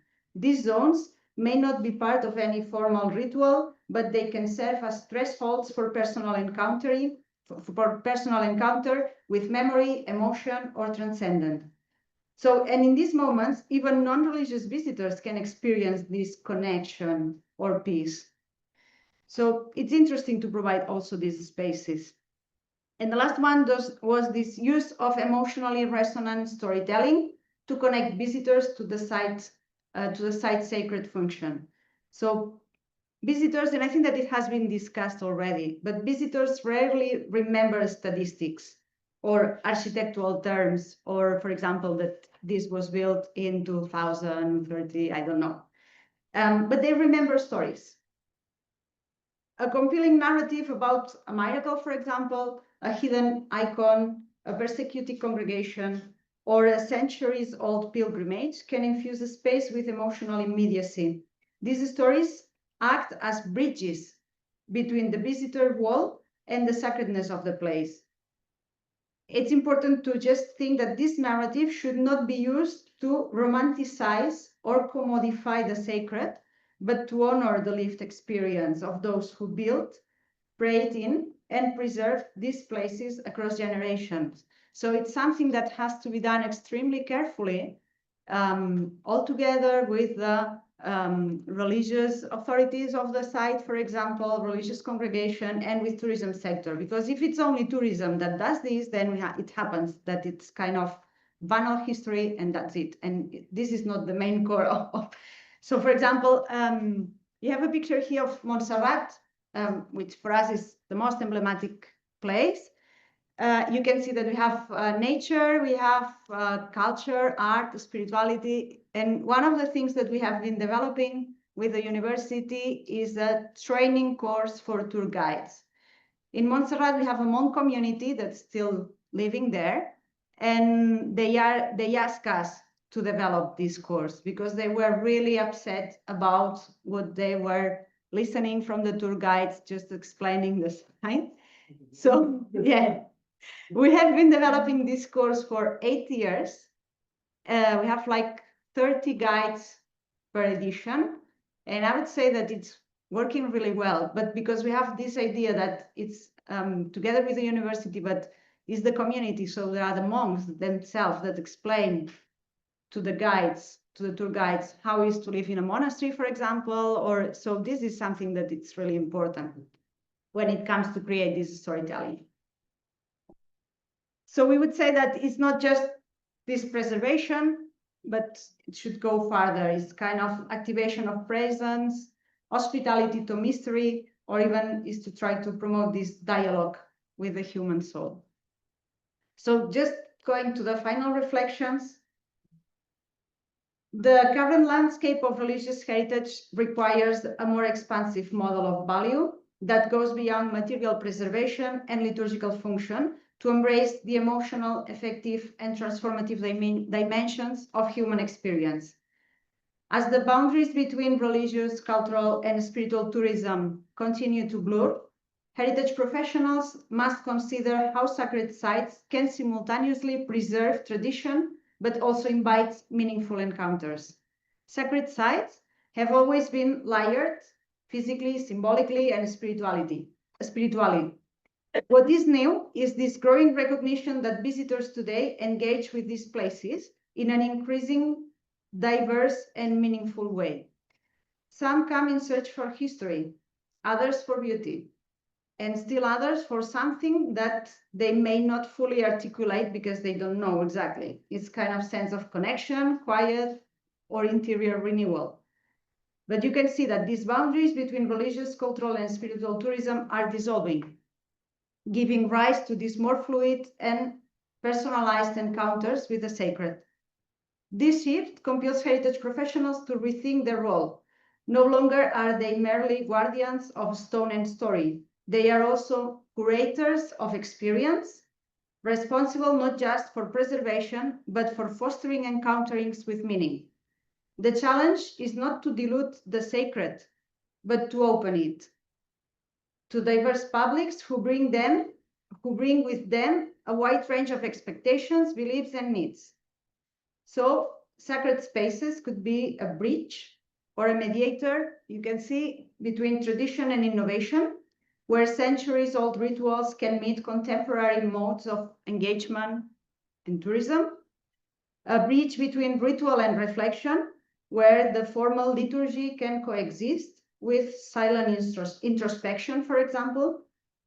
And the bridge between community memory and global visitation, where this local identity or this community engagement can meet the curiosity of the world just through the gaze of these different visitors and tourists that can go to these places.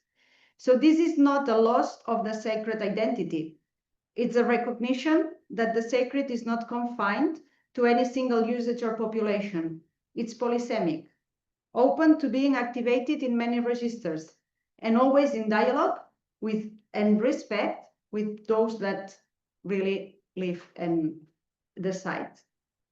So to return to the voice that has guided at least our research team in many theoretical framework, that was Mircea Eliade, I would just end with quoting this idea that the sacred manifests itself as something wholly different, but deeply needed in the human condition.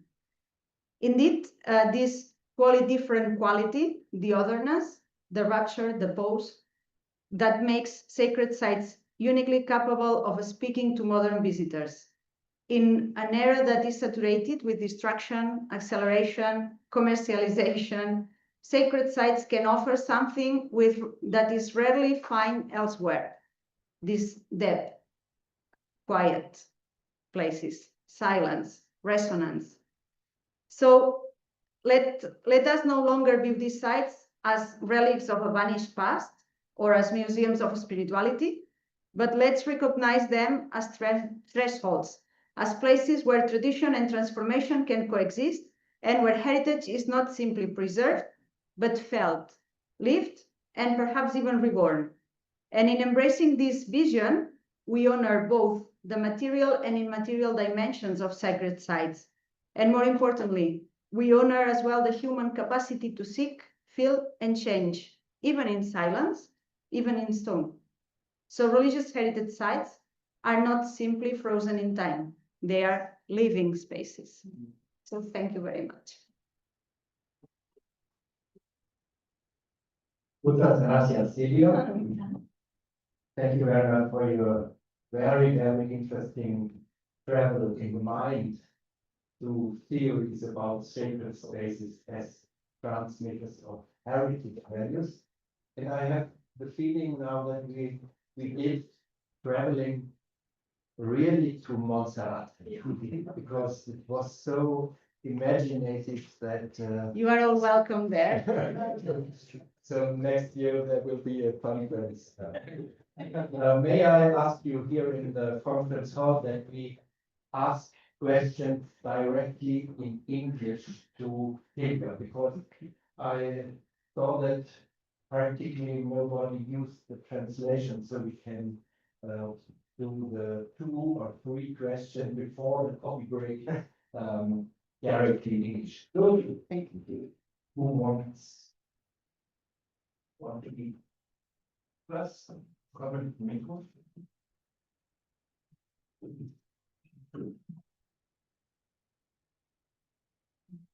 Thank you so much for both for the initiative of Catalonia Sacra and for your presentation. Stands behind, perhaps you said it and I wasn't not attentive enough, but who stands behind this initiative? Is it the church or is it your faculty or and who is at the top, who is the head of this initiative? I ask because yesterday you also participated in the workshop about Klosterleben. There, this is a non-ecclesiastical initiative, and I think it would be interesting to see if it is in another way in your case. Yes, some remarks about this. Yeah. Yeah, thank you. Yeah, the Catalonia Sacra project was an initiative that was launched with an agreement between the. Can you maybe help me? Is the in Tarragona? We have this Episcopal Conference of Tarragona that just embraces all the Catalan dioceses and bishoprics. So was this Episcopal Conference of Tarragona together with the University of Girona.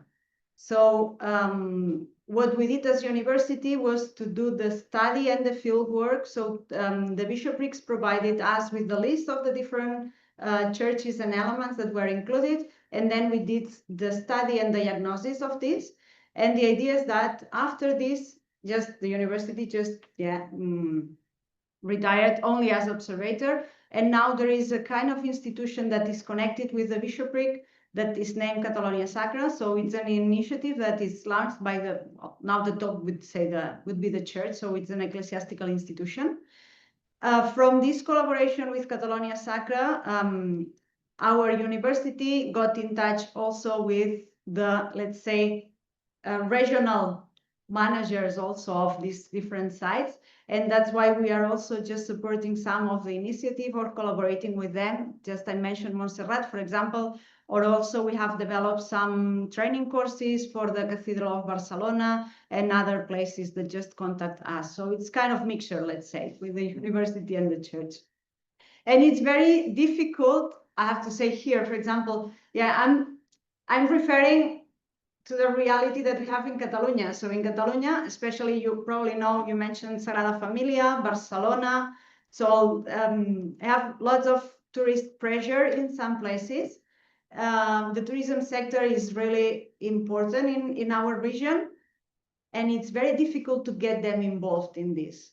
So probably I'm not sure if this is the reality in other places, but in our case, the tourism sector is more into developing products, let's say, and also selling rooms, let's say, and not that interested in this.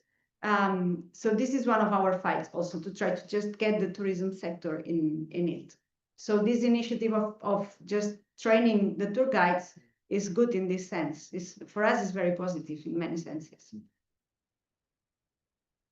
Thank you. Second question here, Harald. Thank you very much. And it was a really beautiful combination with my talk. We didn't spoke. Yeah, so you can name all of them. Thank you very much. I have a question maybe you cannot answer it.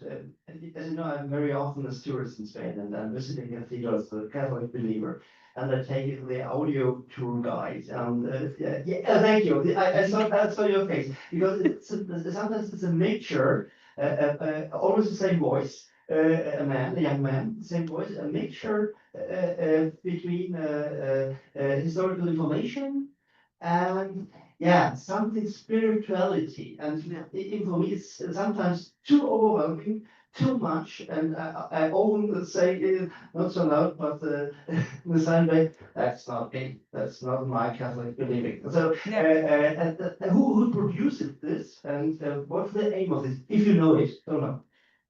Well, who produces this? I would say that there are some companies that have really specialized in producing these audio guides and these kind of materials. But I think that this is what I was saying, the main issue, that if you do it as a company from this heritage perspective only, or you have this collaboration, for example, from other sectors or even from religious institutions, this can improve a lot because, to be honest, I have the same feeling. I mean, even I did, and one of the most surprising for me, I was in Cordoba, so we're visiting this cathedral mosque in Cordoba, and the storytelling was really upsetting, I would say. It was on against Islam. And it was like, oh my God. I think that this is something that at least managers should reflect. One of the things that happens in these very big buildings, and I'm not sure in other places, but for example in Spain, I would say, when you have a small church, nobody cares. So you have to try to find a volunteer to open the door, and if you are lucky and you have this, it's okay. But then when you have cathedrals and you have these important monuments, I would say that sometimes really the church, the bishopric, or they don't really know how to manage.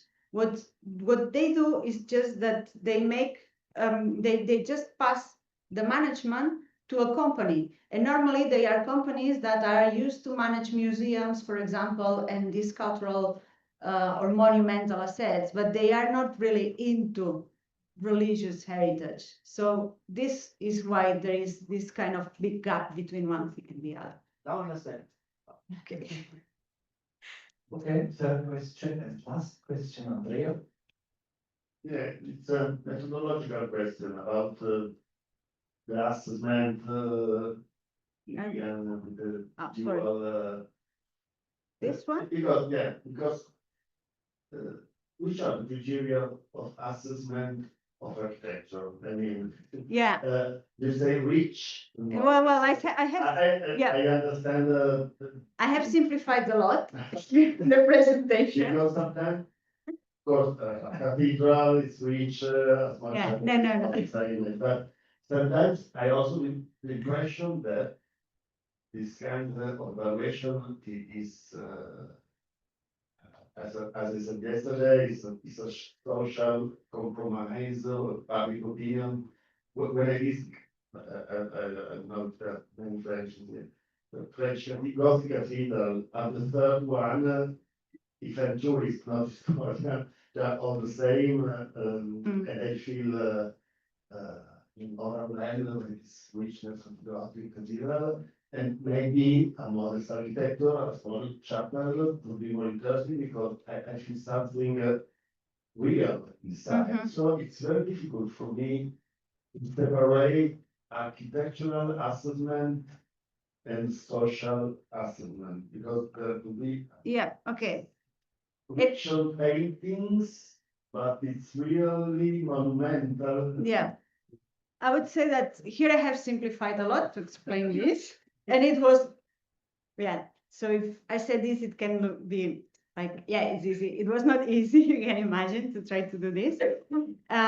We had a team of different professors and researchers. So we had also in our team, we had historians, architects, art historians, and had so the team was quite big. And I don't like much to just as you were saying, to just make boxes, let's say. But at some point, to try to analyze this, we had to do this. But in architecture, we considered, for example, we went through archives, through different documents, analyzing the singularity of the site or even in the paintings as well. So not only the level of protection, but when you have a lower or a higher level of protection, it's also connected with this. And also, through archives and different documents that we're just trying to assess and support us in this decision. But I would say that if we go in depth through every case, I think that we can discuss it and just change the score, because it was really difficult to do this.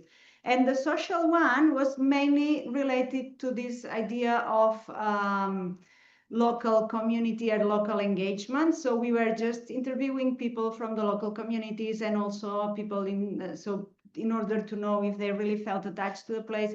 And also we were trying, because in many places they don't really have also data. For example, they say, yeah, we have like 3 pilgrimages per year, but then you ask, and how many pilgrims? Oh, I don't know, the church is full, or it was half, or it was, so it was kind of doing interviews also with different managers, local authorities, religious authorities, and so on. So it was a work that it took a lot of time.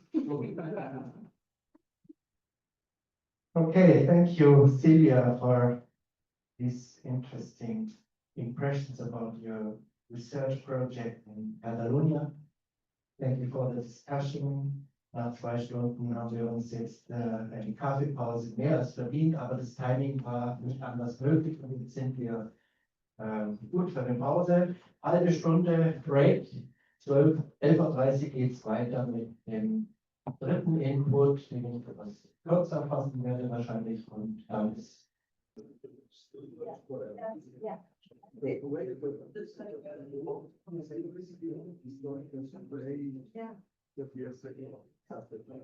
Liebe Mitreisende, wenn oder Gartenfreundinnen und Freunde. Now, dear fellow travelers, oh God, friends, now this is the time, the last time before lunch that we get to speak. The people in this room could still see the QR code that you can scan if you're here in this room.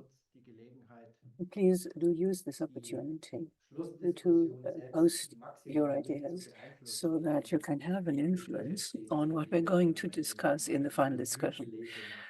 This is, however, not for the people joining us on Zoom. Now, there are 2 points that I'd like to make. Here we have the books outside, and if you need some strength between meetings, well, this is practical experience, so this is something to pick up. And this is a project that has been established everywhere. And that's the advertisement for the long night of churches.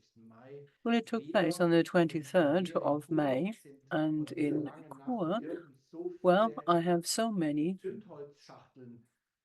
matchboxes left because, well, at night you do need light, don't you? This is why we have this logo to pick it up. And we also have these sugar bits. Well, we have a big box out there, and do pick one up because that might give us some extra strength or light, respectively. The dextrose packages are to give you extra strength. Now, the last one gets to clean things out, and I'll do that. I have a couple of things which I think you might not have sufficiently mentioned. And so I chose a title that was relatively open. Sacred spaces as hotspots in Swiss cultural tourism.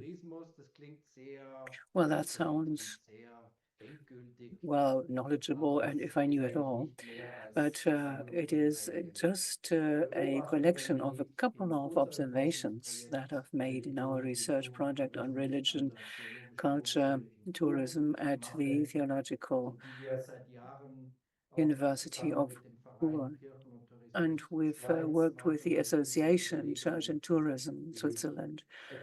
Well, I'd like to give you a general insight. I'll start with the general things, I'd say, and then I'll come to the more specific things. So general things that might sound a bit poetic, but, well, religion and travel, they do have common roots, and I just wanted to mention it, but that is like carrying coal to Newcastle, or, well, Alpine cheese to Chur, but we have a travel agency here, Ludwig Spirit, who knows it best. Now, traveling, a metaphor, and well, and then well, if I want to travel to sacred spaces or sites here in Switzerland or further away, well, you could say in the beginning was the Fernweh, which is aching for faraway places, or the longing for faraway places. And now we can return to what we had yesterday: sociology, architecture, tourism research. Well, and Mr. Schwillus this morning, religious education and religion theory ideas. So I just wanted to, well, fill in the gaps. Well, Gilgamesh, if you look at that epic, 2600 BC, well, that's the oldest travel report that we have, at least in writing. In our European culture, we have these travel reports. That's the first thing. The epic Gilgamesh is a creation story, but it begins with journeys. Gilgamesh, the hero, reports going to Uruk, and this is where he goes through a number of adventures. And well, then I continued with St. Paul, well, thinking in biblical terms. In the lower left-hand corner, well, that's just an artist's rendition. Made by a police artist when they weren't busy one night, but they drew their images, and if you're looking for somebody, you use an artist impression. And then a couple of colleagues tried to draw St. Paul, and this is the result. Lower left-hand corner, looking in the Old Testament, St. Paul would be like a biblical Sindbad. And, well, he traveled a lot, didn't he? Setting up parishes everywhere, forming congregations everywhere. In poetical terms, I'd say, be it St. Paul and, well, whether he yearned for travel, or maybe he had a missionary impetus and wanted to set up congregations. Well, it's probably both. Then Knut Backhaus, who specializes in the New Testament, he said that Jesus was a wandering charismatic. And the metaphor of travel, that was the calling part of the original Christianity. So that's the general message about traveling. I think it's nice to hear that, isn't it? But having said that, I will turn to the second general subject before I turn to the specifics. That's something that I've been wondering about during our meeting, and that here I connect with Andrea and Ute. Silvia, Harald, really, both Haralds, I should say. Well, the question is, how much education do we find at the education, the interface of religion and tourism? Well, musealization, or the megatrend and musealization.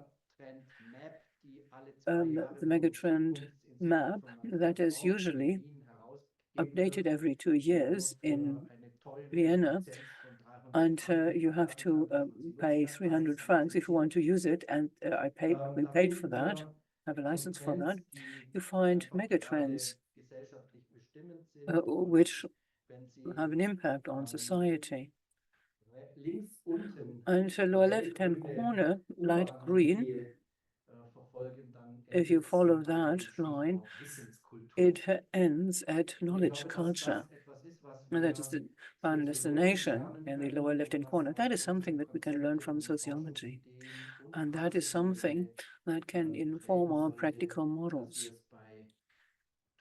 So when it comes to tourism and action, religion is something to do with education, and so we have to deal with knowledge culture. It's exciting to see that people in the holidays do not only go to the beach to get tanned or to exercise. No, people, or if you yourself look at your own holiday plans, I'm convinced that wherever you go, you will also visit a monastery church, you will visit a cathedral, something worth seeing, a sight.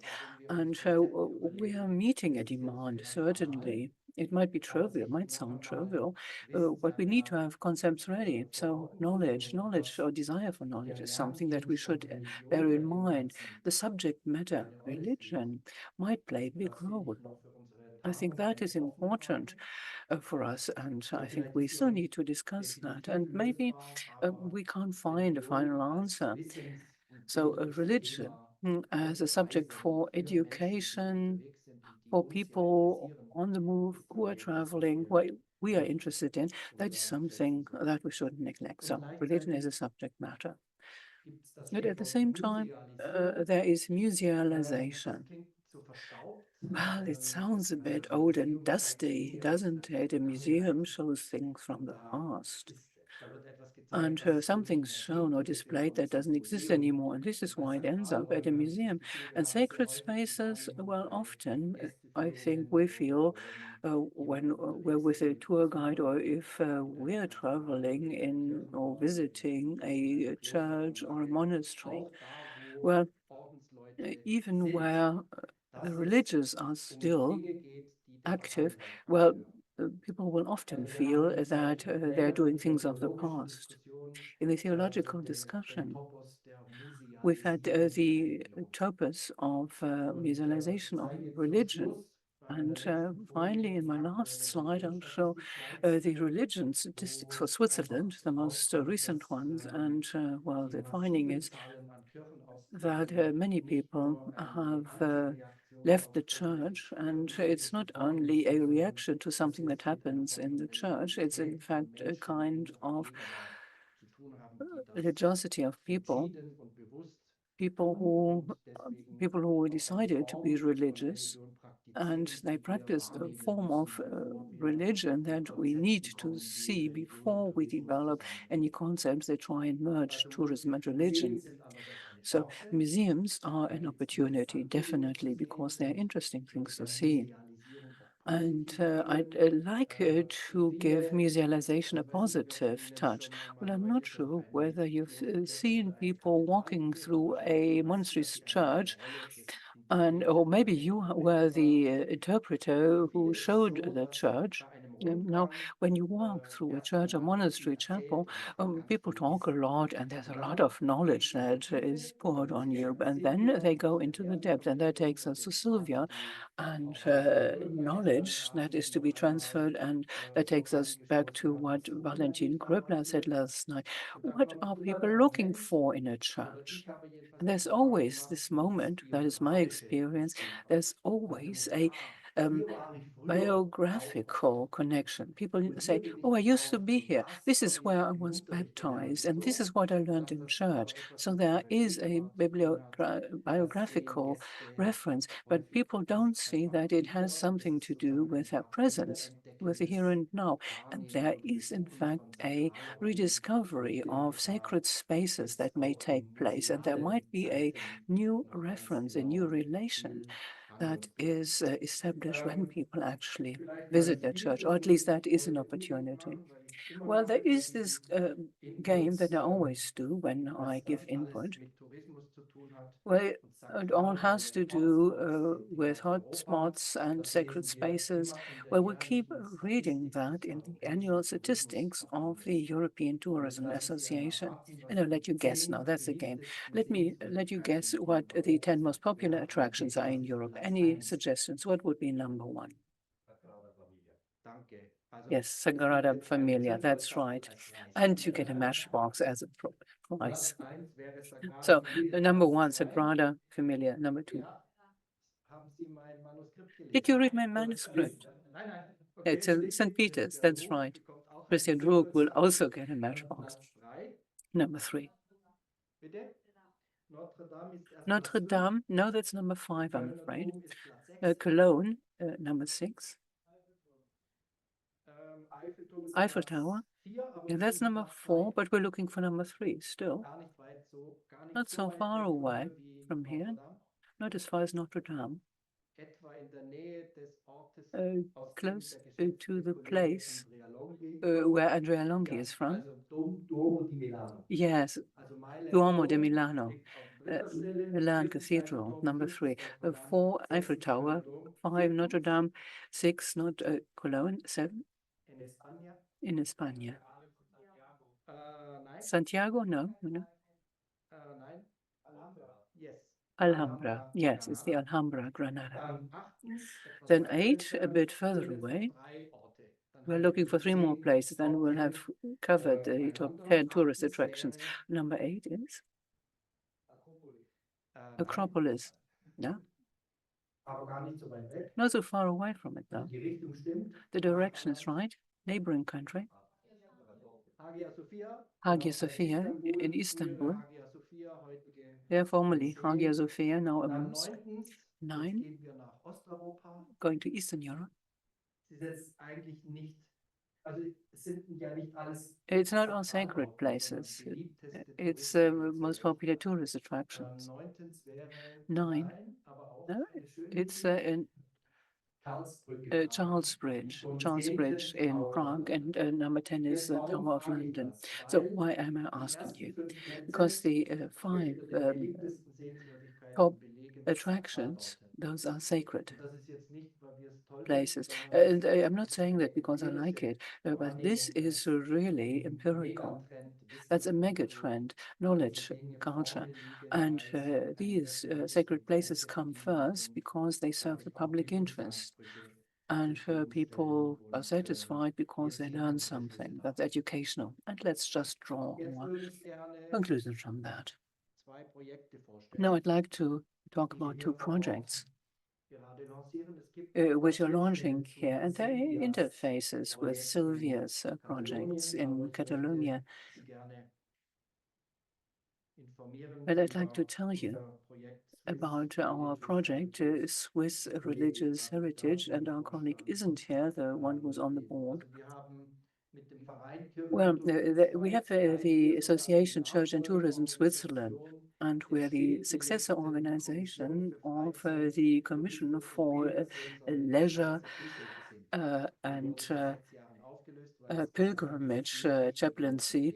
And well, people said we didn't need that anymore. We didn't need pastoral care anymore. This is why the new association was founded. And so Farah and the priest Stefan Schulz of the Zermatt said, please do continue and please do a research project. And this is how the project Swiss Religious Heritage came about. And Annalena Jan will write her doctoral thesis about it.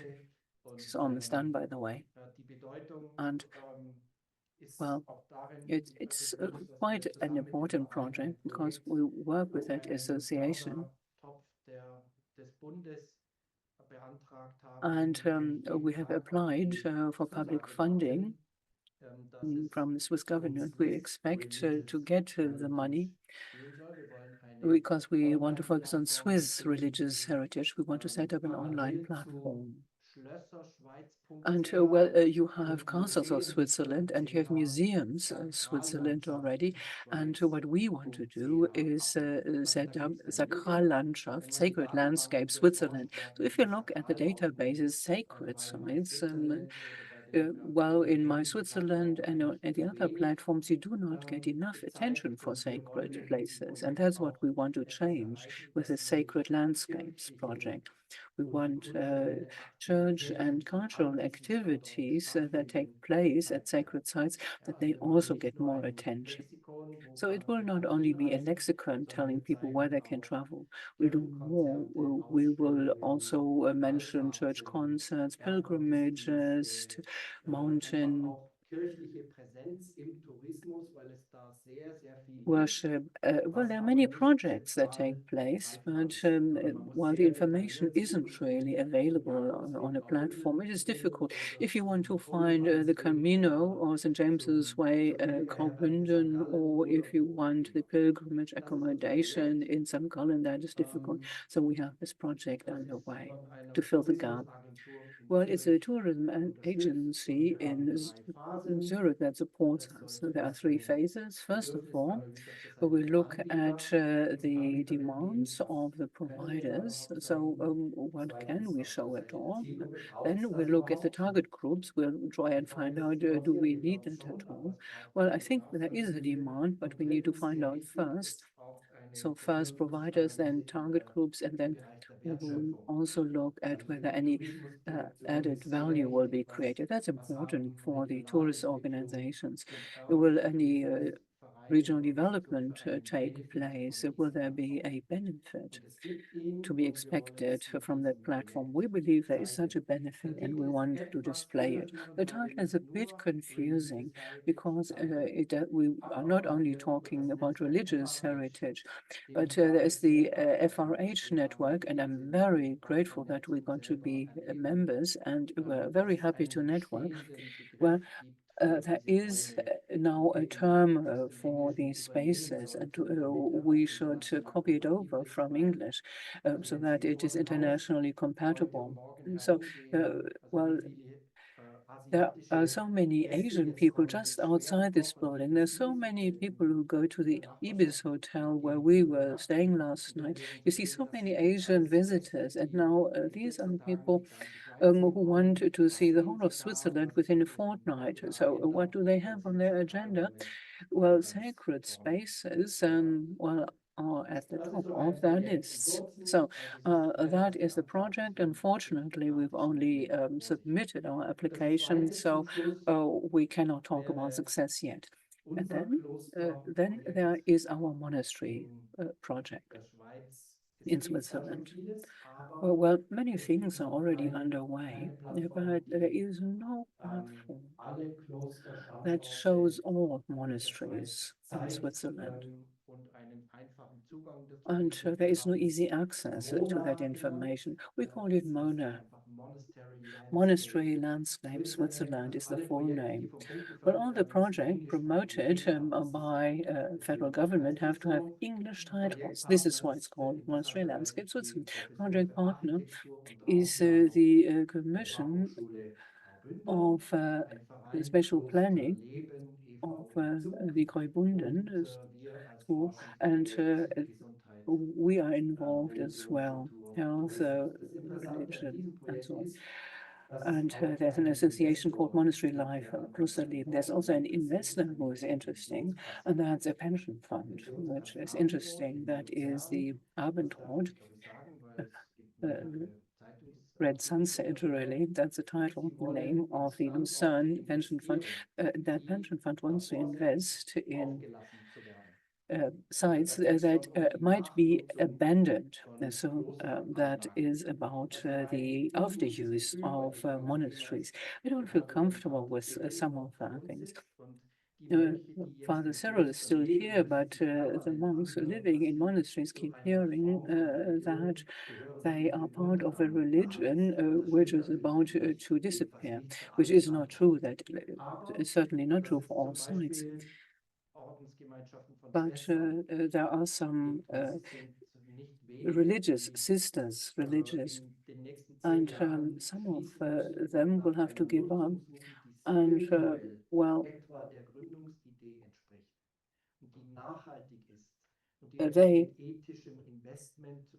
no, this pension fund is interested in some certain sites, and they might be interested in keeping some memory of what the religious community used to be like. And this is why the pension fund is interested in. They have an ethical investment program.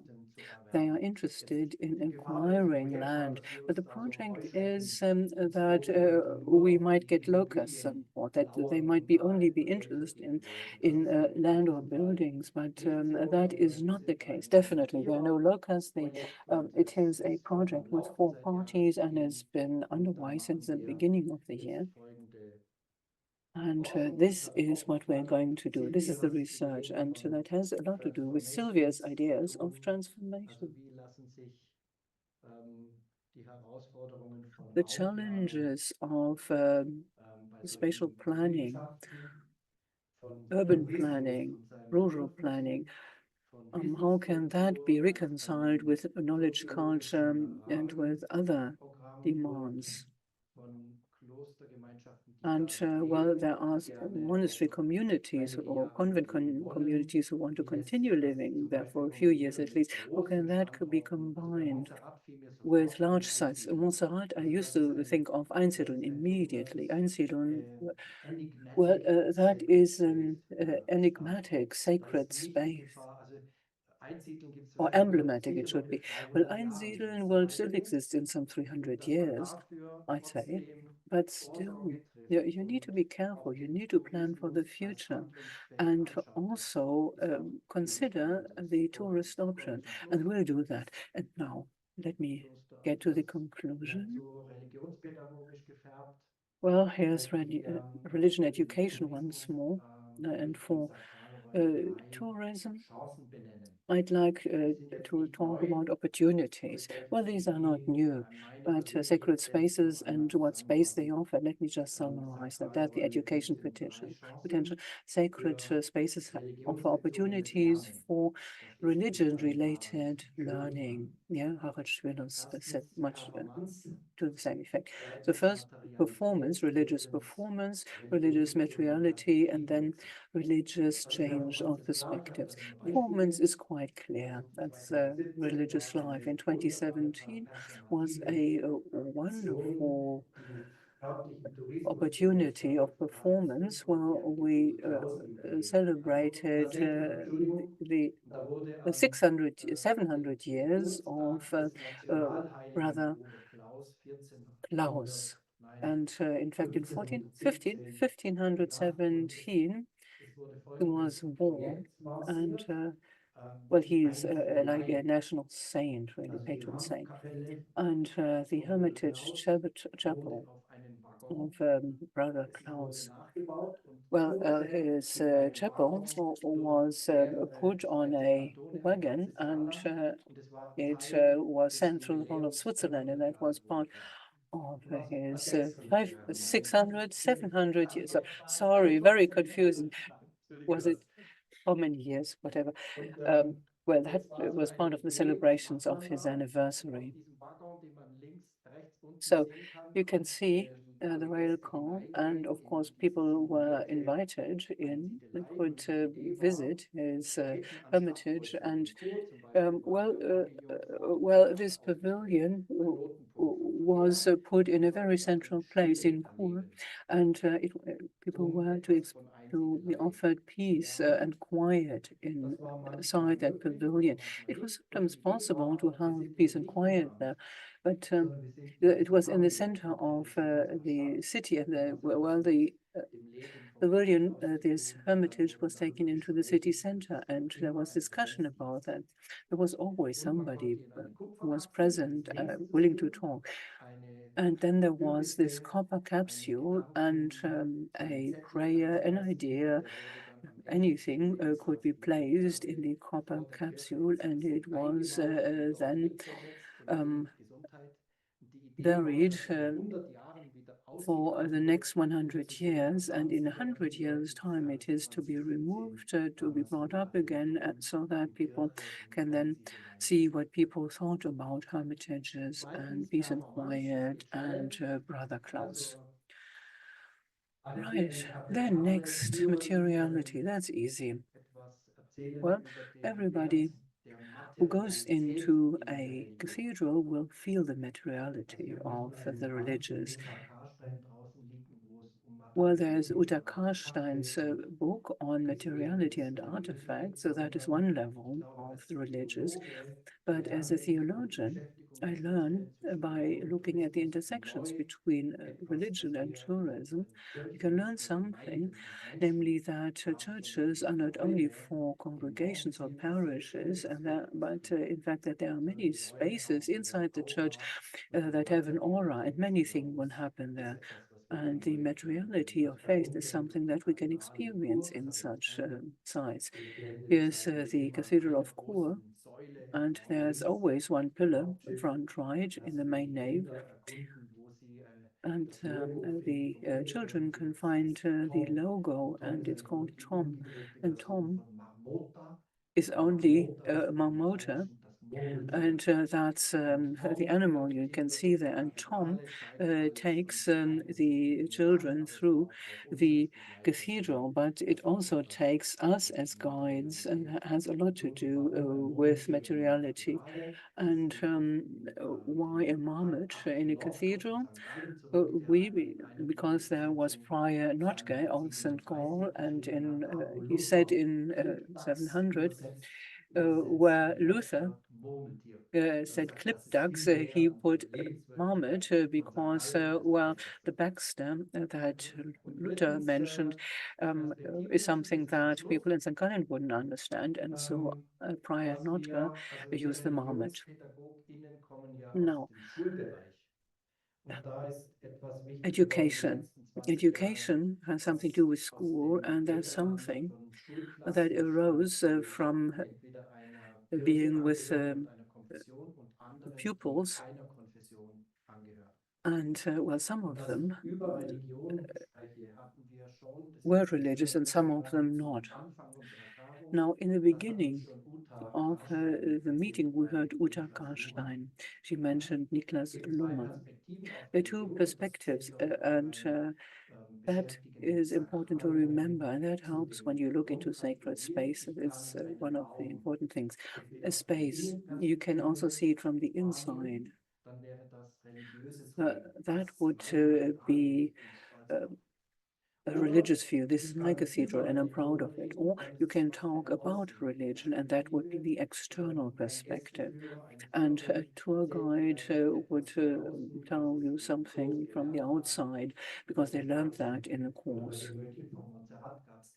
The monks in Montserrat felt they weren't represented properly, and so they needed the tour guides needed to be taught the truth. So we need to switch between the internal and external views of religion. I think that is important, especially when it comes to tourism and religion. It's important to switch perspectives, to shift perspectives. And religion, we can also take different perspectives on religion as opposed to sacred sites. And I think this is also a very important impetus for our work. Well, I'm speaking, of course, as a person of the church who tries to promote church activities or religious activities in tourism. And so I took my pictures again from Brother Klaus' pictures. For Mr. Fuchs, the Brother Klaus is like a priest or a chaplain.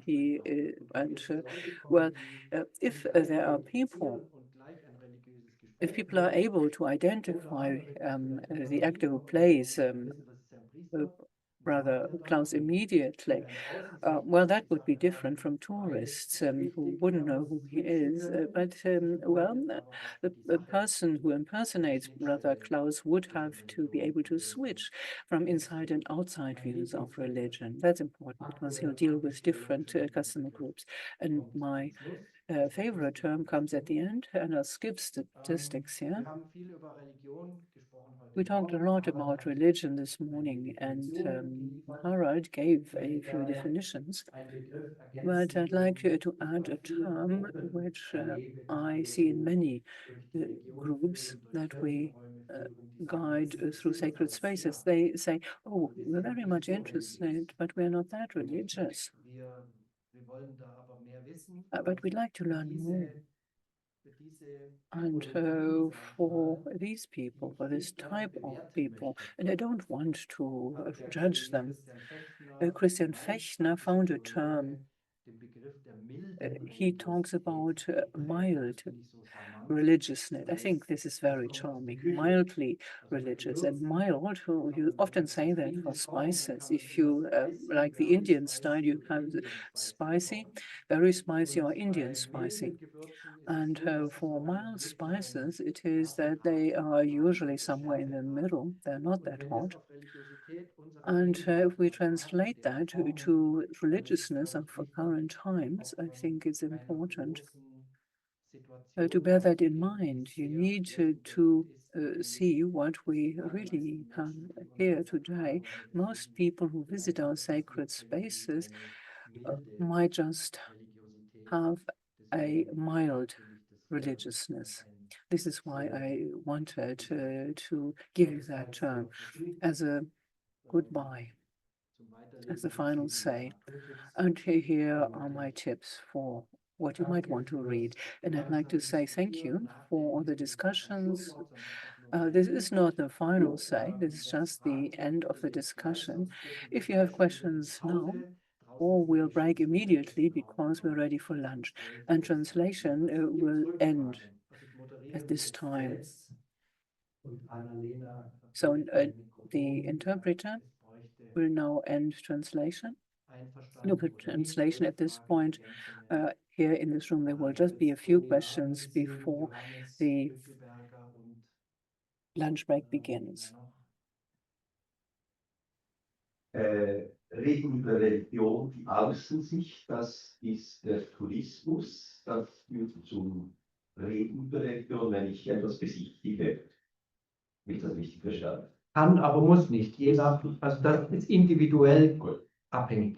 Dann der nächste Schritt, die religiöse Rede. Wie kann das Reden über Religion durch Tourismus zu einer religiösen Rede, zu einer Innensicht führen, und wäre das eine Chance für die Kirchen, die ja in ihrem Angebot nur noch zu 6% finanzieren? Ja, also die ganzen Programme mit verlässlich geöffneten Kirchentüren. Also Sie haben das bei vielen Velowegkirchen, die einen Präsenzdienst anbieten, und dann sitzen Sie da. Also was Monika Grieder heute Nachmittag in ihrem Workshop vorstellt, ist so etwas. Also es gibt eine offene Kirche, Leute kommen herein, Sie sind die Ansprechperson und Sie kommen ins Gespräch. Das ist deine Kommunikation.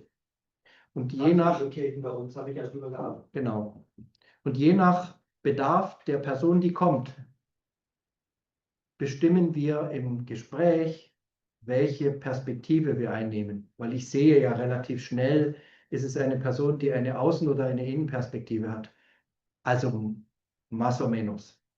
Und dann sieht man im Gespräch, wie wir weiter kommunizieren über Religion, und dann lernen wir, also ich glaube, es ist eine wichtige Form von Professionalität von uns als Personal, weil also im Gespräch draußen haben wir vorhin gesagt, wir reden hier die ganze Zeit über Räume und über Sakralbauten, und ich glaube, es ist ganz wichtig, dass wir als Menschen und Personen Interpreters oder Sprachrohre sind und auch noch etwas erklären, und das kommt im Gespräch zustande, aber das ist nicht von vorne festgelegt, sondern das ergibt sich im Prozess.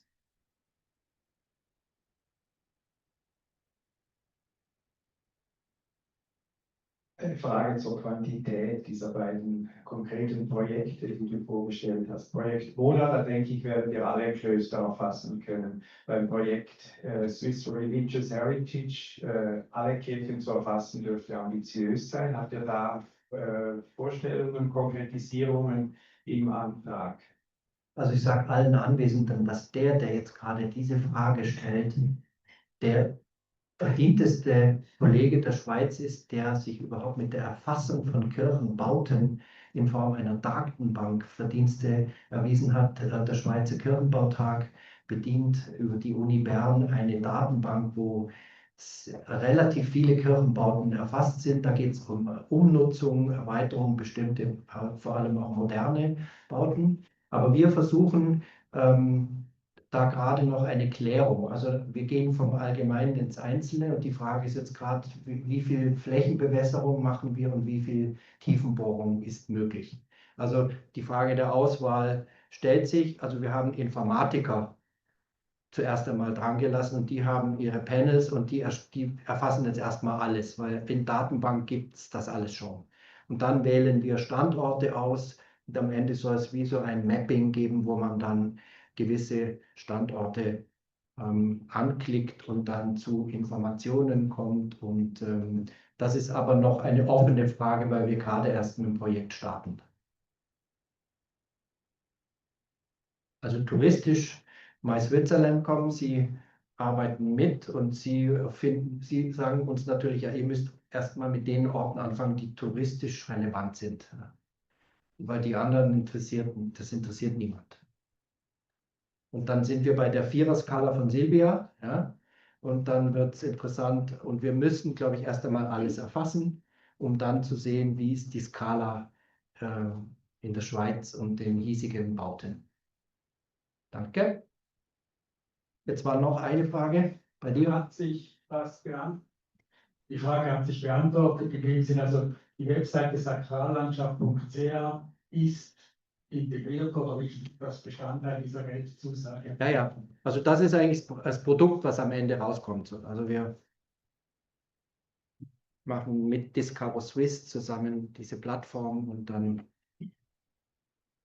Mir ist gerade nochmal ein Gedanke auf, weil du gerade dieses Ranking auch wieder angesprochen hast von 1 bis 4 und die touristisch interessant sind, die machen wir als letztes, nicht so interessant sind, machen wir als letztes, falls wir noch irgendwie Kraft übrig haben. Wir fangen erstmal mit den Tops an und das ist irgendwie etwas, wo sich bei mir irgendwie auch immer ganz viel sträubt, weil ich immer gerade denke, gerade auch in der Diskussion von Overtourism, was wir schon hatten und so weiter, dass eigentlich diese kleinen Perlen doch aufsammelnswert wären und aufzupolieren wären, um gerade Aufmerksamkeit dort zu generieren, wo noch viel mehr Ursprünglichkeit auch wieder ist. Also ich finde, dass wir diesen Aspekt irgendwie einfach auch nochmal, also das wäre jetzt so eine Perle für das Nachgespräch, dann irgendwie auch nochmal irgendwie aufgreifen müssen. Das ist sowas, wo ich denke, das ist eigentlich immer diese Unterschätzung dieser Dinge, die noch nicht so richtig gehoben sind, wo die Schätze noch unter der Erde liegen und wo Ja, das stimmt. Also deswegen danke für die Frage. Wir gehen deswegen natürlich statistisch erstmal vor und erfassen alles. Und dann wird weiter die Kriterienfrage sein, was zeigen wir und was nicht. Aber also wenn wir es schaffen in 3 Jahren, dann wäre schon das Ziel, alles zu zeigen und dann vielleicht auch verborgene Schätze sichtbar zu machen, wo man normalerweise nicht hinkommt oder die auf den klassischen Karten oder Maps oder Apps nicht verzeichnet sind. Das ist schon die Idee. Aber im Moment ist die Herausforderung der Wahl der Standorte noch, also da bin ich zu wenig IT-Experte, um das auch nochmal beurteilen zu können.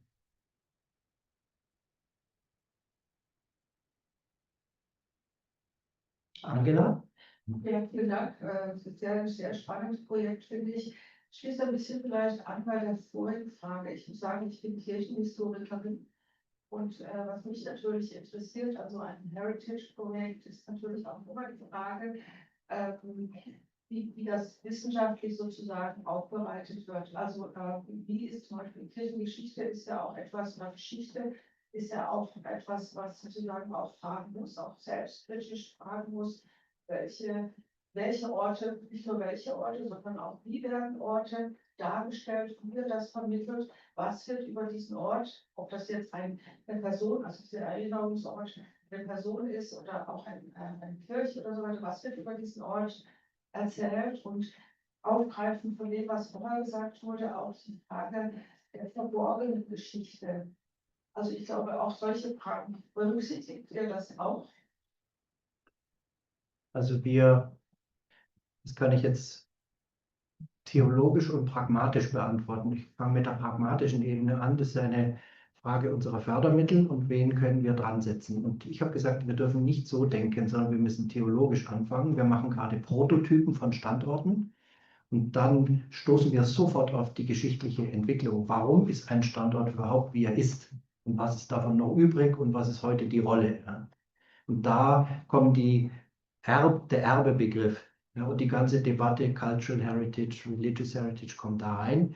Und wir holen uns dann noch kirchenhistorische Expertise, oder ich hole sie mir dazu, weil ich da zu wenig Expertise habe. Aber es ist ein ganz wichtiger Punkt bei der Faktorenanalyse und der sogenannten Prototypisierung, die wir gerade vornehmen. Also ein Beispiel, Kloster Cazis in Graubünden. Da habe ich das ist ein Prototyp, da habe ich alle Daten gesammelt, dann habe ich ein Interview geführt mit 2 Dominikanerinnen. Und dann haben wir so innen und außen gefüllt und dann gab es am Ende einen Prototyp. Und da war zum Beispiel historisch die Entdeckung, dass 1529 12 Hektar Land dem Kloster, also durch die Reformation, wurde das enteignet. Und dann gab es später die Bemühungen der Ordensgemeinschaft, dass das nach der Neugründung nach 1817 wieder zurückgegeben wird. Und das ist nicht gelungen. Deswegen ist heute der ganze Grundbesitz des Klosters noch ein Hof, den sie verpachtet haben. Also das ist übrig geblieben. Historisch ist es sehr wichtig. Jetzt Kloster einsiedeln. Ich trage immer mein dilettantisches Wissen herum. Haben wir bei einer Tagung gelernt, ist der größte private Waldbesitzer der Schweiz. Und das ist ein wichtiger, historisch gewachsener Faktor, der auch für das Kloster und seine Gemeinschaft eine gewisse Sicherheit bietet, materiell. Man sollte das jetzt nicht unterschätzen, weil Wald ist auch schwierig, aber nur aus der historischen Entwicklung habe ich 2 sehr verschiedene Standorte, die sich sehr verschieden entwickelt haben. Und deswegen ist natürlich die historische Perspektive und die Diskussion um den Erbebegriff schon auch wichtig in unserem Projekt. Danke für die Fragen. Ich leite jetzt als Moderator meiner selbst zur Mittagspause über. Danke für die Inputs heute Morgen. Harald, Schwillus, Silvia, Aulet. Und wir gehen jetzt zum Lunch. Das ist draußen schon vorbereitet. Pause und Gespräche wären jetzt bis 13:30 Uhr.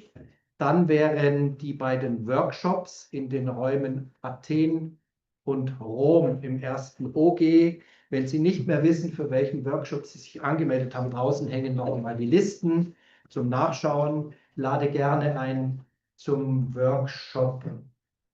Muss ich gerade die Nummerierung nachschauen. 3, glaube ich, mit Monika Grieder, Pfarrerin der evangelisch reformierten Kirche Zürich, die ein Projekt vorstellt, wo Gästebefragungen über spirituelle Erfahrungen in Großmünster, Zürich, vorgestellt werden.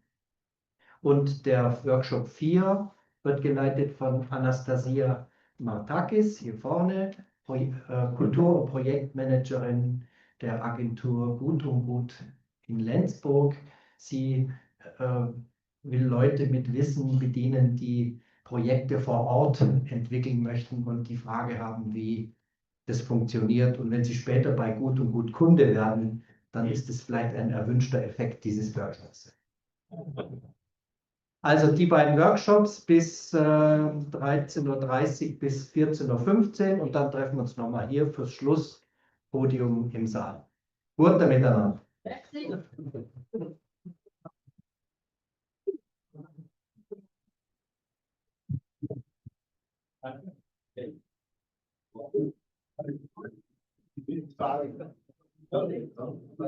Aulet.